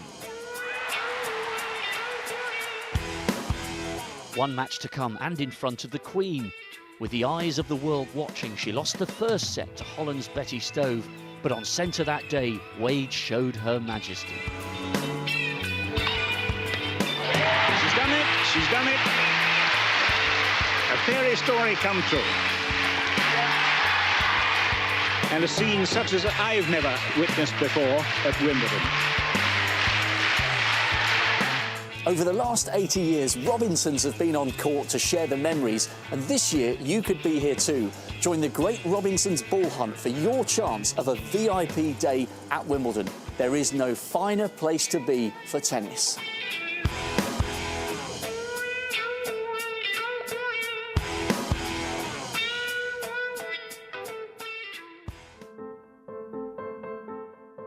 Day 5 of the championships and things are getting very interesting. We've been following all the emotions of the day on the hill and on social media. First up on court number 1 was Verdasco versus Wawrinka. Crowd energy on the hill was slow to build, but surged as Stan, on a roll from winning the French Open, powered his way through to the 4th round, and the crowd celebrated his dynamic style. The increase in energy on the hill and across the Twitter sphere meant one thing: the start of the keenly anticipated match, Watson versus Williams. New heroes are emerging and anticipation is growing for the home players. The excitement peaked as a battling Watson went down to the world number 1, the Hill crowd and Twitter showing their appreciation for her efforts. It's Heather's Hill from now on.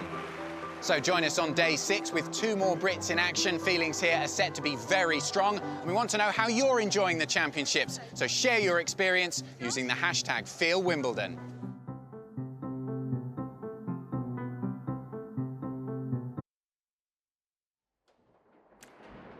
OK, we're going to head straight out to court 3. This is Annabelle Croft alongside Mats Wilander, and we're heading out, as I said, to court 3 for Jo-Wilfried Tsonga against Ivo Karlovic, who took the first set on a tie-break. Jo-Wilfried the second, 6-4, and here we are locked in a tie-break in the 3rd set. So let's just hang here for some more live action with commentary from Barry Davies and Jamie Baker.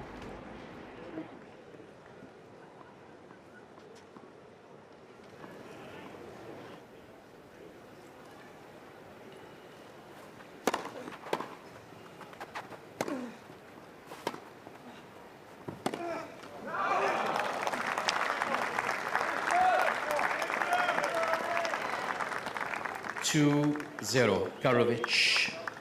And here's the danger of Karlovic again, just like the first set tiebreak. He strings a couple of those points together, puts Tsonga in deep trouble.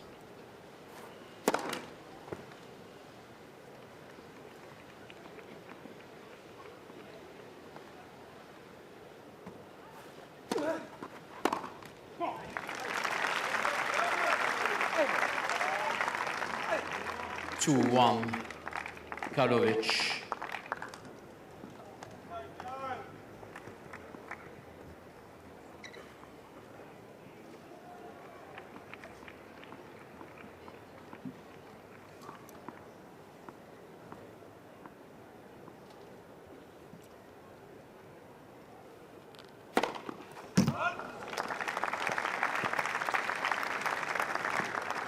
Three, 1, Karlovic.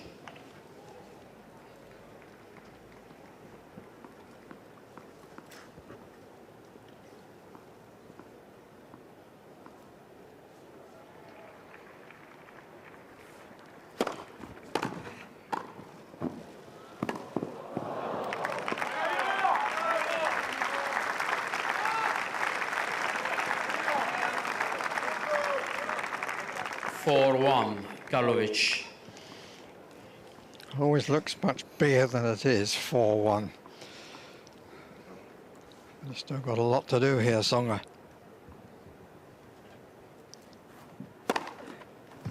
4-2, Karlovic.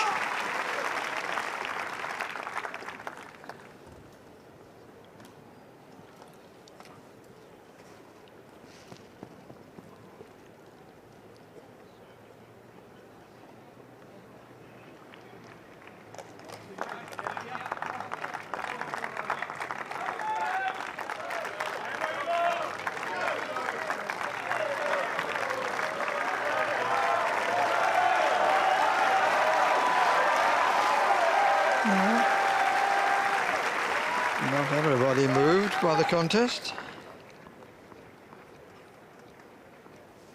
Has to hold here.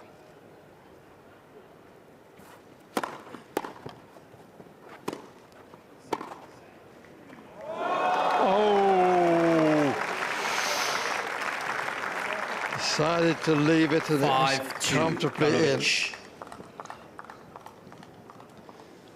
And this could be the decisive moment of the tiebreak. Tsonga, just the lapse of concentration. He had that on his racket. Could have just as easily have hit it. 5-2 advantage for the Croatian.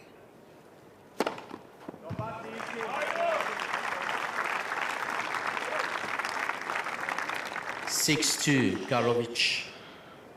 4 set points.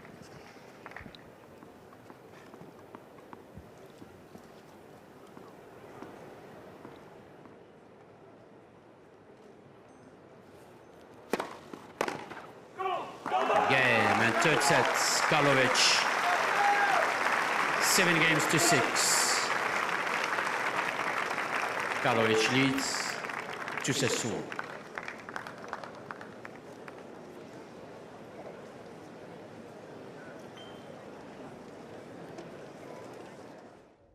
So we're down here on court 3 where we've been since they've...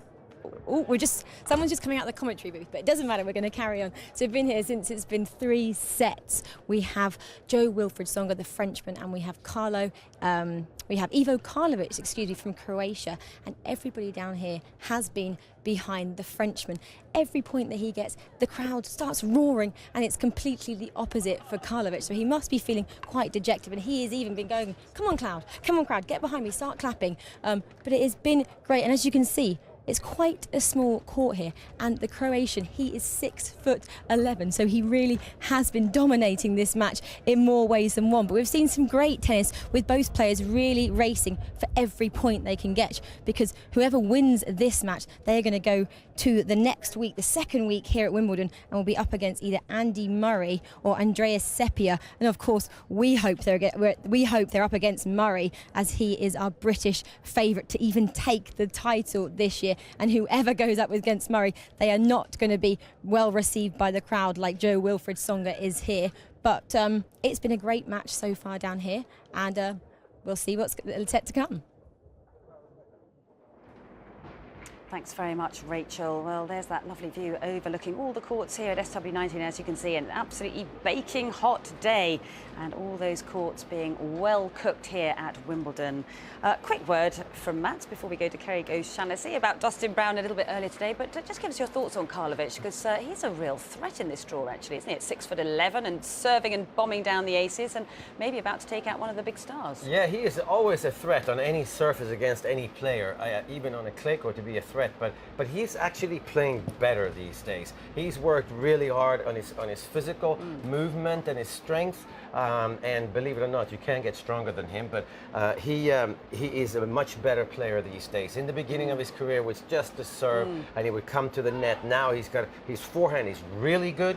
His backhand slice is nearly poisonous. It stays really low and he shoots through the grass. So I think the heavy balls that we play here at Wimbledon with these days, it really suits him. And I think the slower grass courts these days compared to in the past also suits him, believe it or not, because I think it's easier for him to handle his opponent's serve when the court's slower, and it gives him a little bit more time. And what about Jo-Wilfried Tsonga? Because, of course, he's a former semi-finalist here, beat Roger Federer here a few years back. But he's had a bit of a mixed season because he started it quite late, didn't he, coming back from a lot of injuries, even though he got to the semis of the French Open. But maybe a little bit under match play, do you think, on I the think grass? maybe a little under match trained, I would guess. But, again, it's so hard. Against Ivo Karlovic, you could be playing your greatest tennis that week or at that time of your career, and you can suddenly not play well at all for that match because it's so difficult. You don't get any rhythm at all, and you sometimes win, most of the time you win your service games very easily,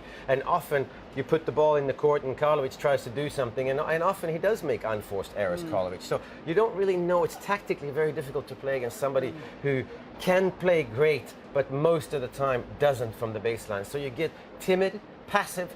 And I think Jo-Wilfried, most of the games he wins are very easy, and then suddenly he gets to a tiebreaker, and there is no pattern you've built up, because do you come in against Karlovic? Well, you can, but then you're risking him hitting passing shot. Do you rally with him? Well, then he comes in. So I wouldn't, Tsonga hasn't had the greatest season, but this match here, it's just an individual match. It's not a big deal in terms of how he plays. Yeah, okay, so Jo-Wilfried Tsonga in a spot of bother out there, and of course the winner of that match will play either Murray or Andrea Seppi. Well, it's time now to talk to Craig O'Shannessy.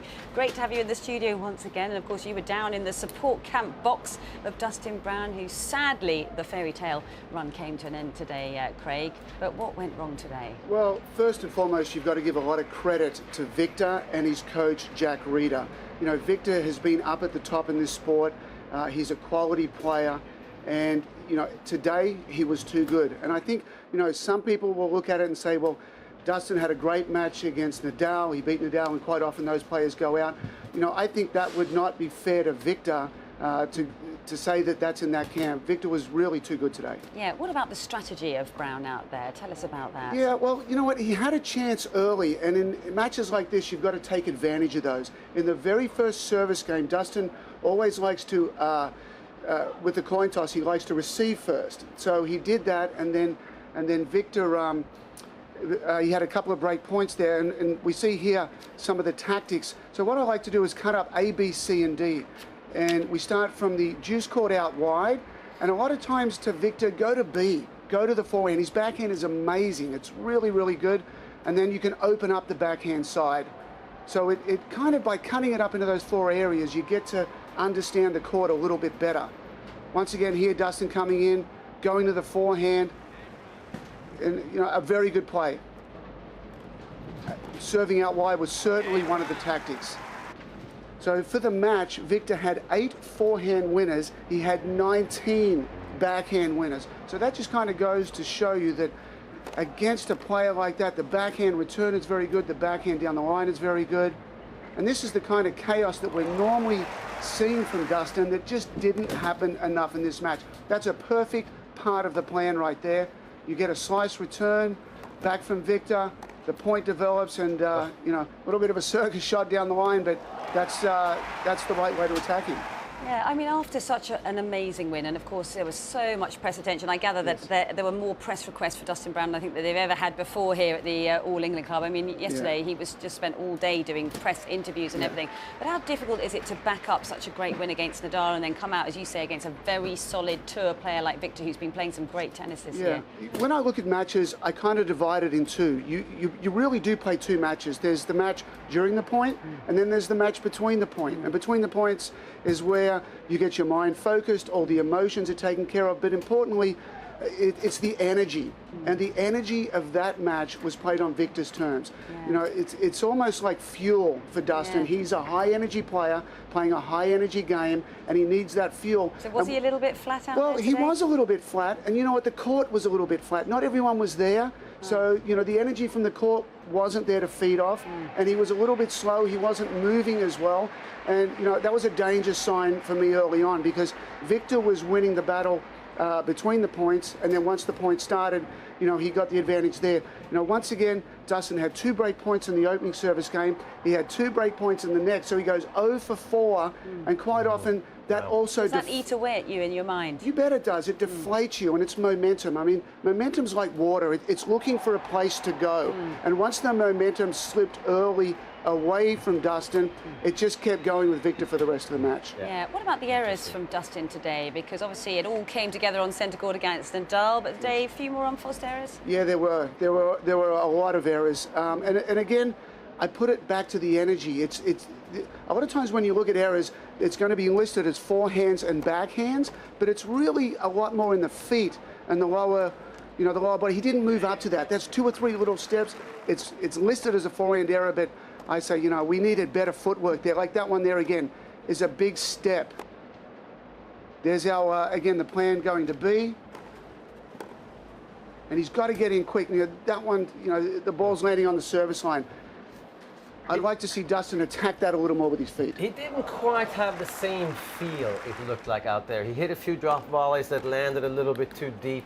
And I think that has to do with, I mean, I'm assuming that has to do with he's at some point actually thinking about, man, I can maybe win this match. I mean, this is a big opportunity. Whereas against Nadal, it's just a big opportunity. We're not even thinking about winning, because it looks like he's trying to play it a little bit safe. And when you play a drop volley safe, it's always too long rather than into the net. And that's what it looked like. But also, I think, and you're the coach, but when I look at it as a spectator, it's much easier to play against Rafael Nadal on the grass court. It's obvious. The tactics are obvious. Not everyone can pull it off, but the tactics are pretty obvious. Against Troicki, it's not so obvious, because he's a really good grass court player. He returns well on one side. He serves big. Sometimes the forehand is good. So it was a much trickier tactical match, I would think.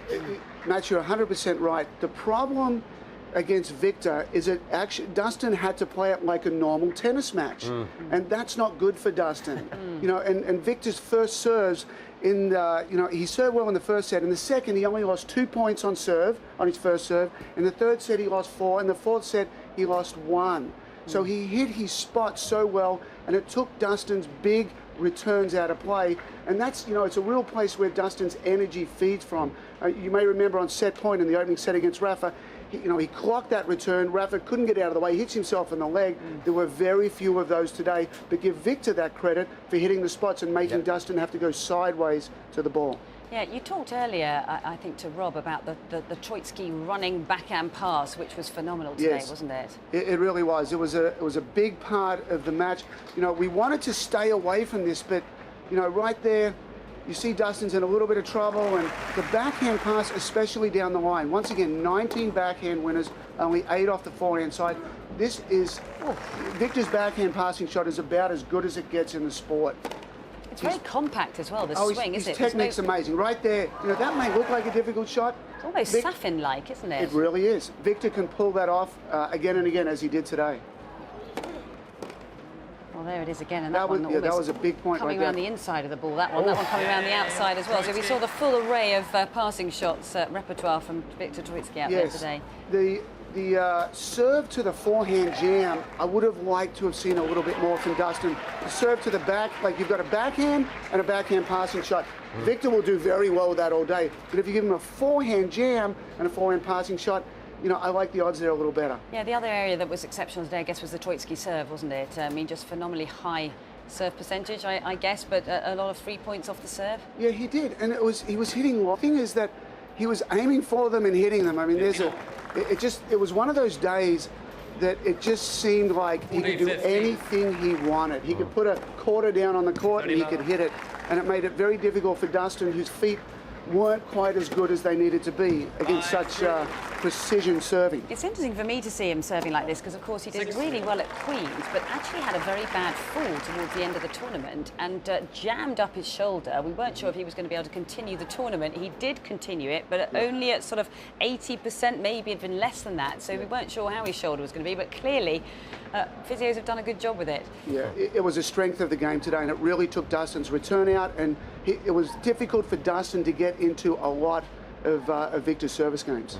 Yeah, out of interesting, the first thing you said when you sat down was the fact that every time he wins the toss, he always chooses to receive. Why does he do that? Well, one of the things, as soon as I thought about that from Dustin, is what did Mats do back in the past? Were you a serve or receive? It depended who you play against. All depended on the surface and who you're playing against, how early in the tournament. On grass, I would start serving because I want to get ahead, but on slower surfaces, it didn't really matter in our day. So I'd rather choose to receive in those situations. Against Ivan Lendl, I believe I chose to receive most of the time because there it felt like I can maybe break, and I needed a game to warm up. That's the other thing, is sometimes you don't do it to break. You just want to hit a few shots before, because you know it's going to be hard to hold serve, so you don't want to go in and just serve straight away. You want to hit a couple of backhands, a couple of forehands, and now you'll take the fact that you're serving second in the set, but I think it depends. So does he always do it, no matter what he's playing on? You know what, I believe he does. He likes Yeah. to do that, and you know, I'm just not quite sure that's the right tactic because his game is built around the serve, and the problem is he was serving second, so he was serving, you know, the scoreboard became another opponent for him today. And because the first set was 6-4, it was the same in the second set. And then when the third set went to a break and he was able to serve first, I like that better. You know, Sampras used to serve first all the time. I kind of like the feeling of if the serve is a weapon for you, you know, take that, serve first and play ahead as much as possible. No, absolutely, because one break, you're up 3-love, 4-1. I mean, it feels way more than one break when you're up 4-1. Yes, it's a mental thing, isn't it? And the other way around, 0-1, 1-2, that's nothing. No, that's I mean, right. yeah, that doesn't feel like anything. It doesn't feel like a service break. I'm right there, I'm right behind him. So, yeah. Yes, it's mind games in terms of the score. It's why the game is such a cleverly devised sport, isn't it? It's such a great spectator sport as well. What about Dustin building on what he's achieved here? Because obviously he's been the story of the first week, really, before Heather Watson yesterday with Serena Williams. So how do you think he's going to sort of build on the achievements he's made here? Yeah, listen, it's been a fantastic tournament, just even qualifying. You know, he's outside the top 100 at the moment. Qualifying is a big deal. The match against Lou in the first round was, you know, a little bit more like this. He didn't play great, but he was able to get through it. And then the match against Rafa, you know, that was one of the most special moments of his entire career. And today, you know, I would put it in Dustin's maybe a little flat, but Victor did play extremely well. Give Victor all the credit there. He needs to take this momentum. I believe he's going to play Newport next, and then he'll go into the US Open Series. Take the momentum, take the positives. You know, there's a lot of love coming his way, and a lot of people, you know, he's the kind of guy that you want to go out of your way to help. You know, he's such a nice guy, and I've so enjoyed my time with him here. You know, yesterday we got him away from the courts, took him to the house where we're staying with Andy and Vicky Miller just up the road here, and just chilled out, just, you know, calmed down. So, you know, I really think more good things are on the horizon. He just needs to stick to those chaotic patterns, not get stuck or lulled into patterns of play that look like normal tennis. And, you know, it's full throttle attacking and trying to make the opponent as uncomfortable as possible, and he thrives in that area. So, you know, Troicki took it out of him today, and hopefully he can get it back very soon. Yeah, Matt, what's your thoughts on how he can build on what he's achieved here and what areas of his game he needs to work on? Well, I mean, organized chaos. I like that. I love the term. I know. And organized chaos is organized chaos. It's not going to work all the time. So I think what he has to build on, he has to make sure that he gets his first serve in play as often as possible. He could most probably improve his second serve so he doesn't have to go for the second serve. I like the going for it, but I mean, he's got his game is built around the serve, so maybe he could play a little higher percentage in his own service games, not give away with double faults, and if they are at the right time, and then he can have his chaotic style when he returns, rather, because he has to hold his serve, and I think this is a good start for him. It's okay. I got just that's if I do that, I can play against any player in the world with that serve. And then the return game is gonna cause so many problems for players. But he has to manage his own service games. That's everything to me. If I was coaching him, I'd say, listen, how are we going to not lose serve at all, ever? How are we going to figure this out? Which spots are we going to hit? When do we slice serve? What's the weakness? When do I kick it? When do I slice it? When do I go body? When do I flat? All that, and then you do what you want in your return game. It's almost bringing some percentage play, I guess, into little his bit, game, little but bit. allowing a bit of the flair as well. And I know what you're saying, but to build on it, you most probably need a little bit of percentage play. And you need the locker room to understand, whoa, hold on a second, Dustin Brown is, well, have you seen him lately? He's actually doing A, B, and C, and he never used to do those things. Yeah, I completely agree. The chaos needs to come far more on the returning side of the game. If you're serving and volleying, things are pretty simple. Hit your spots. If you can't put the first volley away, you hit it behind. Nearly every time after that, you're going to be, the opponent has to stop, regroup, reorganize, and they lob. So there's not a lot of chaos that actually needs to happen. You know, maybe it's the half volley drop shot, which he's incredibly good at, but the return game is where he can, you know, snap on a ball, rip it down the middle, bring the firepower immediately, and you know, Mats, we do have one more spot on the coaching staff available, so you may get a run. Yeah, you might get a phone call soon. Does the camper van still exist? Has he still got it? Everyone wants to know about the camper van that his parents bought him and he went off around the tour in his camper van. Probably been sold on, has it? Yeah, I hope so. I'm not exactly sure where it is, but at the moment he's had a wonderful tournament. You know, it's been good in every form and fashion for his development and for his career. So I think the camper van days are over. And it's now time to really look forward, to push, you know, I think for a guy around 100, let's get into double digits, and then let's get inside 80, and then let's get inside 50. So, you know, I am not going to be surprised at all when Dustin Brown turns up in the top 50 in the world. And then from 50, a couple of good results, maybe 40, you know, you start reaching there, and then, you know, you need some big wins on the big stage to get to 25, but it's one step at a time. You know, he's 30 years old. He's in very good form. He's in good fitness.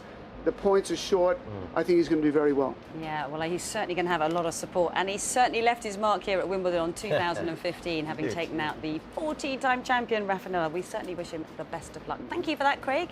My pleasure. Very good. Look forward to the next analysis. Okay, now earlier today, the 17-time Grand Slam champion Roger Federer was out on centre court against Sam Groth from from Australia, actually. Let's take a look down at the press conference with Roger after his win today. Roger, I was wondering if you could compare for me your 2008 final with Rafa and the one with Novak in 2014. Okay, great question. Yeah, go ahead. In terms of match quality, excitement, and which one was more memorable for the fans, in your opinion?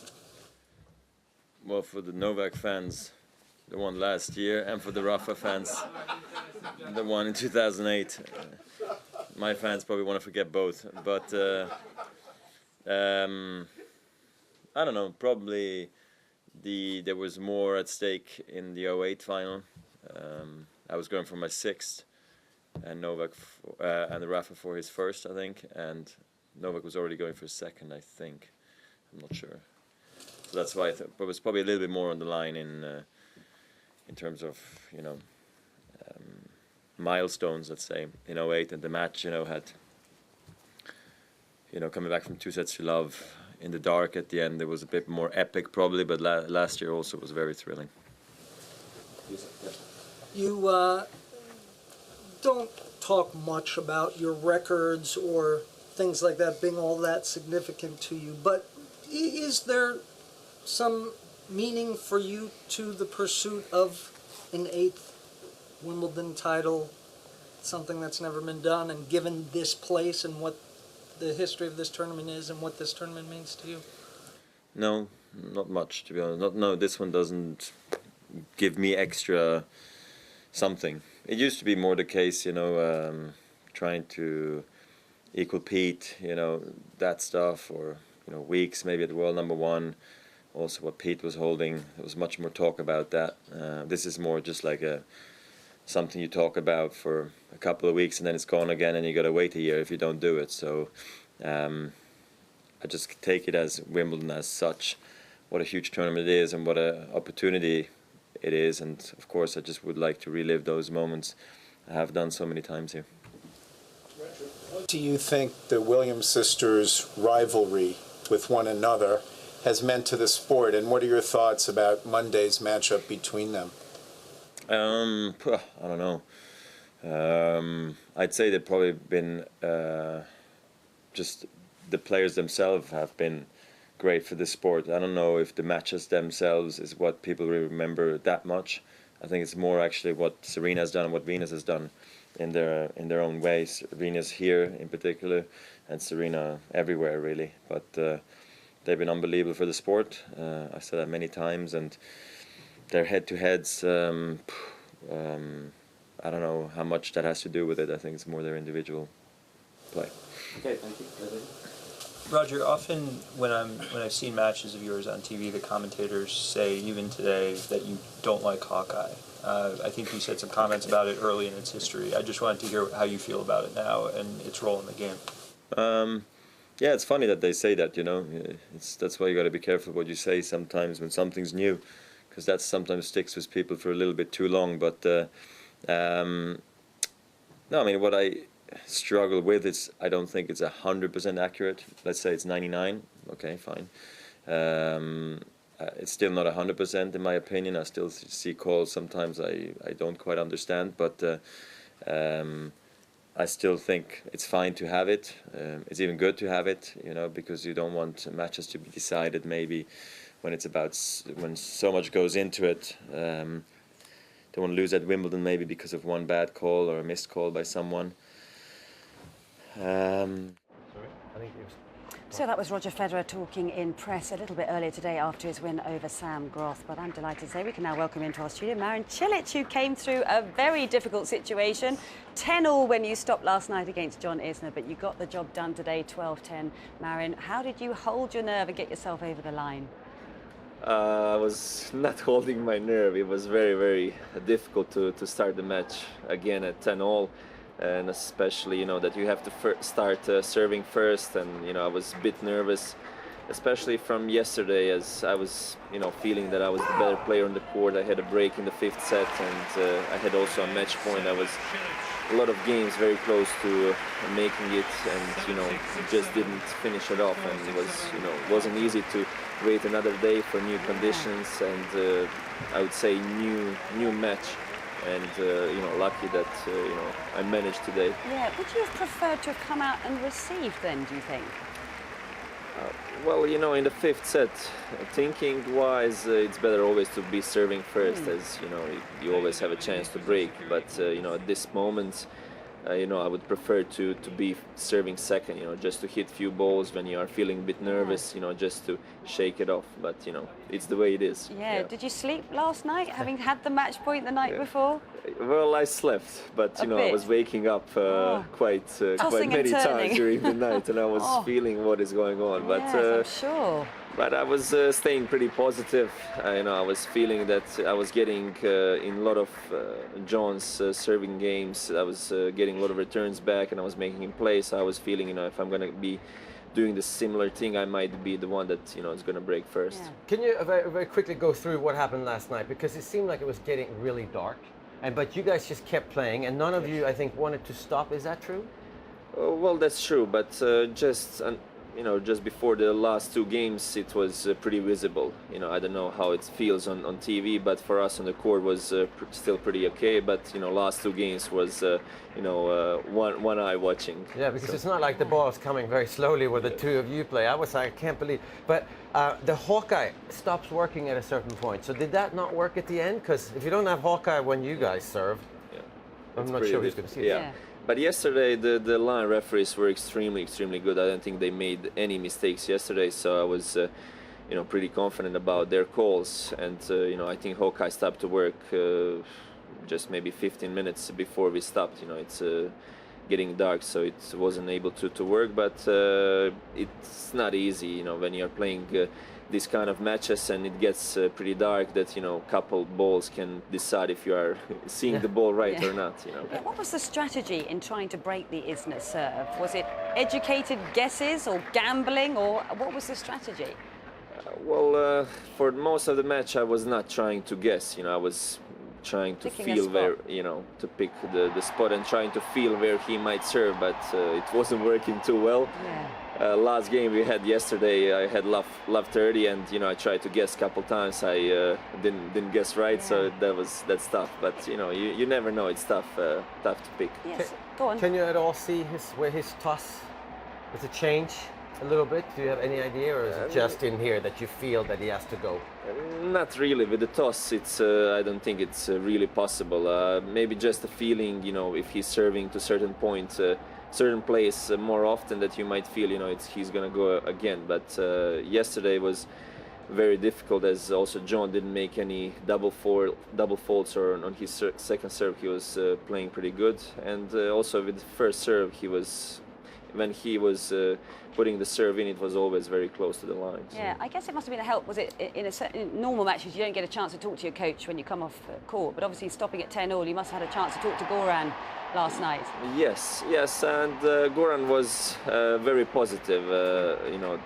He was keeping me positive, and he was, telling me to just be focused on my serve. Eventually I'm going to be the one, to get a chance to break. But, when you're coming into the match, continuing, it's, you have to deal with nerves and different things. So it was not easy, but, I was trying to be as focused as I can on my serve. Yeah. What is it about you and long matches here at Wimbledon? Because you've got the record of the second longest against Querrey, 17-15. Then, of course, Novak Djokovic played a long 5-setter last year. Now, this one as well. You just like playing long matches. I have no idea. It's something in the stars that I have to play the 5-setters. I hope it's going to change. Yeah. Do you think the match last year where you faced Novak in 5 sets here and it was so incredibly close, one of the best matches of the championships, do you think that enabled you to sort of, I don't know, get a stronger belief in yourself that then ended up helping you to win the US Open? Yes, I think this match was a crucial point for my mental approach to the game. I felt that I was playing really well until beginning of the fourth set, and just mentally slipped my game down. It wasn't about that I wasn't hitting the ball well, or I wasn't serving well. I was just mentally not in the match, and I enabled Novak to come back, and with him, it's very difficult when you are on a back foot. So it's that I think helped me the most, to win the US Open for sure. Yeah, and how has life been since the US Open win? Clearly it's been very positive, and I know you've had some injury problems as well, but life has been good? Yeah, otherwise it was great. I took this as a extremely positive experience, and the experience that you can learn the most from. I think for the players it's helps the most when you achieve something that big, that that what you need to do for preparations, for preparing the tournaments, for preparing the Grand Slams, and it helped me the most also for believing in my game, and that's the right game that I need to play. As the top guys are always going to feel if they play their A game the best, they're going to win. So that's kind of feeling I have now. Yeah, and before we let you go, quick word on your next opponent, Denis Kadler. What are your thoughts on facing him? Well, playing him for the first time, and I practiced with him a few times, and can be a pretty dangerous player, but I'm going to have to be focused on myself, try to serve well. I think I was serving really well in these 3 matches, and I'm going to have to continue with that, and just try to be focused from the beginning. Yeah, and I guess you don't have a day off either. You'll be back on court tomorrow. Well, tomorrow is no, of course Sunday, not. It's Sunday. So you will have a day off. I forgot. Even we get a day off. Yes. No, they'll throw him out if he comes back on the court tomorrow. That's true. Yeah, on Monday then Luckily. you do get a day off. Fantastic. Well, thank you so much for coming in, and we really wish you the best of luck. Thank you. Thank you. Thank you very much. OK, we're going to head out and about and speak to Cara. I wonder who she's with. OK, well, I've now been joined by Madison Keys after that straight sets win over Tatiana Maria. 6-4, 6-4. Must feel so satisfying to come through in 2. Yeah, you know, it's first time into the 4th round, so being able to do that in straight sets is even better. Yeah, as you said, first time into the 4th round, first time into the 2nd week here at the Wimbledon Championships. How much does that mean to you, and how much does that show that you're really progressing the more years you play here in London?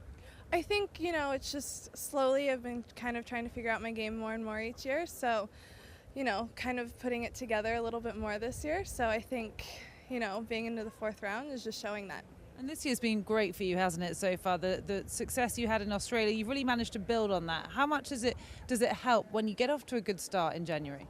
I think it's, you know, it's a big confidence boost, and it can help you throughout the rest of the year. And, you know, even making 3rd round of the French Open was the furthest I've been. So, you know, slowly just making little improvements. I know you've got Lindsay Davenport in your corner now. She's helping coach you a bit, isn't she? As well as her husband's also on the team. How nice is it to learn from a champion? We see so many former champions working as coaches now. How is your relationship going with Lindsay?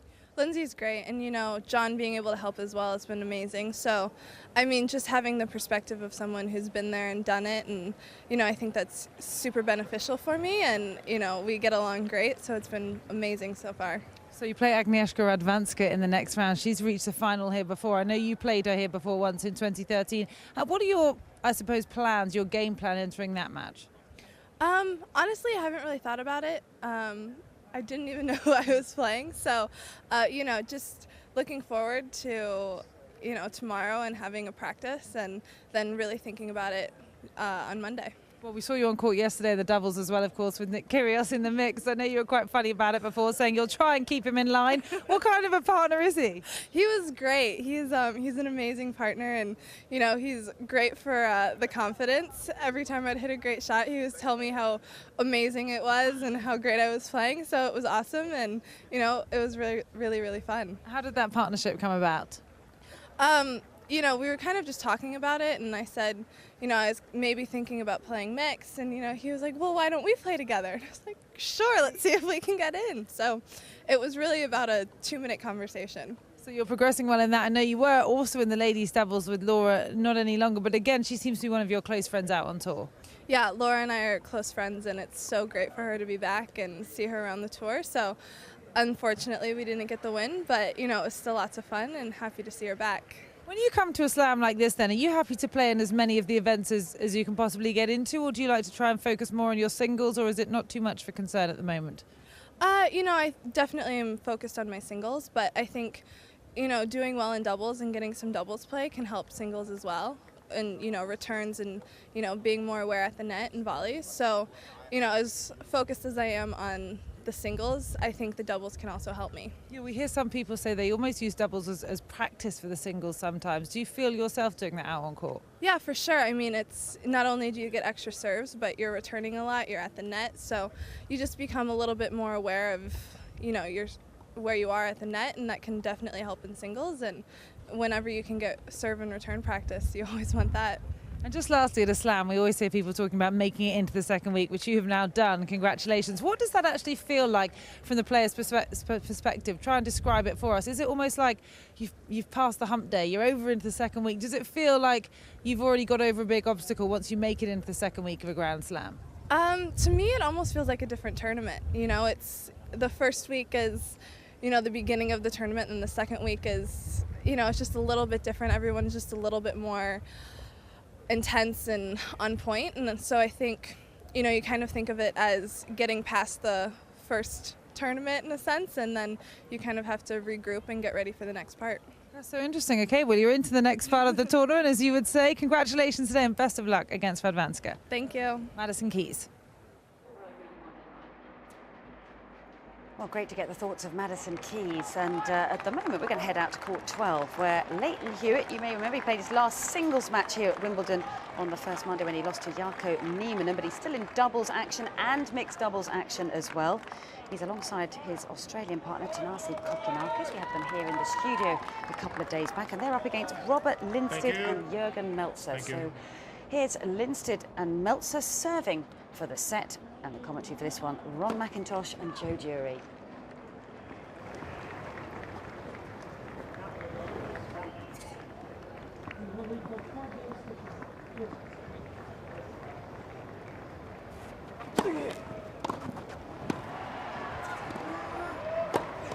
Oh, terrific overhead.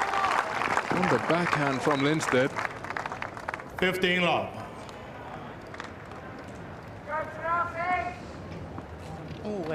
Always so hard to get any strength into that.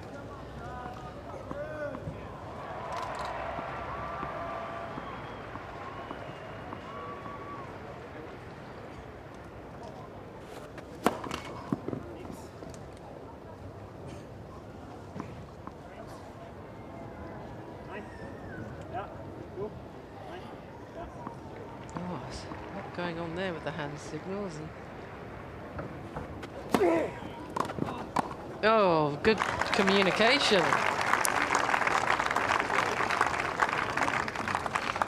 30 love. It took a little while to decide. There was a yes and a no and a yes, and then they knew what they were doing.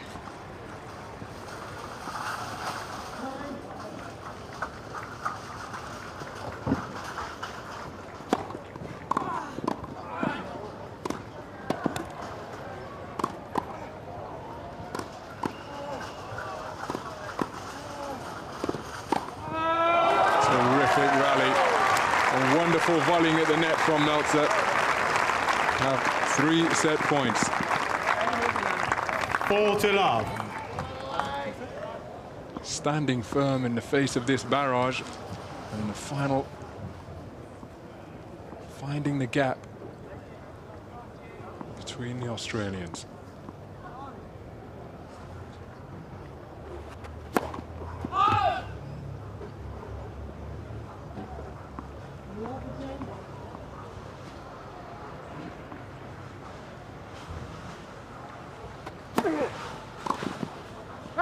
Game and third set. Lindstedt, Meltzer by 6 games to 4. Lindstedt, Meltzer lead by 2 sets to 1. So Lindstedt and Meltzer taking a 2 sets to 1 lead over Leighton Hewitt and Thanasi Kokkinakis. Well, here we are out on court. I'm trying to see which court it is. Court 3, Joe Wilfried Tsonga up against Ivo Karlovic. Karlovic took the first set on a tie-break. Tsonga levelled things up 6-4. Then we saw that tie-break in the third set, which Karlovic also took. And guess what? They're into another tie-break in the fourth set. So we're going to stop by here and see a little bit more live action and see if Karlovic can close this out. Commentary on this one, Barry Davies and Jamie Baker. 1-0, Tsonga.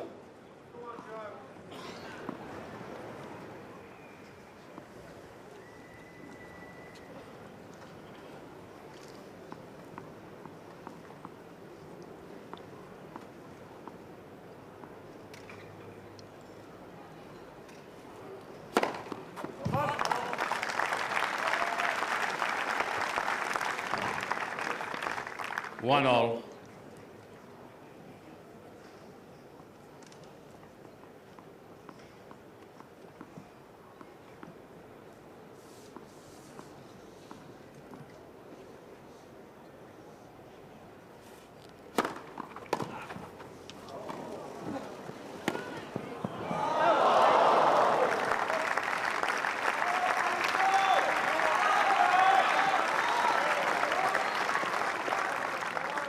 Two, 1, Karlovic.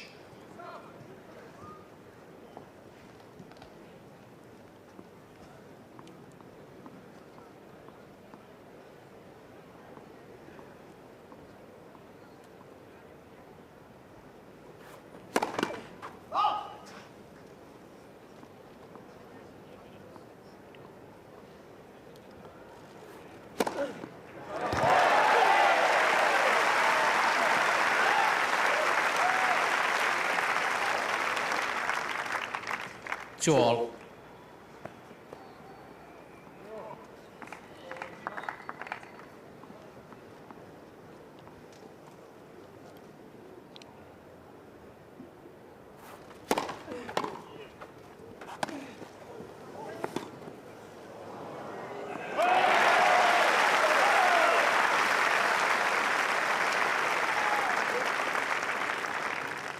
3-2 Tsonga.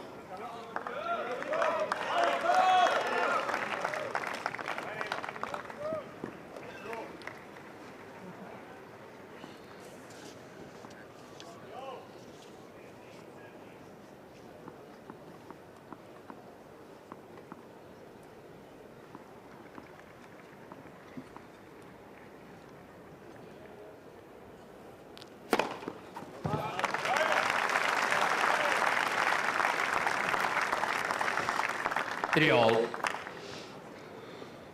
3-all with the 40th ace of the racket of Ivo Karlovic. The good thing for Tsonga at this stage is that he's still in touch with Karlovic. Got off to a bad start in both of the first set and third set tie breaks.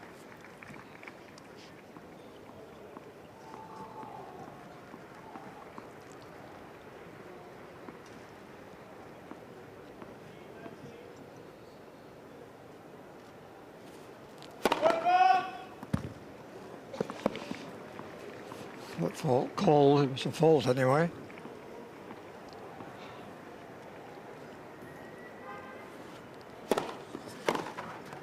And he went for it. 4-3 Karlovic.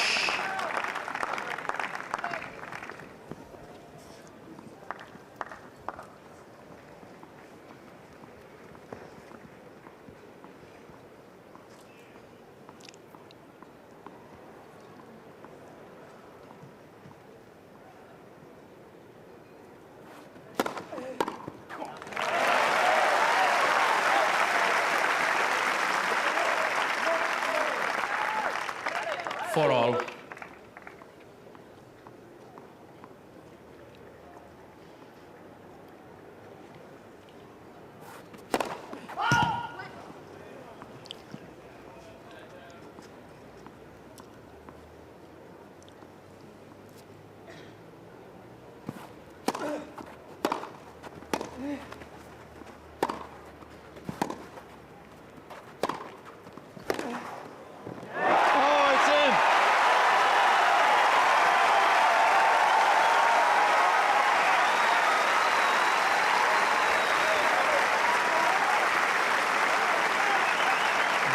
Could this be the moment Tsonga's been waiting for?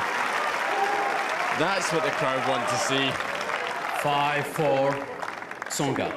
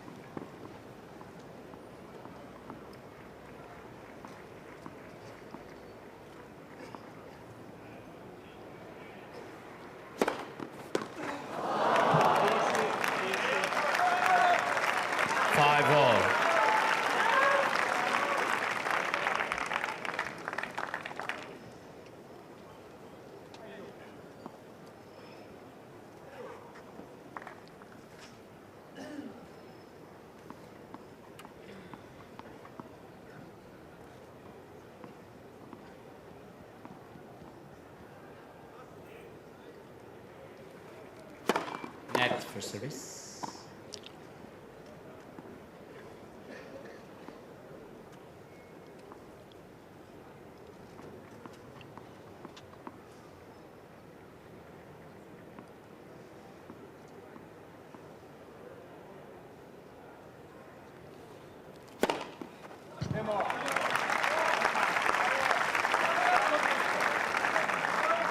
Six-5 Karlovic. Which means, of course, that it's match point to Karlovic.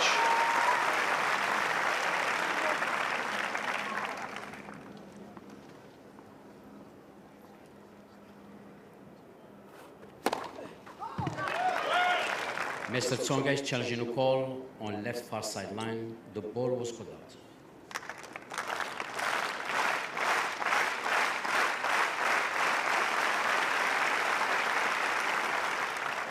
Austin.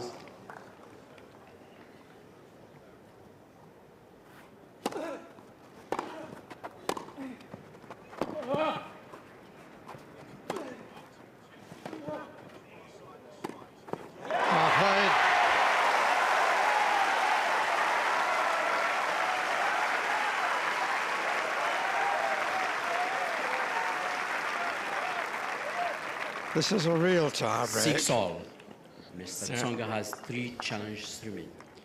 It certainly is. You could feel the tension in that point. Karlovic running round. Big forehand with Tsonga doing really well to keep his composure and stay in that point.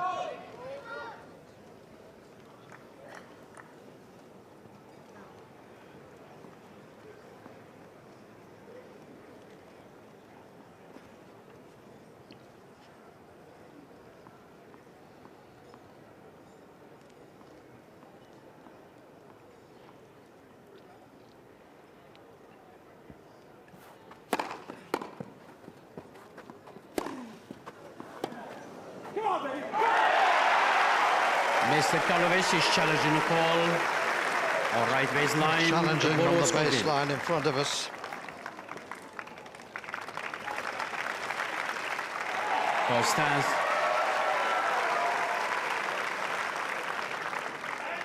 Seven-six. So now Tsonga. on the Karlovic serve. Mr. Karlovic has 2 set point challenges. to Tsonga.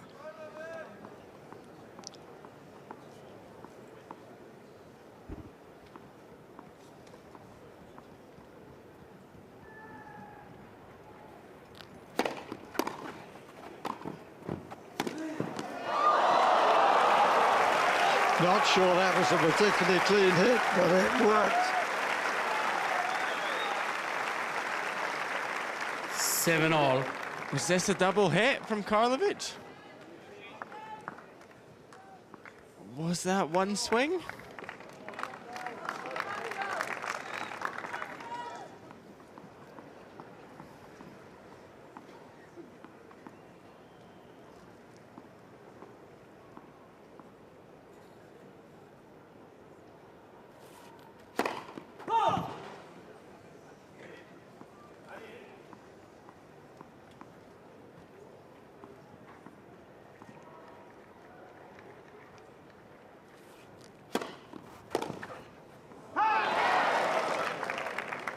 At 7, Karlovic.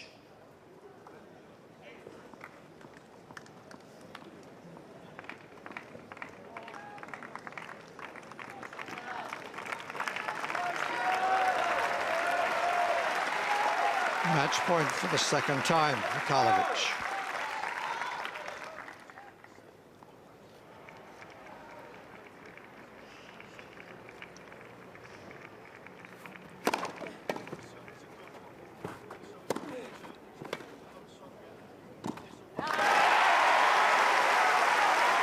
Calmly done. The perfect wrong footer from Tsonga here. 8-all. Karlovic just can't get a topspin passing shot on that. Great play from Tsonga.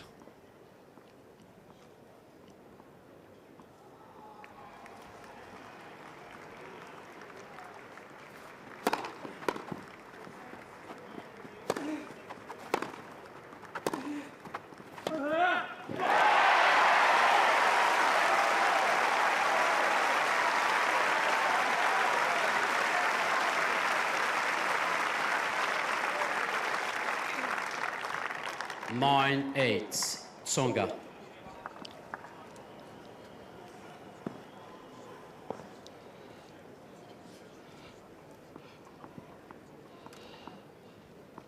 Set point, Tsonga. Second chance.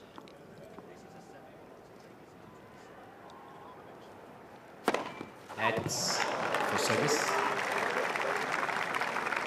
That's a bit tough.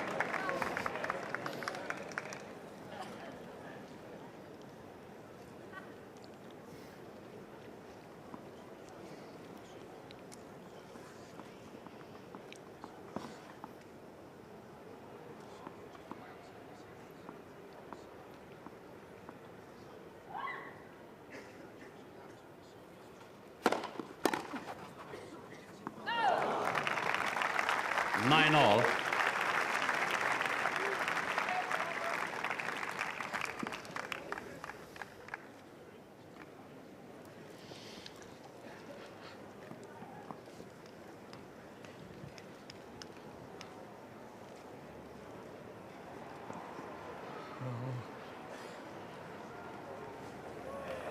Was it a clean stroke? Oh, it was most definitely. You're absolutely, that's a really good spot, Jeremy Baker. I just knew it. That was not one swing, and that should have been the set to Tsonga. And the umpire has a good angle of that.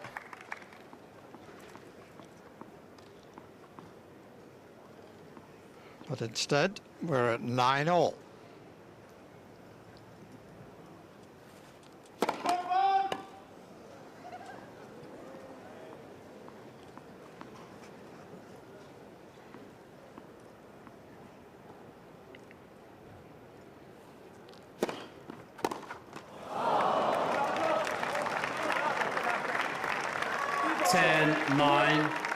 Karlovic.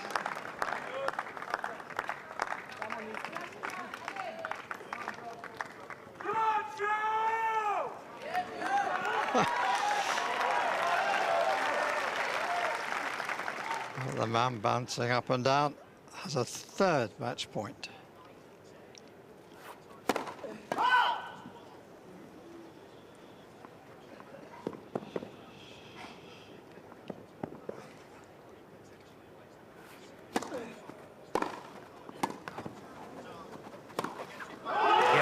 Set match, Karlovic by 3-1. 7-6, 4-6, 7-6, Well, what a match 7-6. that was. What entertainment for everyone who had a ticket out on this court. But a fabulous win for Ivo Karlovic, who I know you have been so impressed with, Mats, during the course of these championships. And he has gone through to the fourth round to await either Andy Murray or Andreas Seppi. But just give us your reaction to that win. Oh, I mean, he's so dangerous, and he really is playing well. I mean, that forehand return on the match point is big. He hits it as hard as anyone, and then he manages the next short one. But for Tsonga, it's a very big disappointment, I would think. It's you don't like playing against Ivo Karlovic, but you still think as a top player that you should beat him, because in many people's eyes and in many players' eyes, really, there is only a serve, but that is not the case anymore for Ivo Karlovic. He's a much better player than people give him credit for. And the results it shows in the results. I mean, he's really, really dangerous. And maybe finally he's figured out that grass could potentially be his best surface. Okay, well, some other breaking news out on court one, because James Ward is going against the form book of the rankings, and he's just taken a 2-1 lead over Vasek Pospisil from Canada. So that is another upset on the cards there, and of course plenty of support. Very difficult for any player going up against a Brit here in Wimbledon. Mats, we saw last night with Serena Williams and Heather Watson, but a terrific third set there from James Ward. Yeah, I mean, it's not very surprising, because obviously he's played so well in Davis Cup and won a couple of matches here. But it is surprising, because Vasek Pospisil is a very solid player, and it's still far from over for James Ward, though. Okay, well, from one set point on court one to another here on centre, because Petra Kvitova, the defending champion in the ladies, has been cruising through the championship so far. She's only dropped 3 great games on the way to a third round, but here she is up against Jelena Jankovic. Took the first set 6-3, but Jelena Jankovic, a former world #1, former US Open finalist, has come storming back to take the second by 7-5. So the defending champion in a little bit of bother out there, and total opposites in terms of how they play their tennis mats. Yeah, definitely. Jankovic likes to keep the ball in play. She's got a really good backhand. But again, she has been #1. And when you've been #1 in the world, I think that you kind of feel like I deserve to maybe win a Grand Slam or get far in these bigger events. So I think Jankovic, it's not a surprise to her, I don't think. It might be a surprise to everybody else, but not to her. For Petra Kvitova, I mean, maybe the lack of tough matches in the first 2 rounds, that can't help anyone. To spend an hour and a half over 2 matches on court I mean, that's nothing.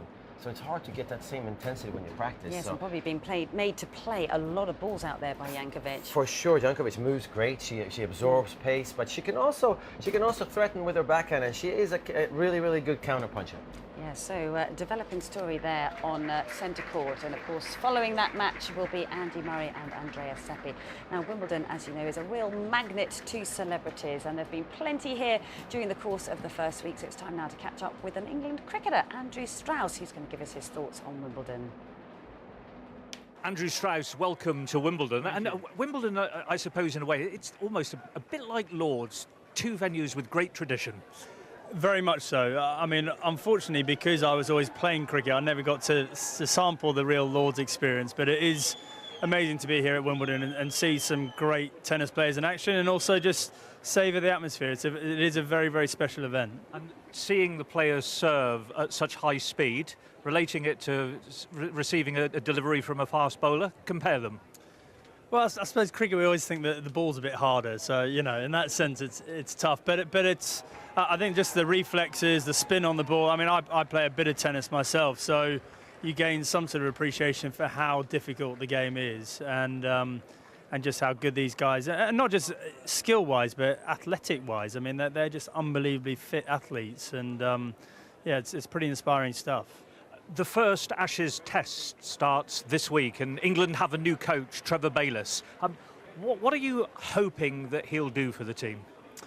Well, Trevor's method all the way through his career really has been to take pressure off players. So he's a very good communicator, builds very good relationships with players. But he doesn't want to be the coach that's front and centre and taking all the attention away from the players. His philosophy has always been that, you know, he's had his time in the sun, and it's time for the players to have theirs. So, you know, I think we'll see England cricketers encouraged to go out and play with a bit of aggression and a bit of flair, and be encouraged to take the game to the opposition. How does he take pressure off players? How do you do that as a coach?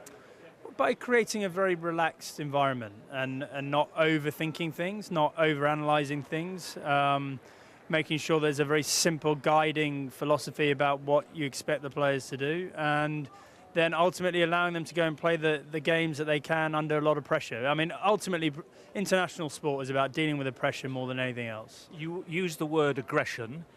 What would you hope the atmosphere would be like between the two teams? Because in a way, the recent series against New Zealand, it was very nice, wasn't it? Well, it was very nice. It was also very competitive, and but at the same time, there's a lot of mutual respect between both the teams. And I've always felt in Ashes series that I've played in the past that has been the case, a lot of mutual respect. I think we can overhype an Ashes series, which maybe puts the players under more pressure to be really aggressive. So I think you can be very aggressive with the way you play. You don't necessarily need to do it with the way you speak to the opposition and all that sort of stuff. Andrew, will you speak to the England players and say, you know, I want you to be aggressive when you play, but behave yourselves? Do you sit down with the squad and say that sort of thing to them? Well, look, my job's not really face-to-face with the England team that much. I was with them on the training camp in Spain, and we had a lot of conversations about how they're going to deal with all sorts of things over the next 7 weeks. But from now on, it's over to the coach and the captain, and they will have the conversations they need to make sure the guys are in the best frame of mind. You had fantastic success against Australia. Your thoughts on how this present series is going to go, and what do you need to do? What do teams need to do to win an Ashes series?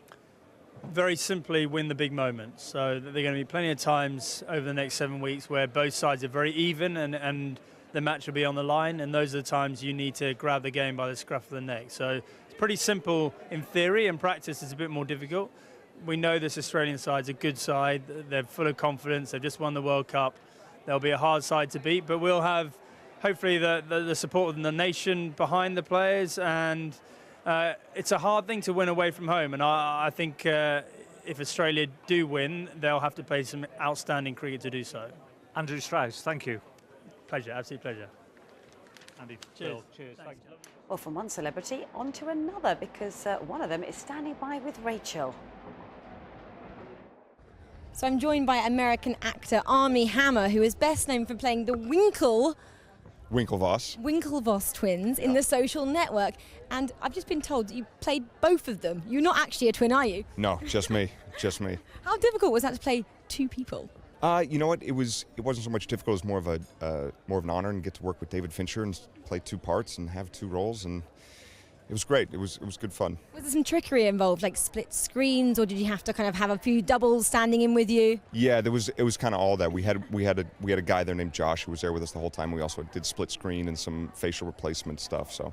And you're in London in perfect timing for the Wimbledon Championships. And obviously the weather. You're looking around thinking, this doesn't usually happen in London with weather like this. But Army, can we ask you what you're doing down here? Are you working in London at the moment or in this country? Yeah, I am. I'm actually working on a little project down in Brighton right now with a great English director named Ben Wheatley, who directed a movie called A Field in England. He did another movie called Sightseers, another one called Kill Us. He's just a phenomenal director, and we're doing a great little period project down there that kind of takes place in 1978, and it's the story of an arms deal that goes down between these IRA guys from Boston, these IRA guys from Ireland who have come to Boston to buy crates of machine guns, and the whole thing just goes as poorly as possible. It's a great sort of dark comedy. Well, it's a lovely break for you to be down here at Wimbledon, and is this your first time down here? Are you a regular down here to the All England Club? Yeah, you know, this is my first time actually coming to Wimbledon. I watch it. I mean, every year I'm a huge fan and all that, so I follow it definitely. And to get to actually come and for my work schedule to sort of be conducive to that has been great. I've loved it. And who are you most looking forward to watching? I heard you're a Roger Federer fan, but you haven't actually got in there just yet. No, I haven't gotten in there yet, but I'm a Roger Federer fan. If I could have gotten up here earlier from Brighton, I would have been right there cheering and embarrassing myself. But yeah, I love the sort of grace and fluidity he brings to the game. It's a very classic game of tennis, and it's fun to watch. I mean, you have the physicality of Nadal and all that, but it's just different. You know, I got into it, and Pete Sampras was my guy. You know, and then Federer came along, and he was my new guy. So. I'm holding on to that. And are you going to be in centre court next for when our guy takes the centre stage? That's Andy Murray. Yes, I will be there for the Murray game, yeah.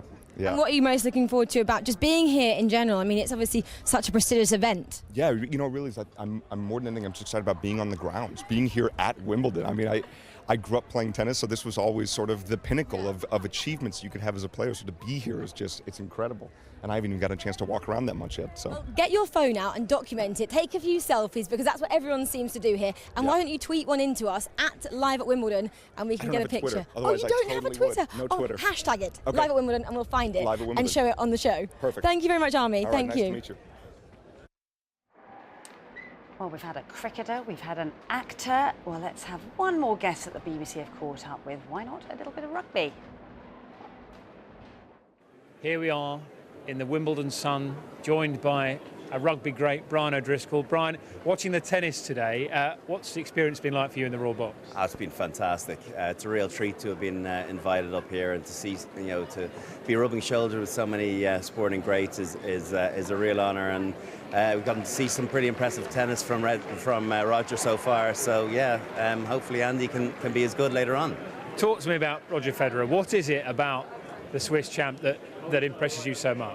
I think it's just his graciousness. You know, he just moves differently, and I'd imagine just, you know, from watching yesterday and seeing him today, there doesn't seem a huge amount in the actual strokes of the players, but it's his movement just seems to be at a different level. So shots that you think are no hopes, he just seems to be able to flick the wrist and get them back in, and he seems to have more miracle shots than everyone else. That's probably the best way to describe him.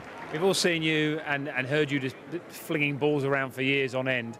Just show us your hand here to the TV camera, and for those listening on radio, I'll describe the gigantic tennis blister that you have on your thumb. That looks like a man who hasn't played much tennis.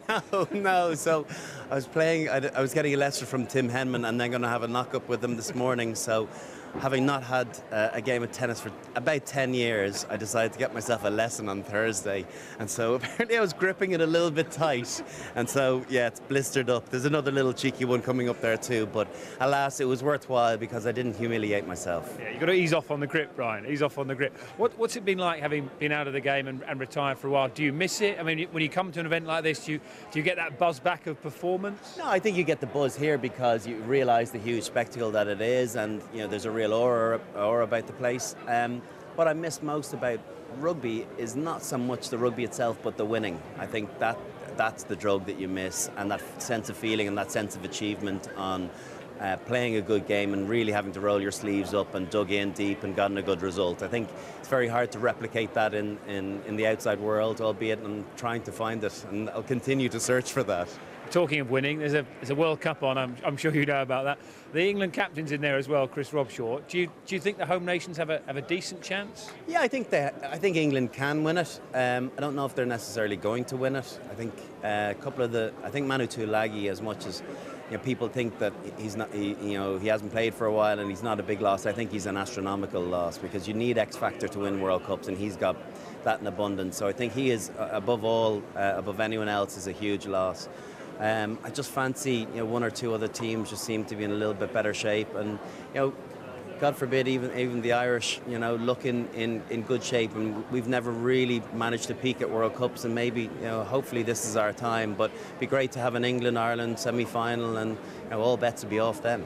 And one final one. Are there royal box do's and royal box don'ts, and have you put your foot in it so far today? I am on a steep learning curve at the moment. I'm just trying to look around as to what people do and don't do. So I picked up a couple of things last year, and I'm still very much in its infancy. So I'm the likes of Justin Rose are good guys to shadow and make sure that they don't put a foot wrong. Okay, enjoy the tennis, and thanks for talking to us. Thanks a lot. Good to chat. Brilliant. Well, always good to get the thoughts of great sportsmen in other fields as well. So that was Brian O'Driscoll chatting there to the BBC. But we're heading out to Court 1, where we had news of James Ward, who was really upsetting the form book against Vasek Pospisil, taking that 2-1 lead. But unfortunately, things have gone the other way in this fourth set for the British fans. And at the moment, Vasek Pospisil has a break in the fourth set. So here we are at 4-1. And let's stop here for some live action with Mark Petchey and John Lloyd.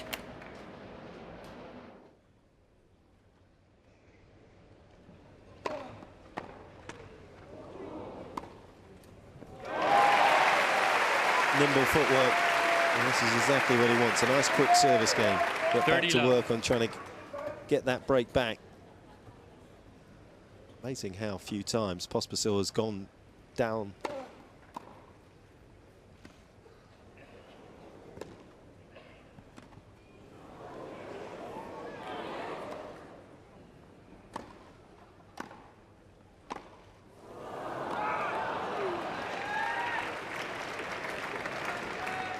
We've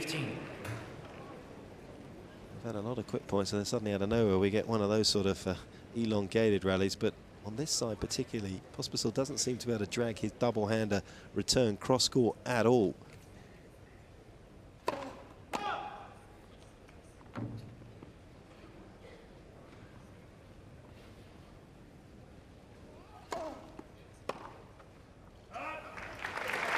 Missing when he's attempting to go that way. He's got a little more time, obviously, on the second serve to try it, but very comfortable for Ward. If he knows if he's going to hit the serve out wide, he's going to get the backhand down the line. He can move there and be ready for it.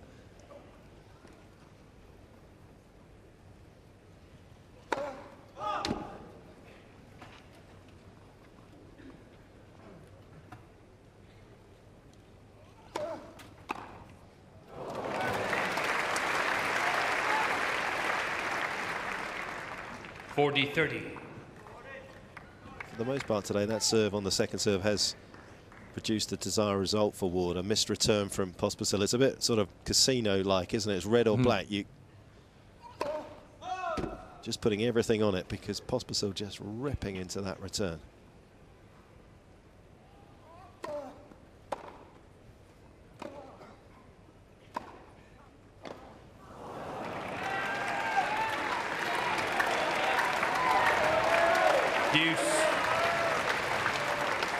Definitely slower moving into that forehand corner, and it's something that Pospisil has tried to exploit but hasn't been consistent enough, but he did that time.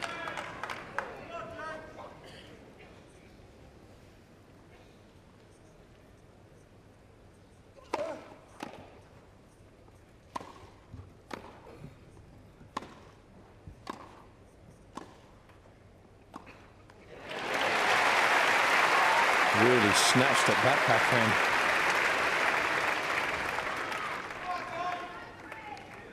Advantage Ward.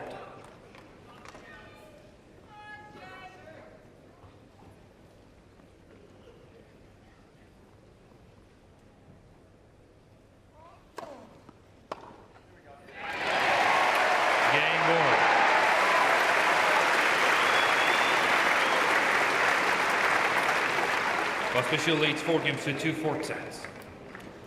Okay, so James Ward doing a good job of securing his service game there, but Pospisil still in the lead with a break 4-2 in that fourth set, so perhaps that might be going the distance out on court 1.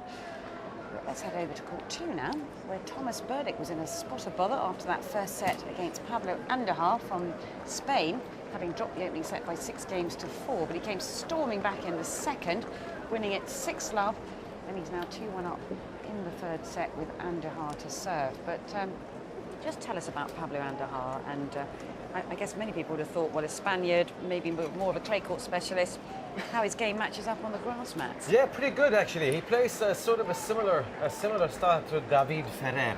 He's a little bit, obviously a bigger guy, but in a way, sort of a similar backhand, pretty flat. For your seats, thank you. Typical Spanish, if there is such a thing. I would think that style is kind of typical Spanish. Not too much topspin. They're good on all different surfaces. He's a very good mover, serves okay, but not really a match for the top players. They should be able to overpower him on most surfaces. So this is a little bit of a surprise, but I'm sure Thomas Berdych is not looking back from here. Okay, well, let's sit back here and stay with some live Behind action the to players, see if thank you. Pablo Any Andujar can seats? level up the scoreline Players in ready, this thank you. third set then. Commentary on this one, Mark Donaldson and Jeff Tarango.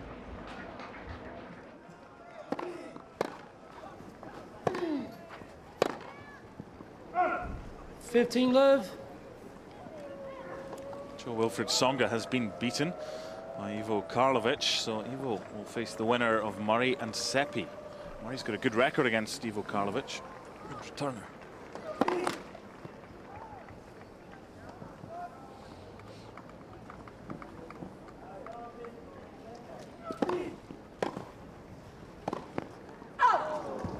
Just missed that swing volley. 15-all.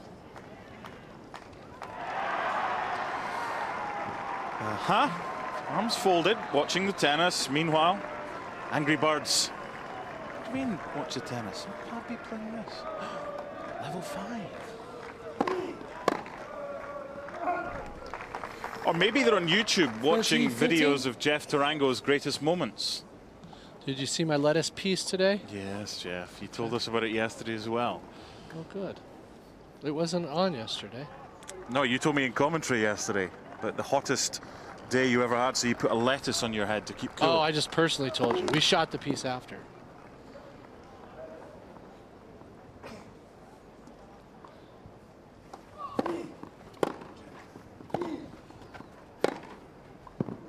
Nice. Effortless. 30. What have we got now? So we've gone from the kind of snacks to the healthy stuff. 30 all. Some grapes. I'll keep you posted. See what's next. Maybe something else that's made from grapes. Liquid variation.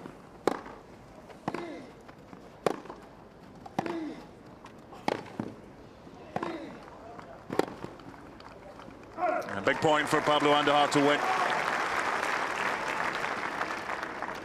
40-30.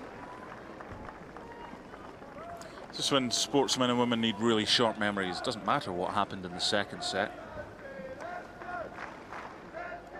It can only affect what's ahead of them. Good serve. Game, Andujar. Paint came up. 2 games all. Third set.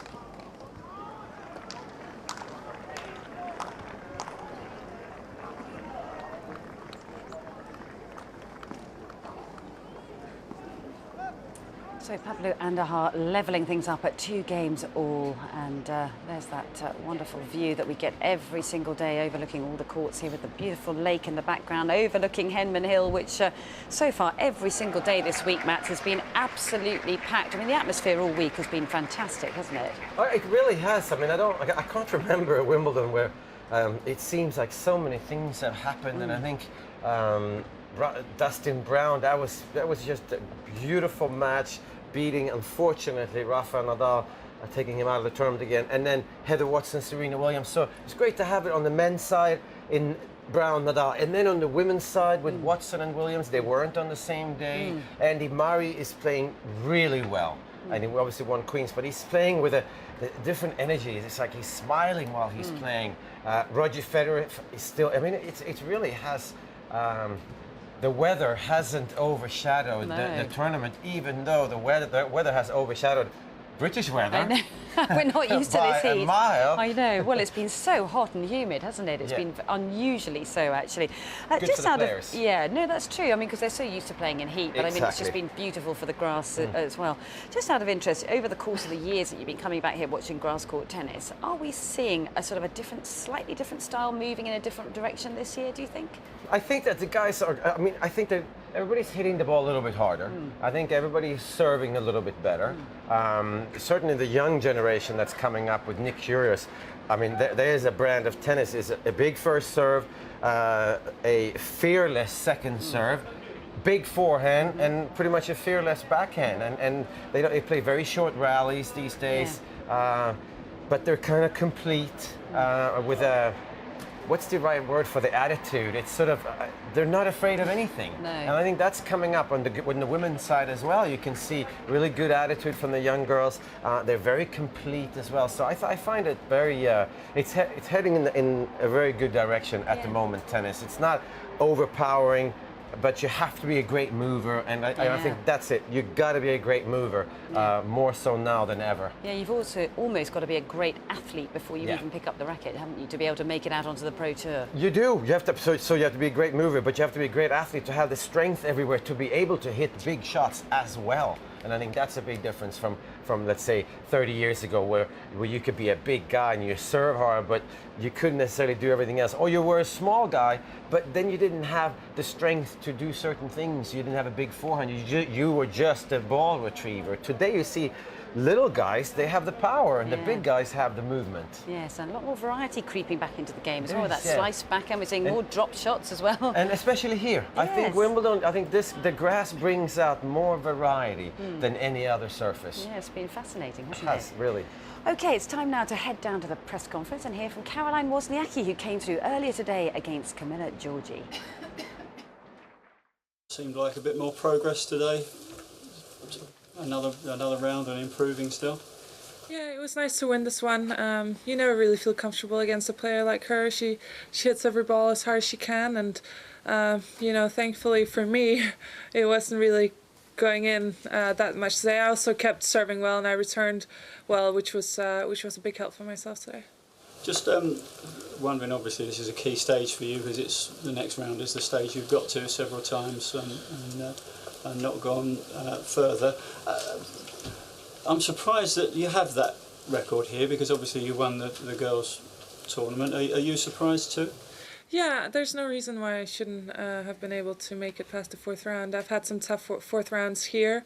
I've won Eastbourne, I've won the juniors here, so I feel very comfortable on the grass, and I love playing here. So hopefully, you know, I'm back in the second week, which is nice, and I'm just going to try and do my best in the next round. This is the year. I was reading in the week about the key, which is very pretty, which was your incentive for running the marathon, and clever idea, because having done a few marathons myself, I know how difficult that is. I was just wondering, the shops are open in London tomorrow. Would you dare try and give yourself the same sort of incentive for getting through on Monday? No, I just, you know, I'm just going to do my best tomorrow. I'm going to have a nice hit and just do everything I've done so far before my matches, and I'm going to try and prepare as good as I can for my next round. Thank you. Caroline, your friend Serena is also in a pretty big match coming up on Monday. How do you see that? It's a tough one with her sister. Yeah, I don't know how it is playing a sister, since I don't have one, and you know, I think it must be tough for them, because obviously, you know, they're sisters, but at the same time, one of them is going to get through to the quarterfinals, and they're both playing well, so it's going to be a good match, I'm sure. Tactically, do you have any thoughts on it? I don't know. I haven't thought about it. It's Garbiñe Muguruza is next. could you assess her? Is she progressing in grass? How do you see? I actually haven't watched her play here so far this week, but I've had some tough matches against her in the past.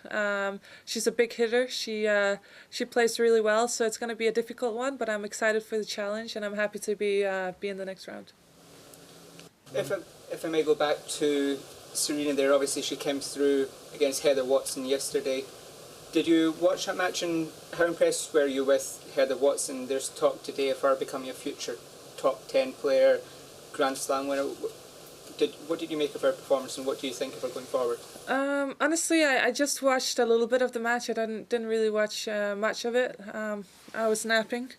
But I watched from when Heather was up 2-0 in the third and 3-0 and had chances for 4.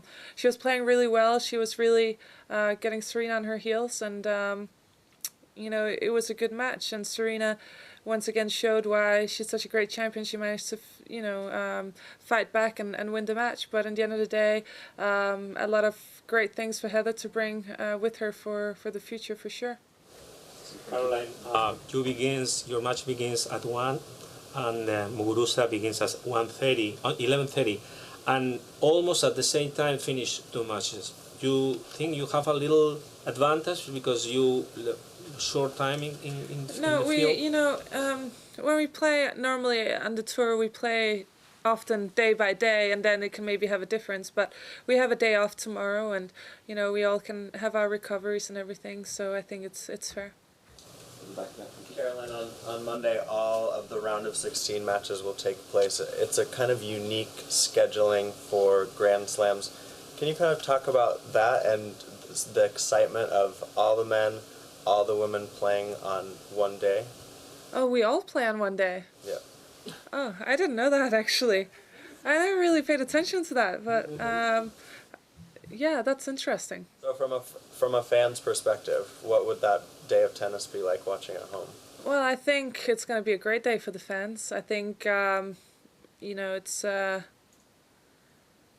it's unique because you get the top players playing tough matches, and for sure some of them are going to be on outside courts. So I think also for people who come here and watch live, we'll have a field day. It's going to be great.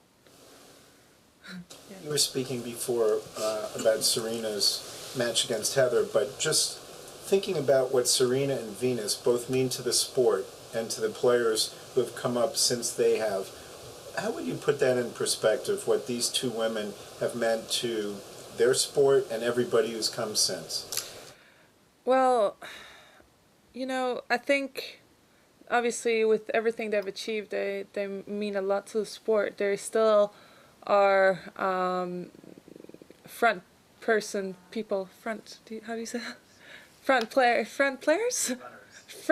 of the women's game, and everybody knows who Venus and Serena are, and I think playing for consistently well for so many years is great to see, and definitely they brought a lot to the game because they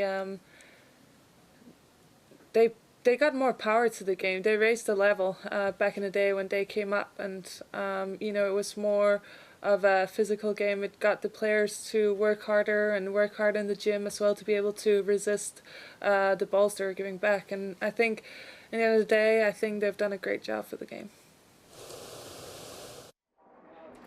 So that was Caroline Wozniacki a little bit earlier on today, who made her way through to the 4th round after that win over Camilla Giorgi. But I'm delighted to say we can now welcome into our studio Tamea Paczynski, who's also made her way into the 4th round, a great win over Sabine Lisicki, and your first time, I can't speak properly, into the 4th round. So just tell us, what was the key to get past her? Because of course she's a former finalist here at Wimbledon. I was actually trying to make her hit as many balls as I could. I was trying to return her big serve, because she's serving quite big. She did hit one really, really quick serve, and then I had to mix it up with some maybe slower balls, and then put her pressure. But I'm especially happy about the way I got my focus so well, such a good level the whole match, and my serve helped me also a lot. So, well, I'm pretty happy about the match of the day. You seem to be getting a real momentum going because, of course, you reached the semi-finals of the French Open. And before that, you've never been beyond, was it the third round of any Grand Slam? So what's clicked in your game and your tennis at the moment? You are there. This is you at the end. You were there anyway. Okay. What's clicked is that you're smiling when you play. That's very rare. Do you realize that? Well, it's fun, huh, to be playing tennis, no? Is it? Because not everybody thinks so. Well, at the end, even if I lose, it's just a tennis match. I mean, there are worse things in life. But to answer your question, what did click? Well, I was working really hard for 2 years now already, and I wasn't actually expecting any results of myself. For me, the most important every day is just to give 100% and to be committed on the court and off the court if I can. Well, I don't put myself any kind of pressure. I just want to, I'm seeking my limits, so I don't know where they are, and it's going to be like that until the end of my career. I'm just going to try to work harder, push myself more and more, and try to learn new things. You're never too old to learn, right? No, absolutely not. No, yes, you're. Yeah, at some point you're. Does it feel like this is your second career? Because, of course, it's been well documented. You've talked very openly about sort of taking time out away from the sport. And is it the sort of second time round for you? I mean, we want to ask you about that time that you spent away, but just to answer the first question, is it your second career now, do you think? And has that given you a greater depth to your character to enable you to be stronger on the court? Yes, definitely. The experience of the past also helped me to be who I am right now. My stories can seem like a sad story at the beginning, but I tried to turn it in another way. I tried to take what I could out of it, and it's never too late to improve yourself. And but definitely this break helped me a lot. I worked a lot on myself. And I have more peace right now inside of me, so it helps me also to wake up every day with a nicer way to live. I mean, I'm just enjoying more the little things in life as well. And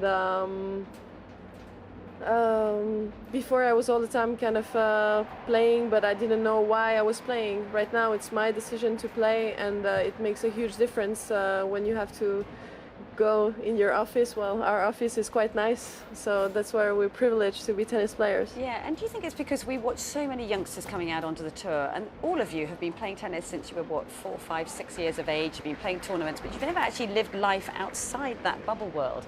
So, you know, in some ways, many players, they don't know anything else. They don't really know about themselves, do they, until they come out of the sport. So why did you make the decision to come away from the sport? And I think, am I right in thinking you were a receptionist, or you were working in an office completely away from tennis? Yeah, well, actually, I was never passionate about tennis, to tell you the truth. When I was a kid, I was just making unbelievable results. Why? Why? Because for me, I had to keep a family kind of together, and that was the sad part. But I was passionate actually on catering or cooking or taking care of people. Yeah. It's a psychological way. You can say when someone is like extremely nice or sharing or giving a lot, it means that inside she or he needs this love, or needs to give to people, then to appreciate life better. And I was that kind of person, actually. Because I was kind of, I had an inner fight inside, and was I playing for myself, or was I playing because everyone told me that I was brilliant at tennis and I had to play? Yeah. So that's why I took some time off to make my own decision in life. So first I decided, first time in my life I took the decision to go away from tennis. I did this internship in a 5-star hotel in Switzerland, because I was applying to hotel school, hotel management school in Geneva, and I had to do an internship somehow, but I stopped it after 3 months. I had to do 5, but I was in the kitchens, I was washing dishes as well. Wow. But also peeling apples and potatoes, all the nasty job. Well, you're going to have to do that in the future again after tennis. So it's a good thing to learn. Maybe. Might as well learn now. Maybe. No, with you, not maybe. Everybody has to peel potatoes at some point. Especially in Sweden. Especially in Sweden. But We like potatoes it's so in interesting Sweden. that the whole, and I know if we're talking tennis parents or coaching for kids, because we need to take the kid, we need to bring him to the sport. We need to drop him off at the club. We need to, so it's kind of, we need to push a little bit, but not pushing. You know, it's such a difficult, somebody needs to come out with some kind of a formula. Maybe Roger Federer's parents should write one. How about that? Because he looks like he's very enjoying it. But a lot of parents did it well. I mean, it's just you have a couple, which with me it was a little further. It was really I was raised to be a tennis player because my dad wanted to live his dream through me. He wanted to shine through me. So I was kind of unable to play tennis if he wasn't there. He wouldn't let me. So it was even more further. I'm not saying all parents are like this, but at one point I think you can never be as good if you your own person decides everything, because you're the boss of yourself. Yes. Right. And you have to be able to look into the mirror one day and say, okay, well, okay, I did maybe that wrong, but I did it. I went, okay, I'm gonna do better next time. But if there are all the time people around you and you're like kind of assisted all the time, you never think or question yourself for why you're doing this, or I think it makes you grow up so much if you're sometimes just asking yourself the right questions, and you face those questions, which are really tough to face sometimes. Yeah, absolutely. And you've done it in front of the public eye as well. Yeah, and maybe that's why it's easier than in front of everyone to play as a tennis player and to express yourself as a tennis player with the racket, because if you're in peace with yourself, then I think nothing can happen to you on a tennis court. And that's why, me personally, I'm not afraid when I'm going on a court. Because if I lose, well, it's just a tennis match. Yes. And if I win, then it's quite good. Yes, well, you certainly have your tennis in perspective, and you're doing so well here, and it's an incredible story. And I know so many people, press, media, players alike, they have enormous admiration for you. So we really wish you the very best of luck, and thank you so much for coming on to tell us your story. It's really amazing. Thank you. Best of luck. Thanks. Thanks. Okay. We are going to head out and about, and there's been plenty of celebrities, as we know, around the grounds here today, and there's another one that's been in the Royal Box. Let's find out who it is. Delighted to say that I've been joined by the one and only Anton Du Beke, who's in the Royal Box today, with not only your dancing partner, but your mixed doubles partner as well. Exactly. She is everything to me. We are, of course, talking about Judy Murray, who's got quite a few sons to be watching today. She's got a lot going on today. I don't think she's given me any attention at all, and rightly so. We've just watched the end of Jamie's doubles match. Very exciting match, very good match, and a very nice result. I won't spoil it for anyone. And now she's preparing to watch other son, Andy Murray, as well. What is she like, and what sort of perspective did you get into the Murray mentality working so closely with her? Well, she is the nicest, kindest person I think you could ever wish to meet. She's generous with herself, she's generous with her time, she's got a tremendous sense of humour, and she's a lot of fun. What that tells you is that whatever you do with her, you're going to have great fun doing it. And it was a joy for me to spend all that time with her during Strictly Come Dancing, because we had a great time. It was a lot of fun, and she embraces it. She embraced the whole thing about Strictly Come Dancing, the show itself, the numbers. It's nerve-wracking. It's very, very difficult, and she entered into it completely, and that made it great for me. And she's a massive competitor as well, which we see in the rest of the family too. Do you think, she's been saying this week, that she thinks Andy is far more laid back and relaxed, and a lot of that comes from Amelie Mauresmo. Have you noticed that at all yourself in Andy Murray this week? Well, there's an element of sort of experience and age that comes with it, I think. He is, one of the very, 3 or 4 best players in the world. He's one of the best players in the history of the game as well. So when you've been doing that for a while, there does come an element of sort of ease about it. The determination is always there. The will and desire to win is always there.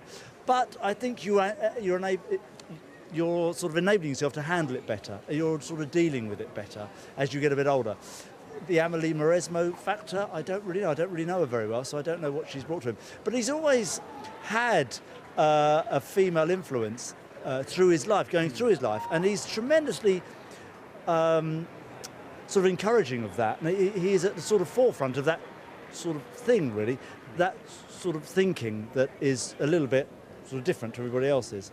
And he's tremendous like that, and that's a really interesting part about his character as well. We know you're a good golfer. Thank you. Decent dancer, quite good at tennis as well. So, to finish off with, I'm going to throw a tennis star at you. Come on. You need to tell us the dance that you think they would be most suited to. Lovely. Ready? I can tell you, Judy Murray, not many. Okay. Rafa Nadal. Oh, Paso Doble. Roger Federer. Foxtrot. Andrew Murray. I think he'd be a lovely English waltzer. Serena Williams. Is it a Scottish waltz? Serena Williams. I think she'll be sort of a bit hip-hop. I think she's a solo flyer. Dustin Brown? Dustin Brown. I think he's just going to be cool, man. He's just the ultimate dude. Heather Watson? Heather Watson. She likes a little bit of tango, I reckon. Tango girl. Novak Djokovic. Ooh, the Viennese waltz. I think you could be doing grand jetés all over the place. It's quite bendy. Okay, and finally, Maria Sharapova. I think she likes to do the rumba. It's always a pleasure, Mr. Du Beke. Enjoy the tennis. See you soon. You are a lovely man. Go away.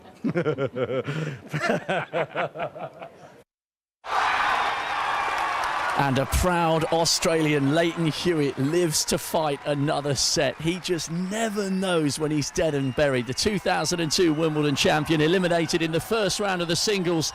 Listen to that noise, because he and his partner Thanasi Kokianis have just taken their opponents Robert Lindstedt and Jürgen Melzer into a 5th set. There was an epic tiebreak there. They won the first 6-3, then lost the second and third 6-3, 6-4, and they've just come through the tiebreak. It is absolutely packed over on court 12.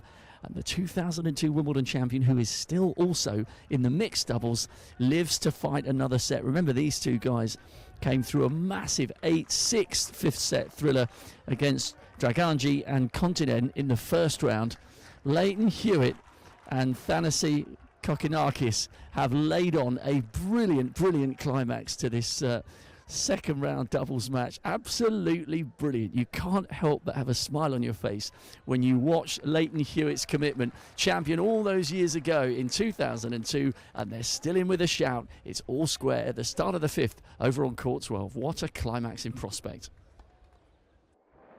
Well, what a fantastic atmosphere it seems out on court 12. And of course, look at this atmosphere on the hill right here, watching James Ward and Vasek Pospisil. Very similar to the atmosphere that we had last night when Serena Williams was taking on Heather Watson. And who better to discuss and analyse it than Craig O'Shaughnessy? Great to have you with us once again. So just give us your initial thoughts on the analysis of that match last night. Well, the first thing that you've got to do against Serena is defend and absorb. And I thought Heather did a magnificent job of that.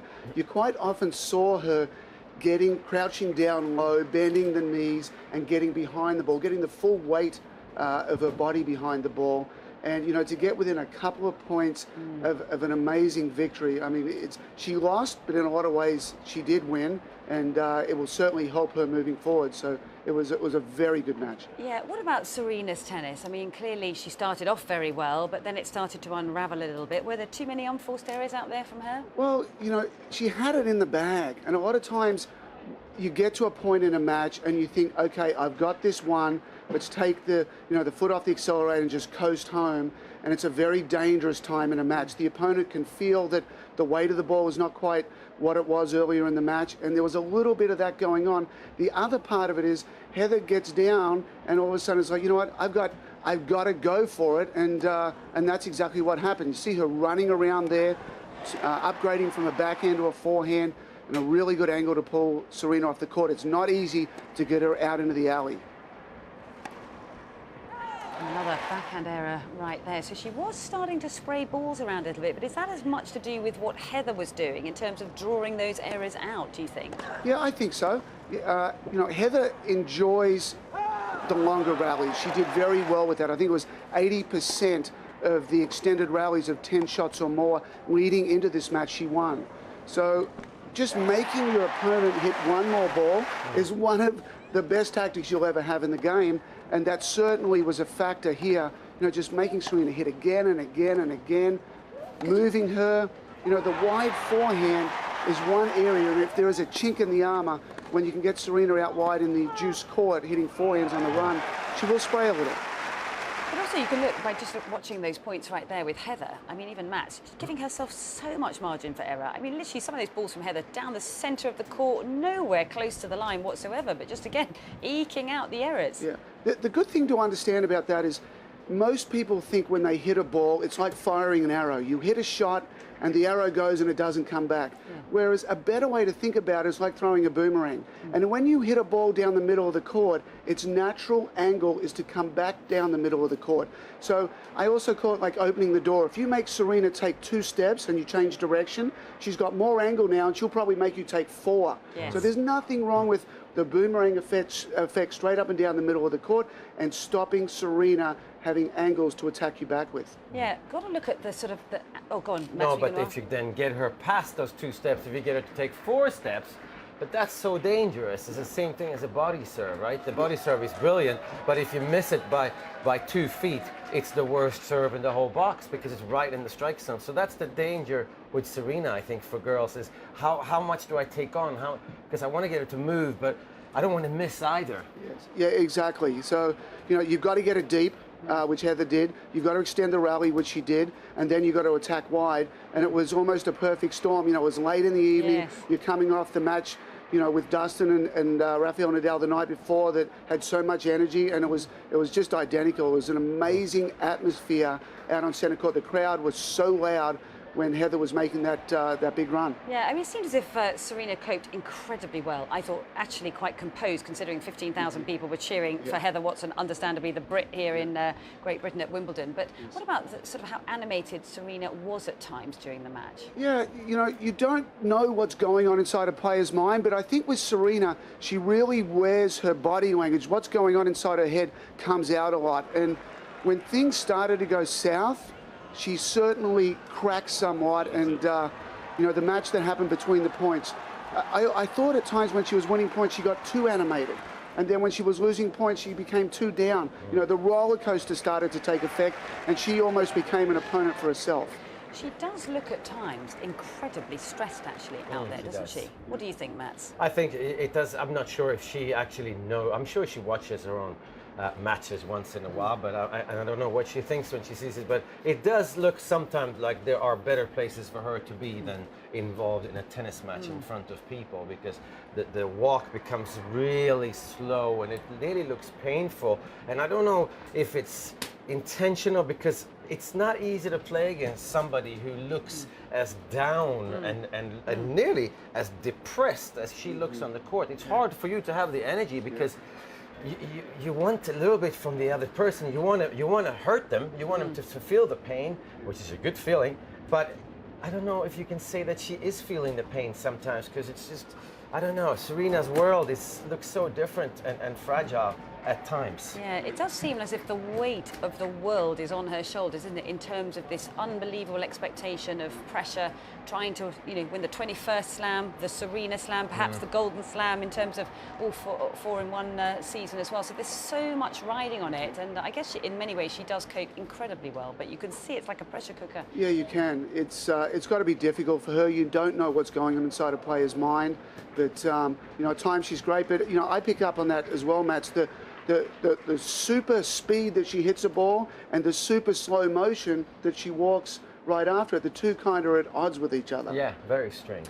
Okay, I've just had some breaking news, because out on centre court, believe it or not, the defending champion is out. I don't think any of us predicted this one, but Kvitova got off to a racing start by 6 games to 3, dropped the second set 7-5, and Jelena Jankovic is here at match point 5-4 Wow. in the final set.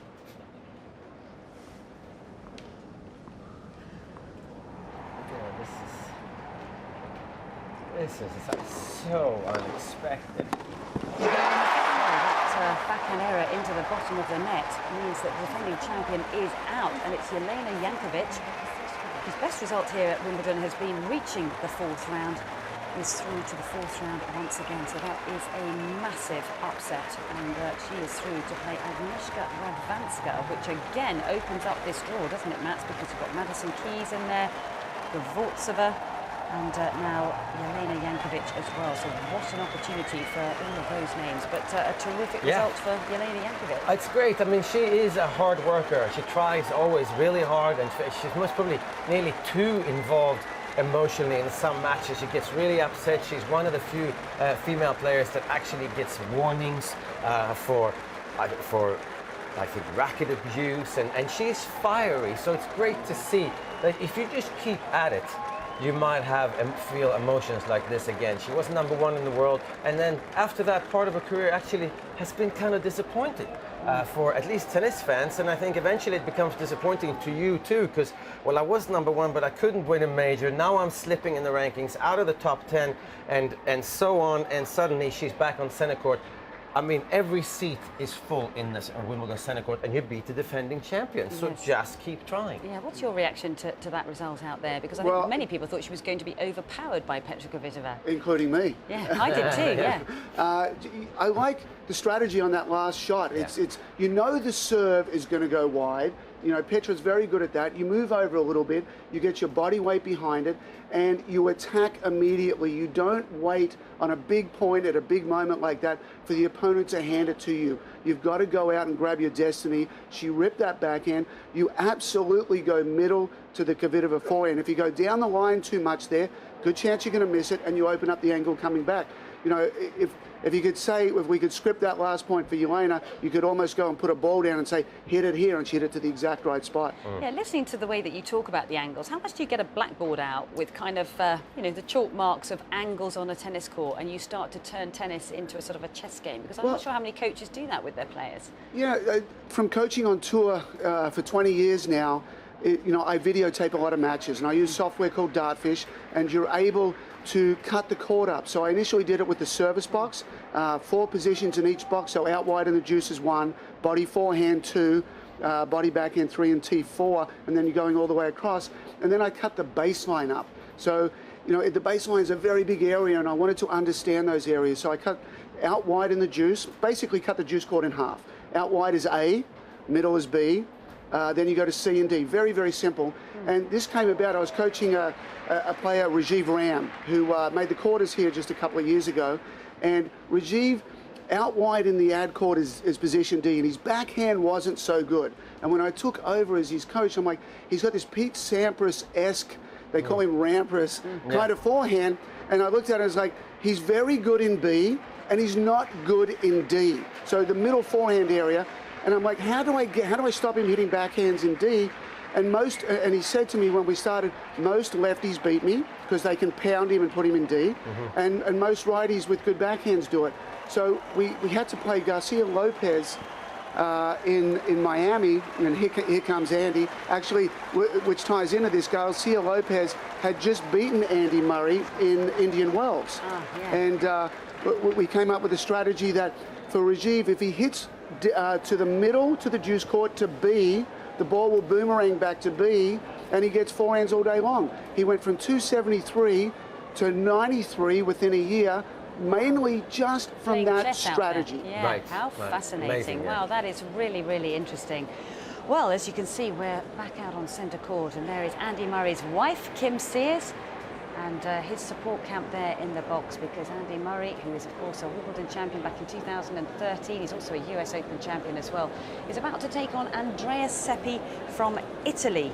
And of course, he's met him 7 times before. He's won 6 of those, but the only time that Andrea Seppi beat him, Mats, was on the grass, and that was back in Nottingham of 2006. But what do you think Andrea Seppi has got to do out here to trouble Andy Murray? He just has to play the way he plays, and he has to play very well. He has to be quite aggressive. not overly aggressive because then he's going to start missing. So he has to, I mean, it sounds crazy, but he has to turn it into kind of a physical match against Andy Murray, and he has to make Andy Murray work for everything, but not miss as well. So basically he has to play really, really well. He's not going to get too many free points off the first serve, but his serve is not great, but he can hit a decent first serve, and he can possibly get a free point here and there, but he has to set up the point. He's got excellent backhand and an excellent forehand, and he moves really well. He can come in, follow up his ground strokes, he must stay away from playing a complicated match, because if you start complicating things, he's not a good enough tennis player to beat Andy Murray. So he has to be very aggressive, and yeah, interesting. Craig, what you think? I mean, Seppi. Okay, well, we'll hold that thought, Craig, because while they do the coin toss here and they're about to get the warm-up underway, let's find out a little bit more about Andy Murray. Quiet, please. Play. So thank you for applying. What's your name? Andrew Murray. And what's your occupation? Tennis player. And how would you describe your playing style?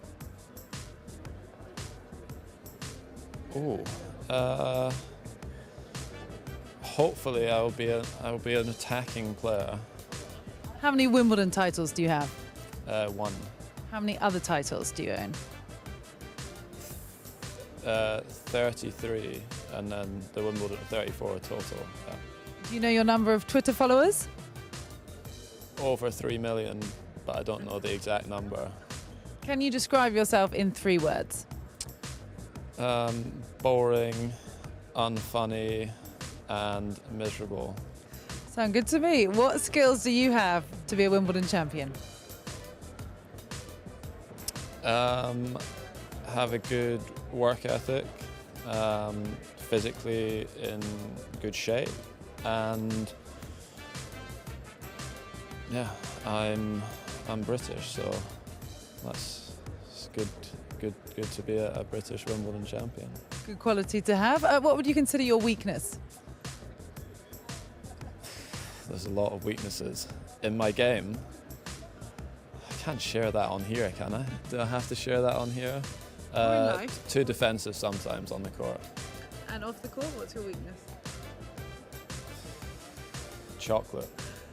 And how do you deal with stressful situations? I'm actually a lot better now at like opening up and speaking to people. Normally I would just kind of go into my shell and sort of tell everyone everything's fine and try and be all macho about it and kind of go into my room and just get all worked up and stressed about it. I don't do that anymore though.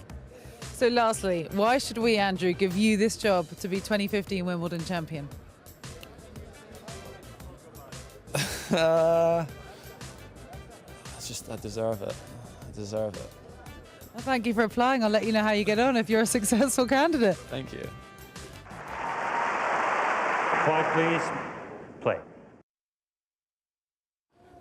So I'm back on Henman Hill, where we've had 2 British guys in action today. And for that reason, I don't know if you can see behind me, but it is so packed down here. The sun's going down and people are spilling out onto the concrete, enjoying a lovely British evening here on Henman Hill. It's cracking, apparently, from this guy over here, but I want to see who actually is supporting James Ward and Andy Murray, the 2 British guys left in action. Maybe this lady is next to me. Who are you supporting at this championship? Definitely Ward and Murray this year. But your accent suggests you're potentially not British and you're still supporting them? No, I'm South African, but this year we're supporting Murray and Ward 100%. And what have you thought of the rest of the competition so far this year? Very exciting. We just watched Tsonga and it was an amazing game. So you're supporting the Frenchman as well? So she's got all nationalities going here. It's just a great game to watch, yeah. And will you be waiting for the entire match of Murray? Are you hoping it's going to end quickly or not? Oh no, I hope it's a long game. Yeah, we're in here for the long run. And you're from South Africa, but have you experienced Wimbledon before? Yeah, we were here in 2012 for a good game, but yeah, this year again, we're always excited to come back to Wimbledon. Have you seen like lots of people supporting Murray? Have you seen lots of Scottish flags or anything around here? I feel like Murray's support has just grown and grown every year. You're not donning any flags yourself, though? Not at the moment, but when it comes to the finals, we definitely will be. But it looks like you're enjoying a Pims there, so I'll let you get back to your evening. We enjoy the Pims. Well, I'll let you get back to your evening on this lovely, lovely warm day here at Wimbledon on day 6 of the championships. We're all looking forward to Murray later on, but at the moment it's James Ward in action, and he's taken it to a 5th set. Well, look at that scene overlooking Henman Hill, almost as packed, if not equally as packed as it was when Heather Watson was playing against Serena Williams late last night. Not a blade of grass in sight, and of course they are all absolutely glued to that match on court 1 between Vasek Pospisil and James Ward, which currently stands at 5-all in the 5th. So this year's Wimbledon is certainly bringing out the best in some of these matches, some absolute epics taking place. But time to talk about the British number 1, Andy Murray against Andreas Seppi, just about to get underway here on centre court, Mats. And what have you enjoyed watching and picking up on when you're watching Andy Murray during the course of 2015? I have really enjoyed him stepping in and taking his 200 backhand a little bit earlier, a little closer into the court, and especially on some second serves return, and he's done it on all the different surfaces. He was even doing it at the French Open on clay, but he hits it so hard and so flat that it's effective everywhere. But I've also enjoyed that he's brought the drop shot back into his game, and it's finesse, and there's power, and there's a nice combination of different shots right now. I don't know if his forehand necessarily is any better now than it was when he was working with Ivan Lendl, but I feel like he's trying to put a little extra spin on the ball. He's trying to follow through a little quicker. Definitely racket head speed is something he's working on. Not necessarily better on grass, because the more topspin, the more the ball sits up, but it means you can hit the ball harder because it dips in. So there's so many positive things that Andy Murray is doing right now. And the cool thing about Andy Murray is it's really difficult to say before a match, like, okay, how is he going to play? We know how Novak Djokovic plays. We know how Rafael Nadal plays. And to be honest, sometimes we know even how Roger Federer plays. But with Murray, aggressive sometimes, too passive sometimes, angry sometimes. You know, it's just a variety of things that makes him very enjoyable to watch for me. Yeah, it certainly is, and he just seems so much more at ease with himself. He's so much more relaxed these days, and of course he's got a double set up with the coaching camp with Amelie Mauresmo alongside someone you know well, Jonas Bjorkman, as well. And he said that he wants Jonas Bjorkman to help him with those returns of serves and perhaps getting into the net a little bit more as well. So there's a scene, an absolutely packed centre court. Looking forward to this match between Andy Murray and Andreas Seppi. And of course, remember, Seppi was a man who beat Roger Federer at the Australian Open earlier this year. Well, once again, scene overlooking Henman Hill there. Just a score update on that. Other court, number 1, James Ward has taken a 6-5 lead in that 5th set against Vasek Pospisil. But in the meantime, we can welcome into our studio Monica Niculescu, who's had a fantastic win today. Congratulations into the 4th round. So just tell us how it was out there today.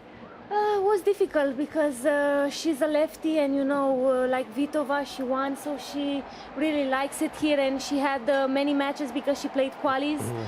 And I was always having break points, and then suddenly I was receiving an ace. So mentally I had to be strong, and I knew I have to take my serve all the time, because when she was coming at the serve, she was serving really well, like over 110 miles, so it was tough.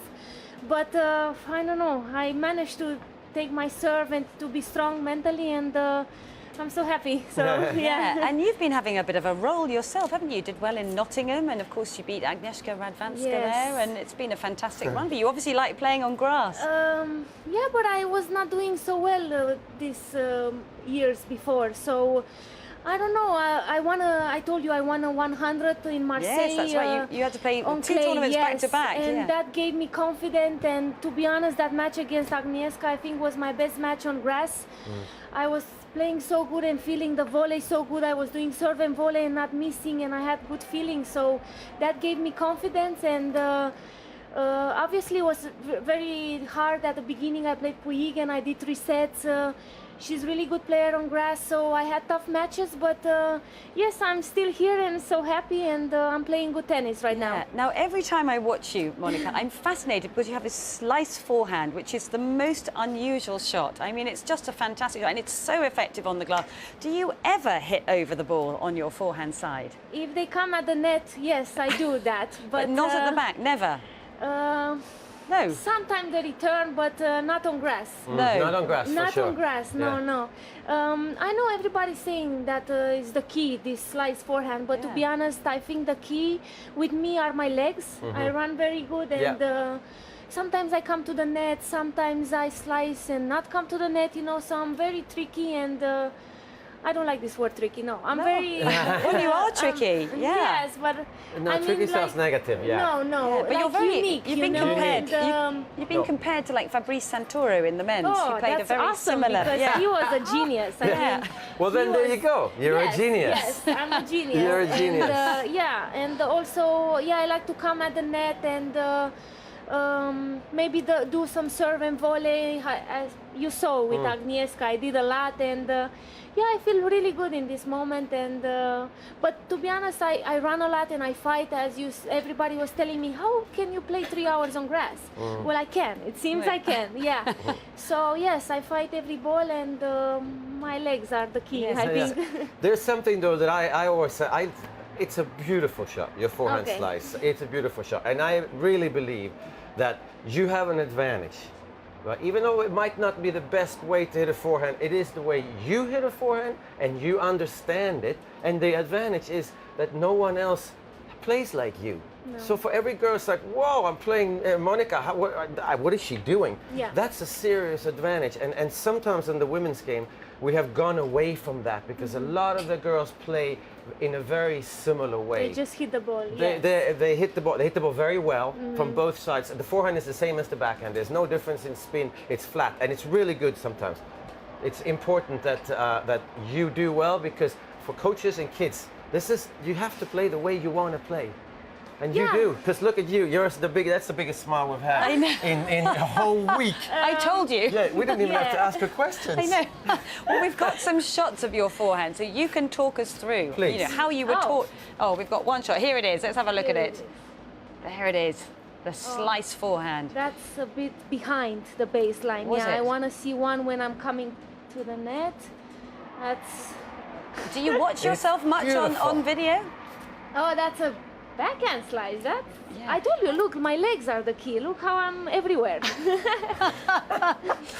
The other thing that's interesting, Monica, and I watched that footage there, is you actually hold the racket quite far up the grip. Yes, also at the volley I do that. I don't know, I like it so much. Yeah. To feel a bit, to go up a little bit, yes. Yes. But then when you hit a backhand, you drop down. Yes. You drop down all the way down, right? I have a lot of time, it seems. It's grass, but I have time. Yeah. So how did you first find tennis? I mean, did you do other sports when you were a kid? My parents, the club where I live very close to a tennis club, and I was with my sister. My sister played also tennis, and we started to play, and I didn't have coach.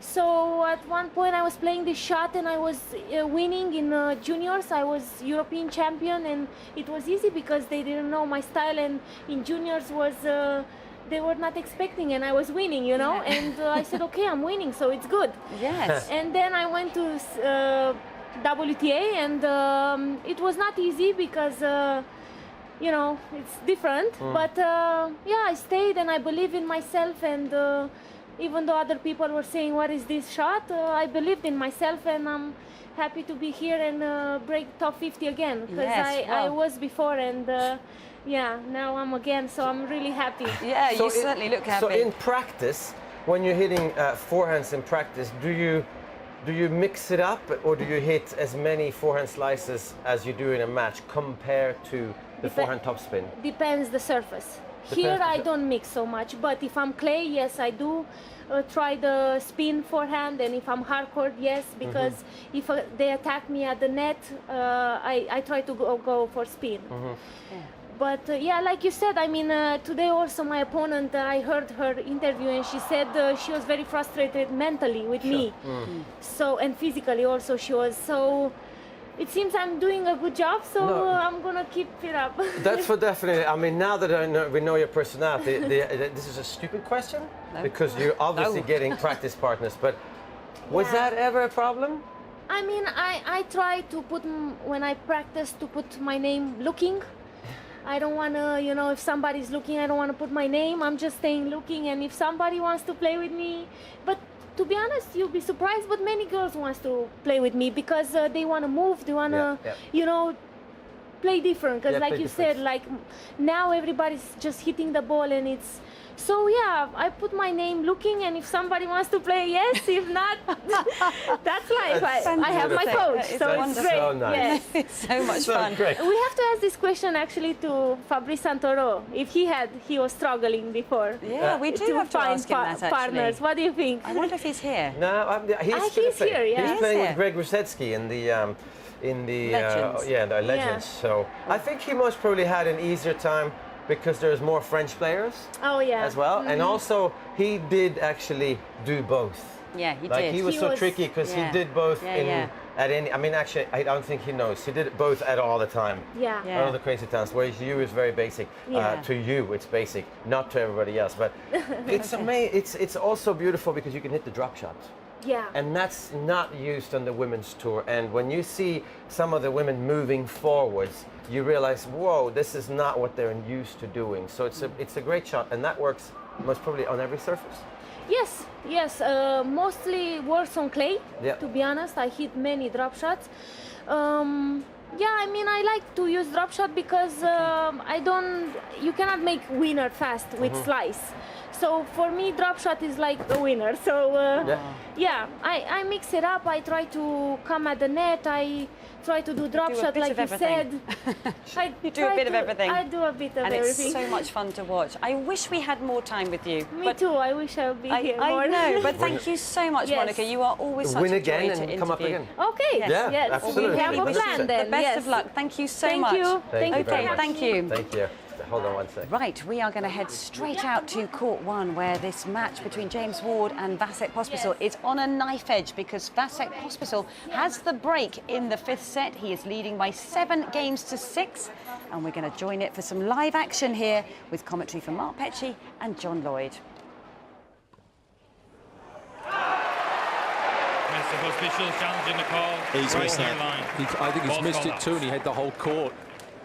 Ward was just stuck there in that position. Anywhere in the court, it was a winner. Did not have to cut it that fine. Love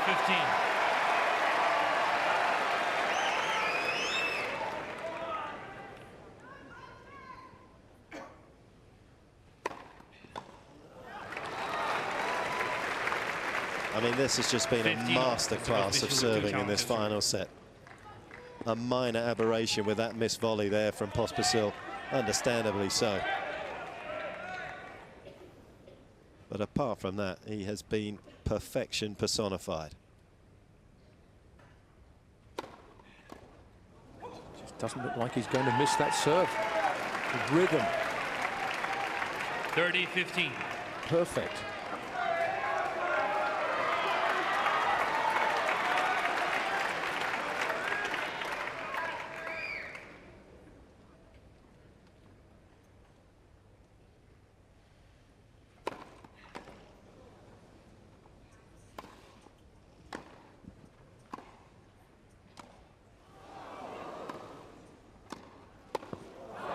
No mistake this time, up and net. A very edgy point by both players, but it's Pospisil who comes out on top.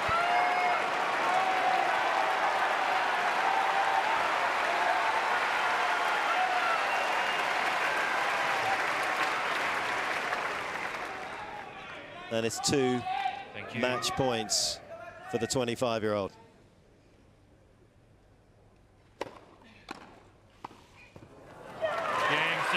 What a comeback for Pospisil. 3 sets to 2. Delight for him and his team.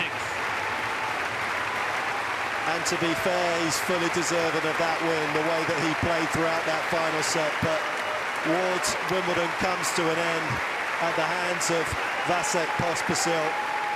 But another Tremendous fight from James Ward. Well, that smile from Vasek Pospisil says it all, doesn't it? What a comeback from 2-1 down, taking on that crowd as well. Matt's out on court one. An absolute heartbreak for James Ward, who really did put out everything on that court, but it just wasn't quite enough. No, I mean, he's playing excellent tennis, James Ward. He'll be going into the Davis Cup with great confidence, of course, and he can very well win a singles match against the French team in Davis Cup, hoping Andy Murray wins 2, and then maybe they can win the doubles. But yeah, a great tournament for James Ward. I think great for English tennis to see that there are, you know, there's more than Andy Murray, and it's not, they can win matches. They are part of the best players in the world, and I mean, in the last 32 at Wimbledon, with the kind of field of players we have today, that's an incredible achievement for James Ward. So we always say hopefully he can build on it, but that's one thing. But I think for English British tennis, I should say, it's very, very important to see that they are working hard to produce other players, and there are other players. Yeah, I agree, but you can just see the disappointment for James Ward as he leaves court one there, and absolutely devastated, because I guess in many ways you could say it was an opportunity that just managed to slip away from him. Oh, absolutely, because Viktor Troicki is waiting in the next round, and he's not seeded, and he could have very well felt like he had a chance to beat Viktor Troicki. So, but Vasek Pospisil, on the other hand, you have to say he's a very talented player. He works extremely hard. He's got a huge game. He's won the doubles here last year, and he is as dangerous a player as anyone out there in the world, because he has power of both sides. So maybe he is the worthy winner. Yeah, OK, well, let's head straight out to centre court and Rob, who is overlooking the match between Andy Murray and Andreas Seppi. Yes, good evening, Annabelle and Matt. Very, very early stages here, my goodness me. Pulses-wise, we hope it doesn't get quite as exciting as Serena Williams against Heather Watson late on last night. Murray's already got a break. He's 2-1 up and serving. And as expected, you know, the crowd really enjoying the very early stages here. I mean, Craig, Murray should feel confident and relaxed here. But equally, as we were talking this morning, you know, Seppi knocked Federer out in the 3rd round of the Australian Open. He does deserve a little bit of respect here. Yeah, he certainly does, but I like what I'm seeing so far from Andy Murray.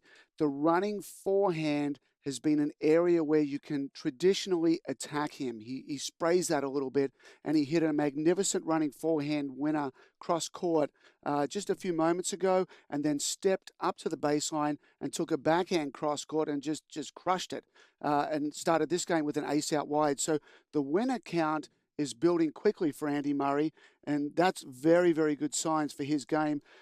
When he's not playing so well, he can be defensive, he can hope the opponent's going to miss, but he's really taking charge here early in this match. And I guess as Murray begins to go through the gears, I mean, we saw a couple of little wobbles against Kukushkin in the 1st round by his own high standards.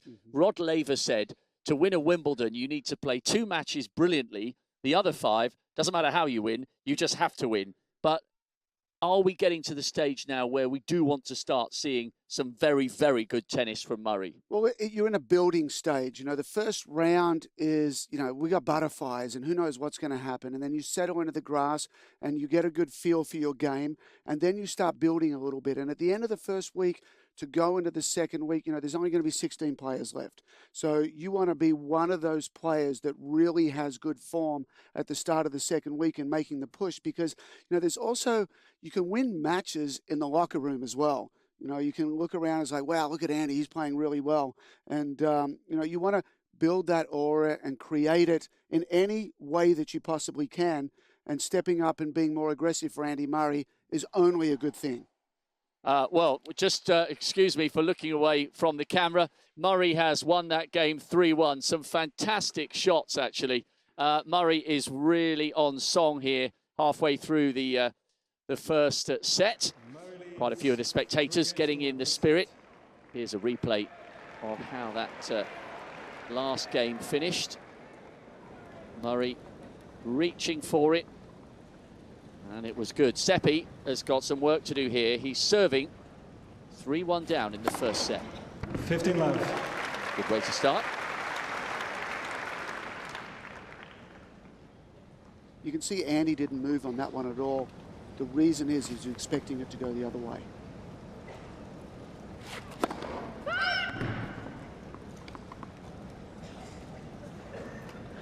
Seppi yet to have a comfortable service game in this opening set.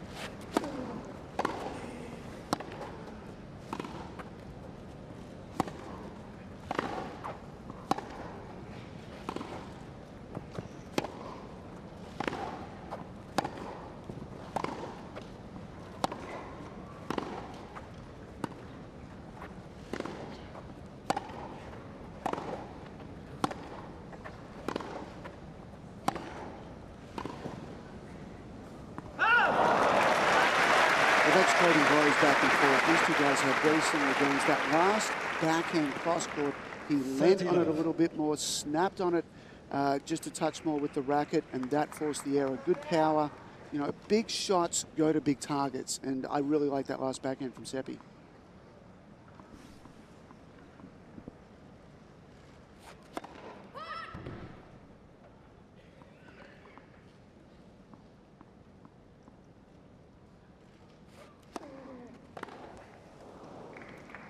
I think he's been watching Dustin.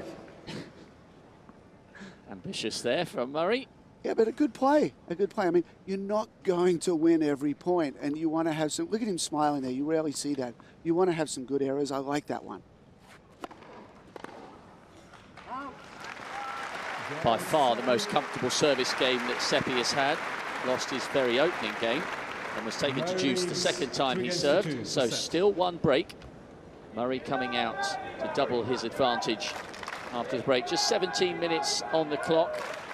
A magnificent early evening here for Saturday. It's been very warm today, but we've been cooled by a lovely breeze coming up towards the halfway stage of this championship. And what a beautiful picture. The different levels of courts, the different levels of buildings. And it's been built into the side of this hill here in Wimbledon in such a magical way.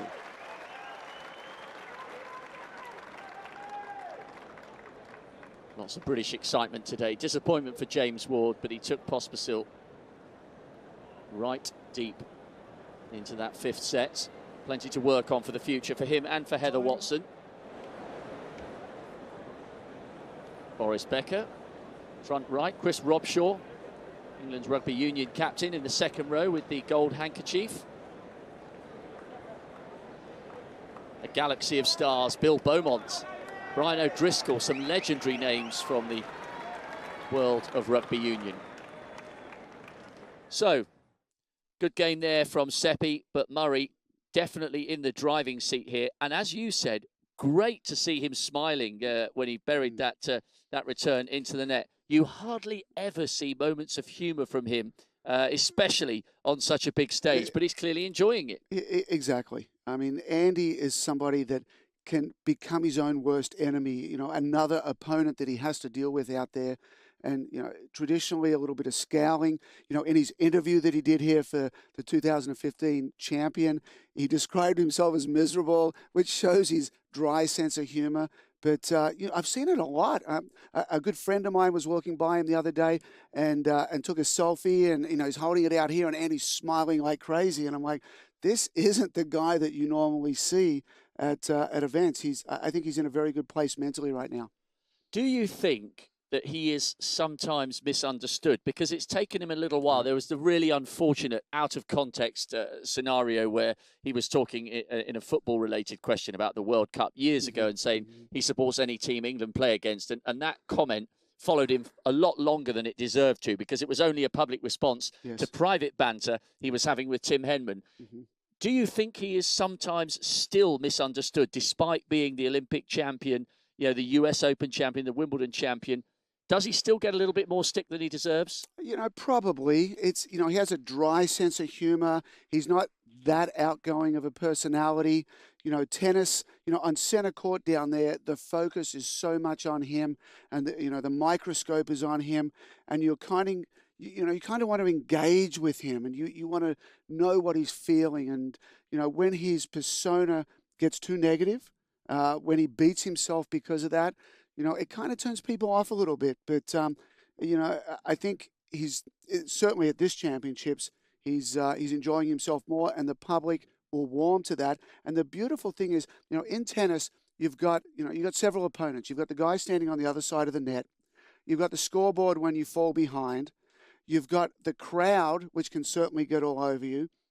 So, and then you've got yourself. If you start getting negative out there, you potentially got 4 opponents, but they're all 4 things that you can put in your favor.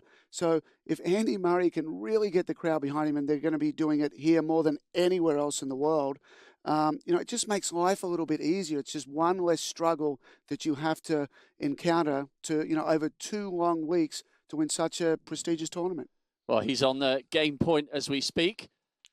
In fact, Seppi's just got one back. So still 1 point to go before he makes it 4-2. And actually, just summing up what you were saying, maybe it says something about us as a public. We're so media hungry. Murray is not paid to be a raconteur and an after-dinner speaker. He's paid to play tennis, which he does to absolute brilliant levels. But anyway, long way to go in this match. Murray's looking comfortable. 1 more point and he will have a 4-2 lead. Come back to us later for more. Seppi, still a breakdown in this first set. Murray's in the driving seat in these very early stages. Thanks very much for that, Rob and Craig. So we'll keep you posted on how Andy Murray gets on centre court, but we're heading straight over to court 12, where we brought you news of Leighton Hewitt and Thanasi Kokkinakis, a wild-card pairing up against Lindstedt and Melzer from Austria. The left-handed player, of course, and we saw Leighton Hewitt and Melzer taking that 4th set on the tie-break to take it into a decider. And here they are at match point. In fact, they just won it 6-4 in the 5th. So that is a terrific result. Massive support for the Australian pairing. And of course, Leighton Hewitt has announced that it's his last Wimbledon. He is still in the mixed doubles as well. Of course, he went out in the singles to Jarkko Nieminen, but what a fantastic win that is. And scenes of joy out on court 12, Matt. Yeah, that's an excellent win again, because Robert Lindstedt and Jürgen Melzer, they had their eye on the trophy, I'll tell you that much, because Robert Lindstedt has been in the finals there 3 times. Jürgen Melzer has won here before with Philipp Petschner, so he knows what that's like. And for Leighton Hewitt, this is huge for him, but the confidence, and for Thanasi Kokkinakis to be out here with his, I am assuming his idol, because he's, what is he? He's 14 years younger than Hewitt. So yes, it's his idol. They're both from Adelaide. They play the same place.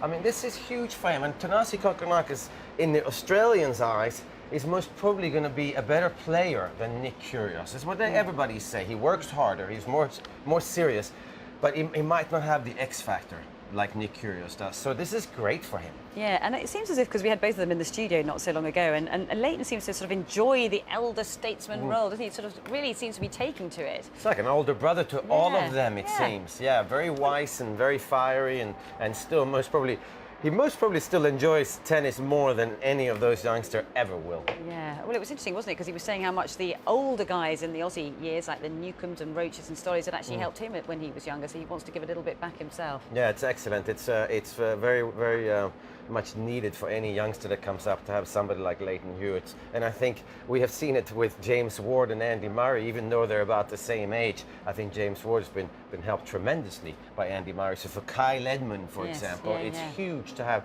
somebody like Andy Murray be passionate about Davis Cup. Yeah, it's fantastic. Okay, it's time for some social media. Catherine, I know you've been a busy bee all afternoon, so what's been happening out there? Well, social media is reflecting what's going on out there, what the buzz is around the ground. It's very much all about James Ward at the moment. Well, it was more about James Ward when he was 2-1 up, and sort of the momentum there ebbing away as his challenge ebbed away. Lots of chat about Petra Kvitova as well, and of course Jelena Jankovic, the real talking point.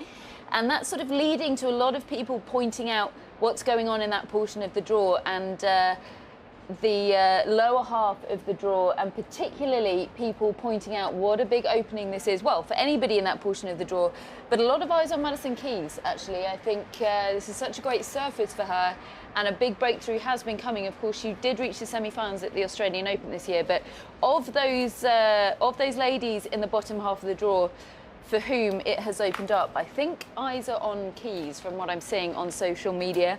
James Ward has, of course, sadly bowed out of the tournament. Fantastic grit from Vasek Pospisil to come through that, but I didn't get the opportunity to show you this during the match, and I simply must, because The BBC Twitter account tweeted this earlier.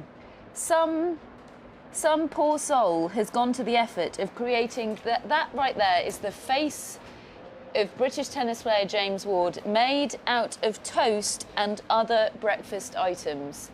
I felt like the effort that young man has gone to deserved to be rewarded with some airtime.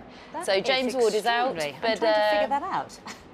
It's predominantly toast. The face is toast, and the background is it's a combination of bacon, scrambled eggs, baked beans, and some sausages. And the hair then would be burnt toast. The hair is burnt toast. I mean, I wouldn't advise eating it. It doesn't look tasty to me, but it is, by modern standards, a work of art. Wow. That is absolutely extraordinary. What an amazing picture. What an artist. I mean, I don't know what he thought when he woke up this morning and decided, you know what I want to do today?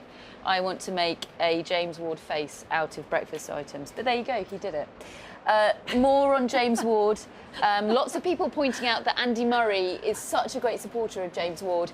And this just one example of the tweets that were coming through. David Law, working for the BBC 5 Live commentary team, pointing out that it had been really difficult for Andy Murray to keep his focus, having to take to the court whilst not knowing the result of the James Ward match. And lots of people speculating about whether anybody's told him on court, whether he's heard any rumblings for the crowd, whether he'll be looking towards the scoreboard there on centre court, because at the change of ends they do flash up other scores, don't they? So I wonder if he knows, because as David Law points out there, he lives and breathes the results of the other British players. I mean, just look at him, how he was at the most recent Davis Cup tie against the USA. It was as entertaining watching him courtside cheering for his compatriots as it was watching the actual tennis. It was quite extraordinary. At one point, I think the team captain told him to sit down and calm down and stop jumping up and down and save energy. It was a revelation, wasn't it, seeing him like that by the side of the court? I think the British public really sort of got to know the real Andy Murray a bit there. Jonas Bjorkman, and one of Andy Murray's two coaches, of course, he has been tweeting. I know, Mats, you feel very strongly about the name of the hill over there. It is Henman Hill. It will always be Henman Hill. And Tim Henman agrees. But Jonas Bjorkman says it's Murray Mound. He says it's packed today at Murray Mound. So he's starting the campaign for Murray Mound. I know you're not having any of it, Mats, but there we go. I think he's doing that towards Tim Henman rather than for Andy Murray, to be honest. Because Tim Henman was in here, and I think we now see the real Tim Henman. Yeah. Because the Tim Henman that was playing on the center court at Wimbledon, that's not the real Tim Henman, that's just a tennis player. He's very fiery, and Jonas Bjorkman is very fiery, and I think that he knows that Tim Henman it's Henman Hill, and I think he's doing it to... a little subtle dig. Yes, a subtle dig to is it Sir? No, Tim Henman. No, maybe one day. Maybe one day. I think he's a CBE, isn't he? Yes. He's some sort of... He has some sort of honour anyway. Bringing you up to date with a few other goings-on around the social media world. Happened a little while ago now, but Roger Federer through.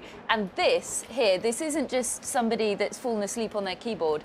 This is Roger Federer's run against Australians this century. So since the year 2000, he has never lost against an Australian. And the hashtag sorry mate was trending earlier. Very interesting. Sam Groth, of course, lost to him today. Didn't seem too gutted about it. He tweeted, too good and good luck at Roger Federer. Amazing experience to play on centre court at Wimbledon, and thanks for all the support. So he's obviously pleased with his performance here. Few other bits and bobs Roger Federer related for you. This is a lovely little graphic sent to us by Google Trends. They've been sharing with us some little tidbits, information, stats about what people are searching for in relation to Wimbledon. And the moment Federer hit that, what are we calling it, a hot dog or a tweener? Well, I'm not really sure. I'm not sure. A tweener, I think, is when you're turned around. Okay, so I think they're calling it a hot dog, and we'll trust them on that. Anyway, the moment that he hit that hot dog tweener, and it of course went nuts on social media, searches for Roger Federer instantly doubled. It's amazing that we can get those sort of stats, isn't it? It's very interesting. So Roger Federer popular as ever. Thank you very much, Catherine. Hold the thought, because we're going to head straight out for some breaking news out on court too, because Thomas Berdych is serving. In fact, he's receiving here at match point against Pablo Andujar. It's been a much closer match than expected. Fourth set tiebreaker. Andujar has just saved that match point, 2-6 down. 6-3. Berdych. So let's just stay here and see if Thomas Berdych can close this out.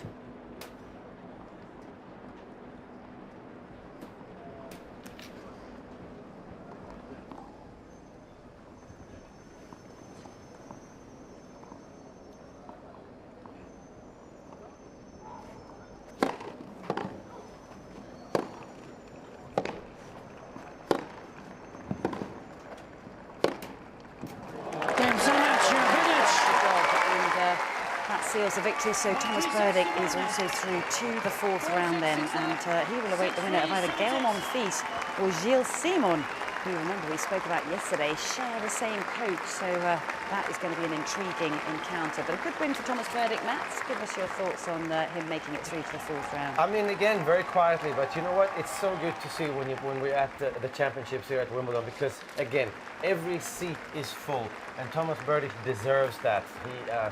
It's maybe not the most colourful tennis player because he's so solid. He's nearly too solid. And it'd be better for him maybe to have more ups and downs in his game, but he's such a good player, and it's great to see that his popularity is so high that everybody wants to watch him play on the outside courts. Absolutely, so he's through to the fourth round. Catherine, I cut you off because it was going to match point there, but anything else for us? A few little tidbits. We were on the subject of Roger Federer, of course. This was actually a tweet from Roger Federer yesterday, #dayoff. Now, that is the broadest and most diverse selection of emojis I've ever seen. And Roger Federer not necessarily usually associated with emojis. He's usually more traditional with his old social media. So he was asked about it in quite a lot of his media today. Is that his schedule up there? Well, I mean, it's a British flag. There's a shaving thing there. Yes, sleep, I think it's very loosely a reflection of his activities Showers. for the day. Yeah, I think that's his day. He has eggs for breakfast. Well, you might. Some people, I'm sure, the youth of today could probably knock out a tweet like that with all those emojis in about 15 seconds. Federer was asked about it in his press today, and he said it took him half the day just to produce that tweet. Well, he's had 2 showers today. Yeah. No, it was yesterday. It was yesterday. Oh, this was yesterday. Well, then 2 showers again. Yeah. Today's emoji board would just be a picture of a tennis court, wouldn't he? Because he's played and won today. In other news, not Roger Federer related, of course, it is American Independence Day. It's July the 4th, and to celebrate that, Madison Keys, or these numbers, aren't they nice? Wow. Right on message.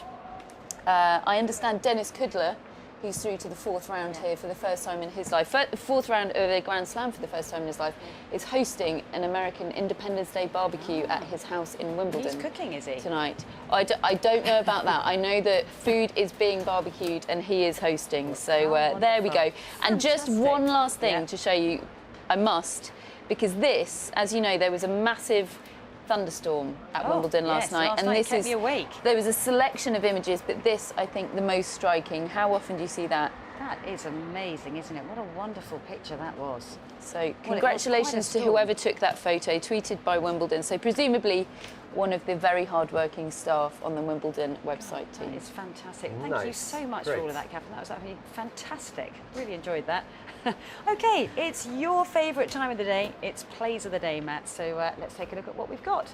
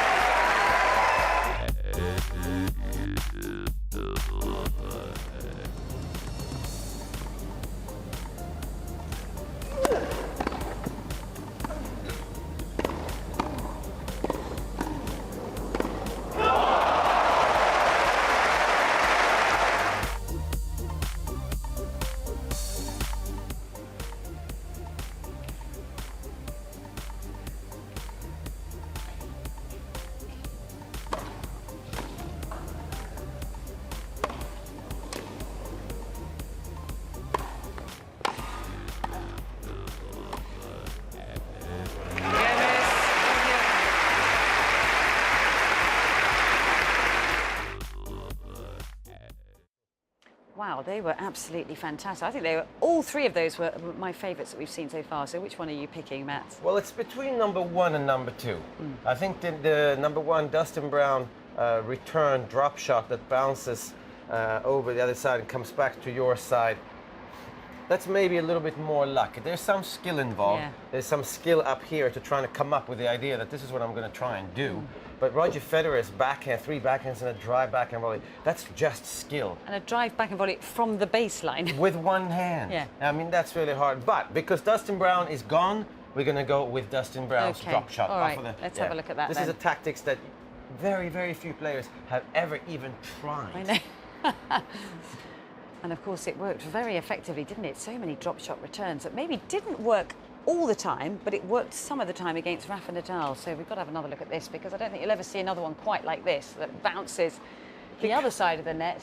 You can kind of tell that he's playing into the wind. You can usually tell by the bend at the bottom of the net. So it was a little easier, but the fact is that he played a lot of those against Rafa Nadal. Yeah. So it is a designed play that he's going to try and attempt. Yeah, I'm trying to rack my brains about who actually did a drop volley kind of drop shot serve at the French Open this year, and then all the press went mad about it. But somebody did an underarm serve, and I was wondering whether will we ever see that come back into? I know Chang did it against Lendl, didn't he, some years ago in the final? But are you surprised, because of where players stand at the back of the court, that actually is there a place for a little underarm serve in tennis these days? I mean, it would be very cheeky, but actually, if you could do it the way that Dustin Brown does his little drop shots off the court, it'd be quite interesting, wouldn't it? Yeah, but you're going to have to be ready. You're going to have to fake it as a serve and then and do it very quickly. Yeah. So, and I'm sure that Roger Federer at some point will try it. But hey, Dustin Brown might try it. Yeah, I'd be surprised if he wouldn't try it. I know, me too. We have to tell Craig. Yeah. Craig O'Shaughnessy. Exactly. To get him to work on that shot. Add it into his repertoire. OK, let's head out to Rob and Cara and get the lowdown from these two. Thanks, Annabelle. Yes, Rob and I are here on top of the broadcast centre roof, really surveying another beautiful scene here at the All England Club and reflecting on what's been a fantastic first week of these championships. And we've still got another whole week to go. As we look back, Rob, what is your moment of this year so far? I've got two, actually. In terms of crowd getting behind an individual, I think Watson going 2 breaks up against Serena in that deciding set last night was absolutely incredible. I think that was important not just for British tennis but for women's tennis, because we don't often see a crowd getting that excited about the women's game. And then for flair and energy and dynamism on court, I've got to say Dustin Brown against Rafael Nadal. I watched every point of that and he was just a breath of fresh air. Yes, okay, he's gone out today to Vasic, but look, I think Dustin Brown's been absolutely sensational for this tournament. He's the kind of guy who's got people watching tennis who previously may not have bothered, and I hope he goes on to have a cracking second half of the year. Yeah, to Troicki, who will now play Pospisil. I agree, it was such a story seeing Dustin Brown make the headlines here again. He did so in 2013, of course, when he knocked Leighton Hewitt out in the second round, but a bit disappointing to see him fall at the next hurdle again. We've had so many of these big seed crashers. They've knocked them out, Sergei Sarkovsky, Lucas Rosol, and sadly they've never really progressed beyond that. It would have been really nice to see him go one step further, but I guess it just wasn't to be this year. No, and I think he can take huge credit from that. I mean, it's been a brilliant run to the third round. I mean, as you said, it's almost like the curse of the Nadal conquerors. They either get beaten or they withdraw because they're so knackered having taken on Nadal's physicality. But looking ahead to next week, we've got some unbelievable matches to come. If Andy Murray continues in the way he is at the moment against Seppi, him against Karlovic is a really intriguing match, because I love watching Jo-Wilfried Tsonga, and once again Tsonga succumbs to the might of the Karlovic serve, just as he did when they played in the third round 6 years ago. So that would be no walkover for Andy Murray, if indeed it is him that takes on Karlovic. And I love watching Kyrgios, bit of a bad boy, but I think he's great for the game as well, because not everyone can be nice and trilingual. I think it needs a little bit of guts and a little bit of grittiness. And I love Kyrgios. I'm looking forward to seeing him next week. Bit of a bad boy. He's really getting a name for himself at this year's championships, isn't he? Yeah, the depth of the men's game really struck me as well. The fact that we already saw matches like Grigor Dimitrov, Richard Gasquet, Nick Kyrgios, Milos Raonic, some fantastic games. And then over on the ladies' side, one of the biggest things I'm looking forward to next week is the Williams clash. This will be their 26th meeting. It'll be their 8th Grand Slam meeting. Serena leads their head-to-head, as we know, 14-11. She did win the last time they played against each other at Wimbledon, but that will be a fantastic match to watch. Just so much history between the two of them here. And then when you look at the women's side of the draw, you know, Maria Sharapova's still going along well. Azarenka's quietly made her way into the second week. Caroline Wozniacki is back in the 4th round. And then the defending champion, Petra Kvitova, getting knocked out today. So some really big storylines beginning to develop.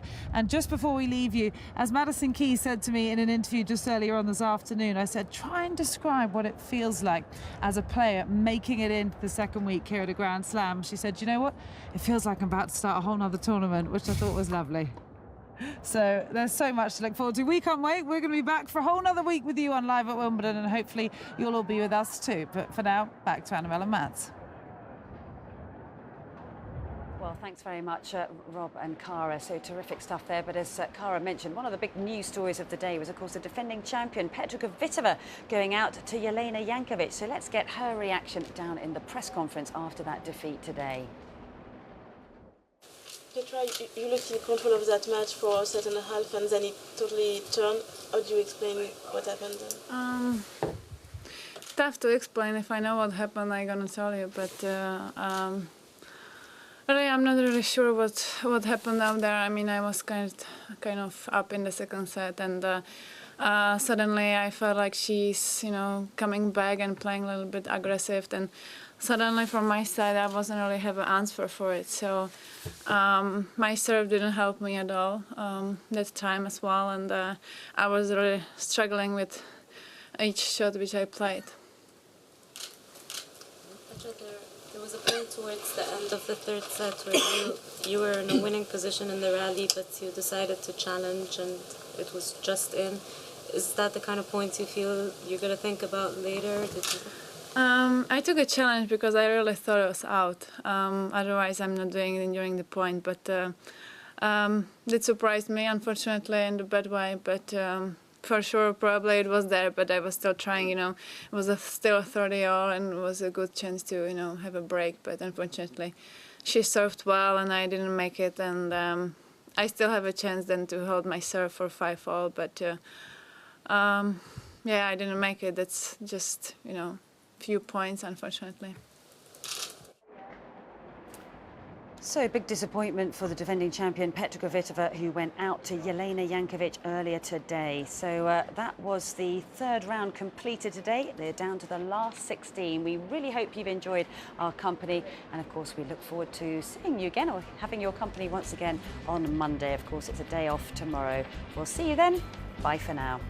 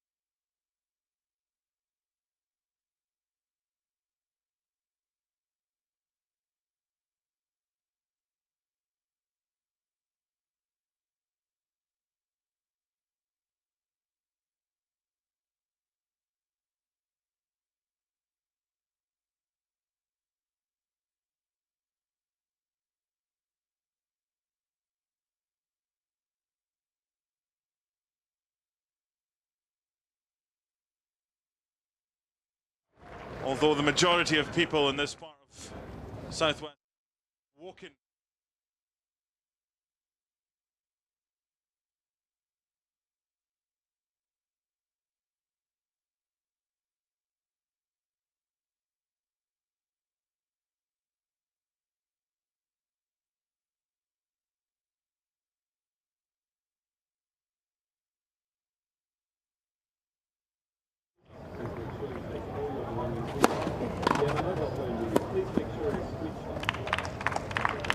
Love 30.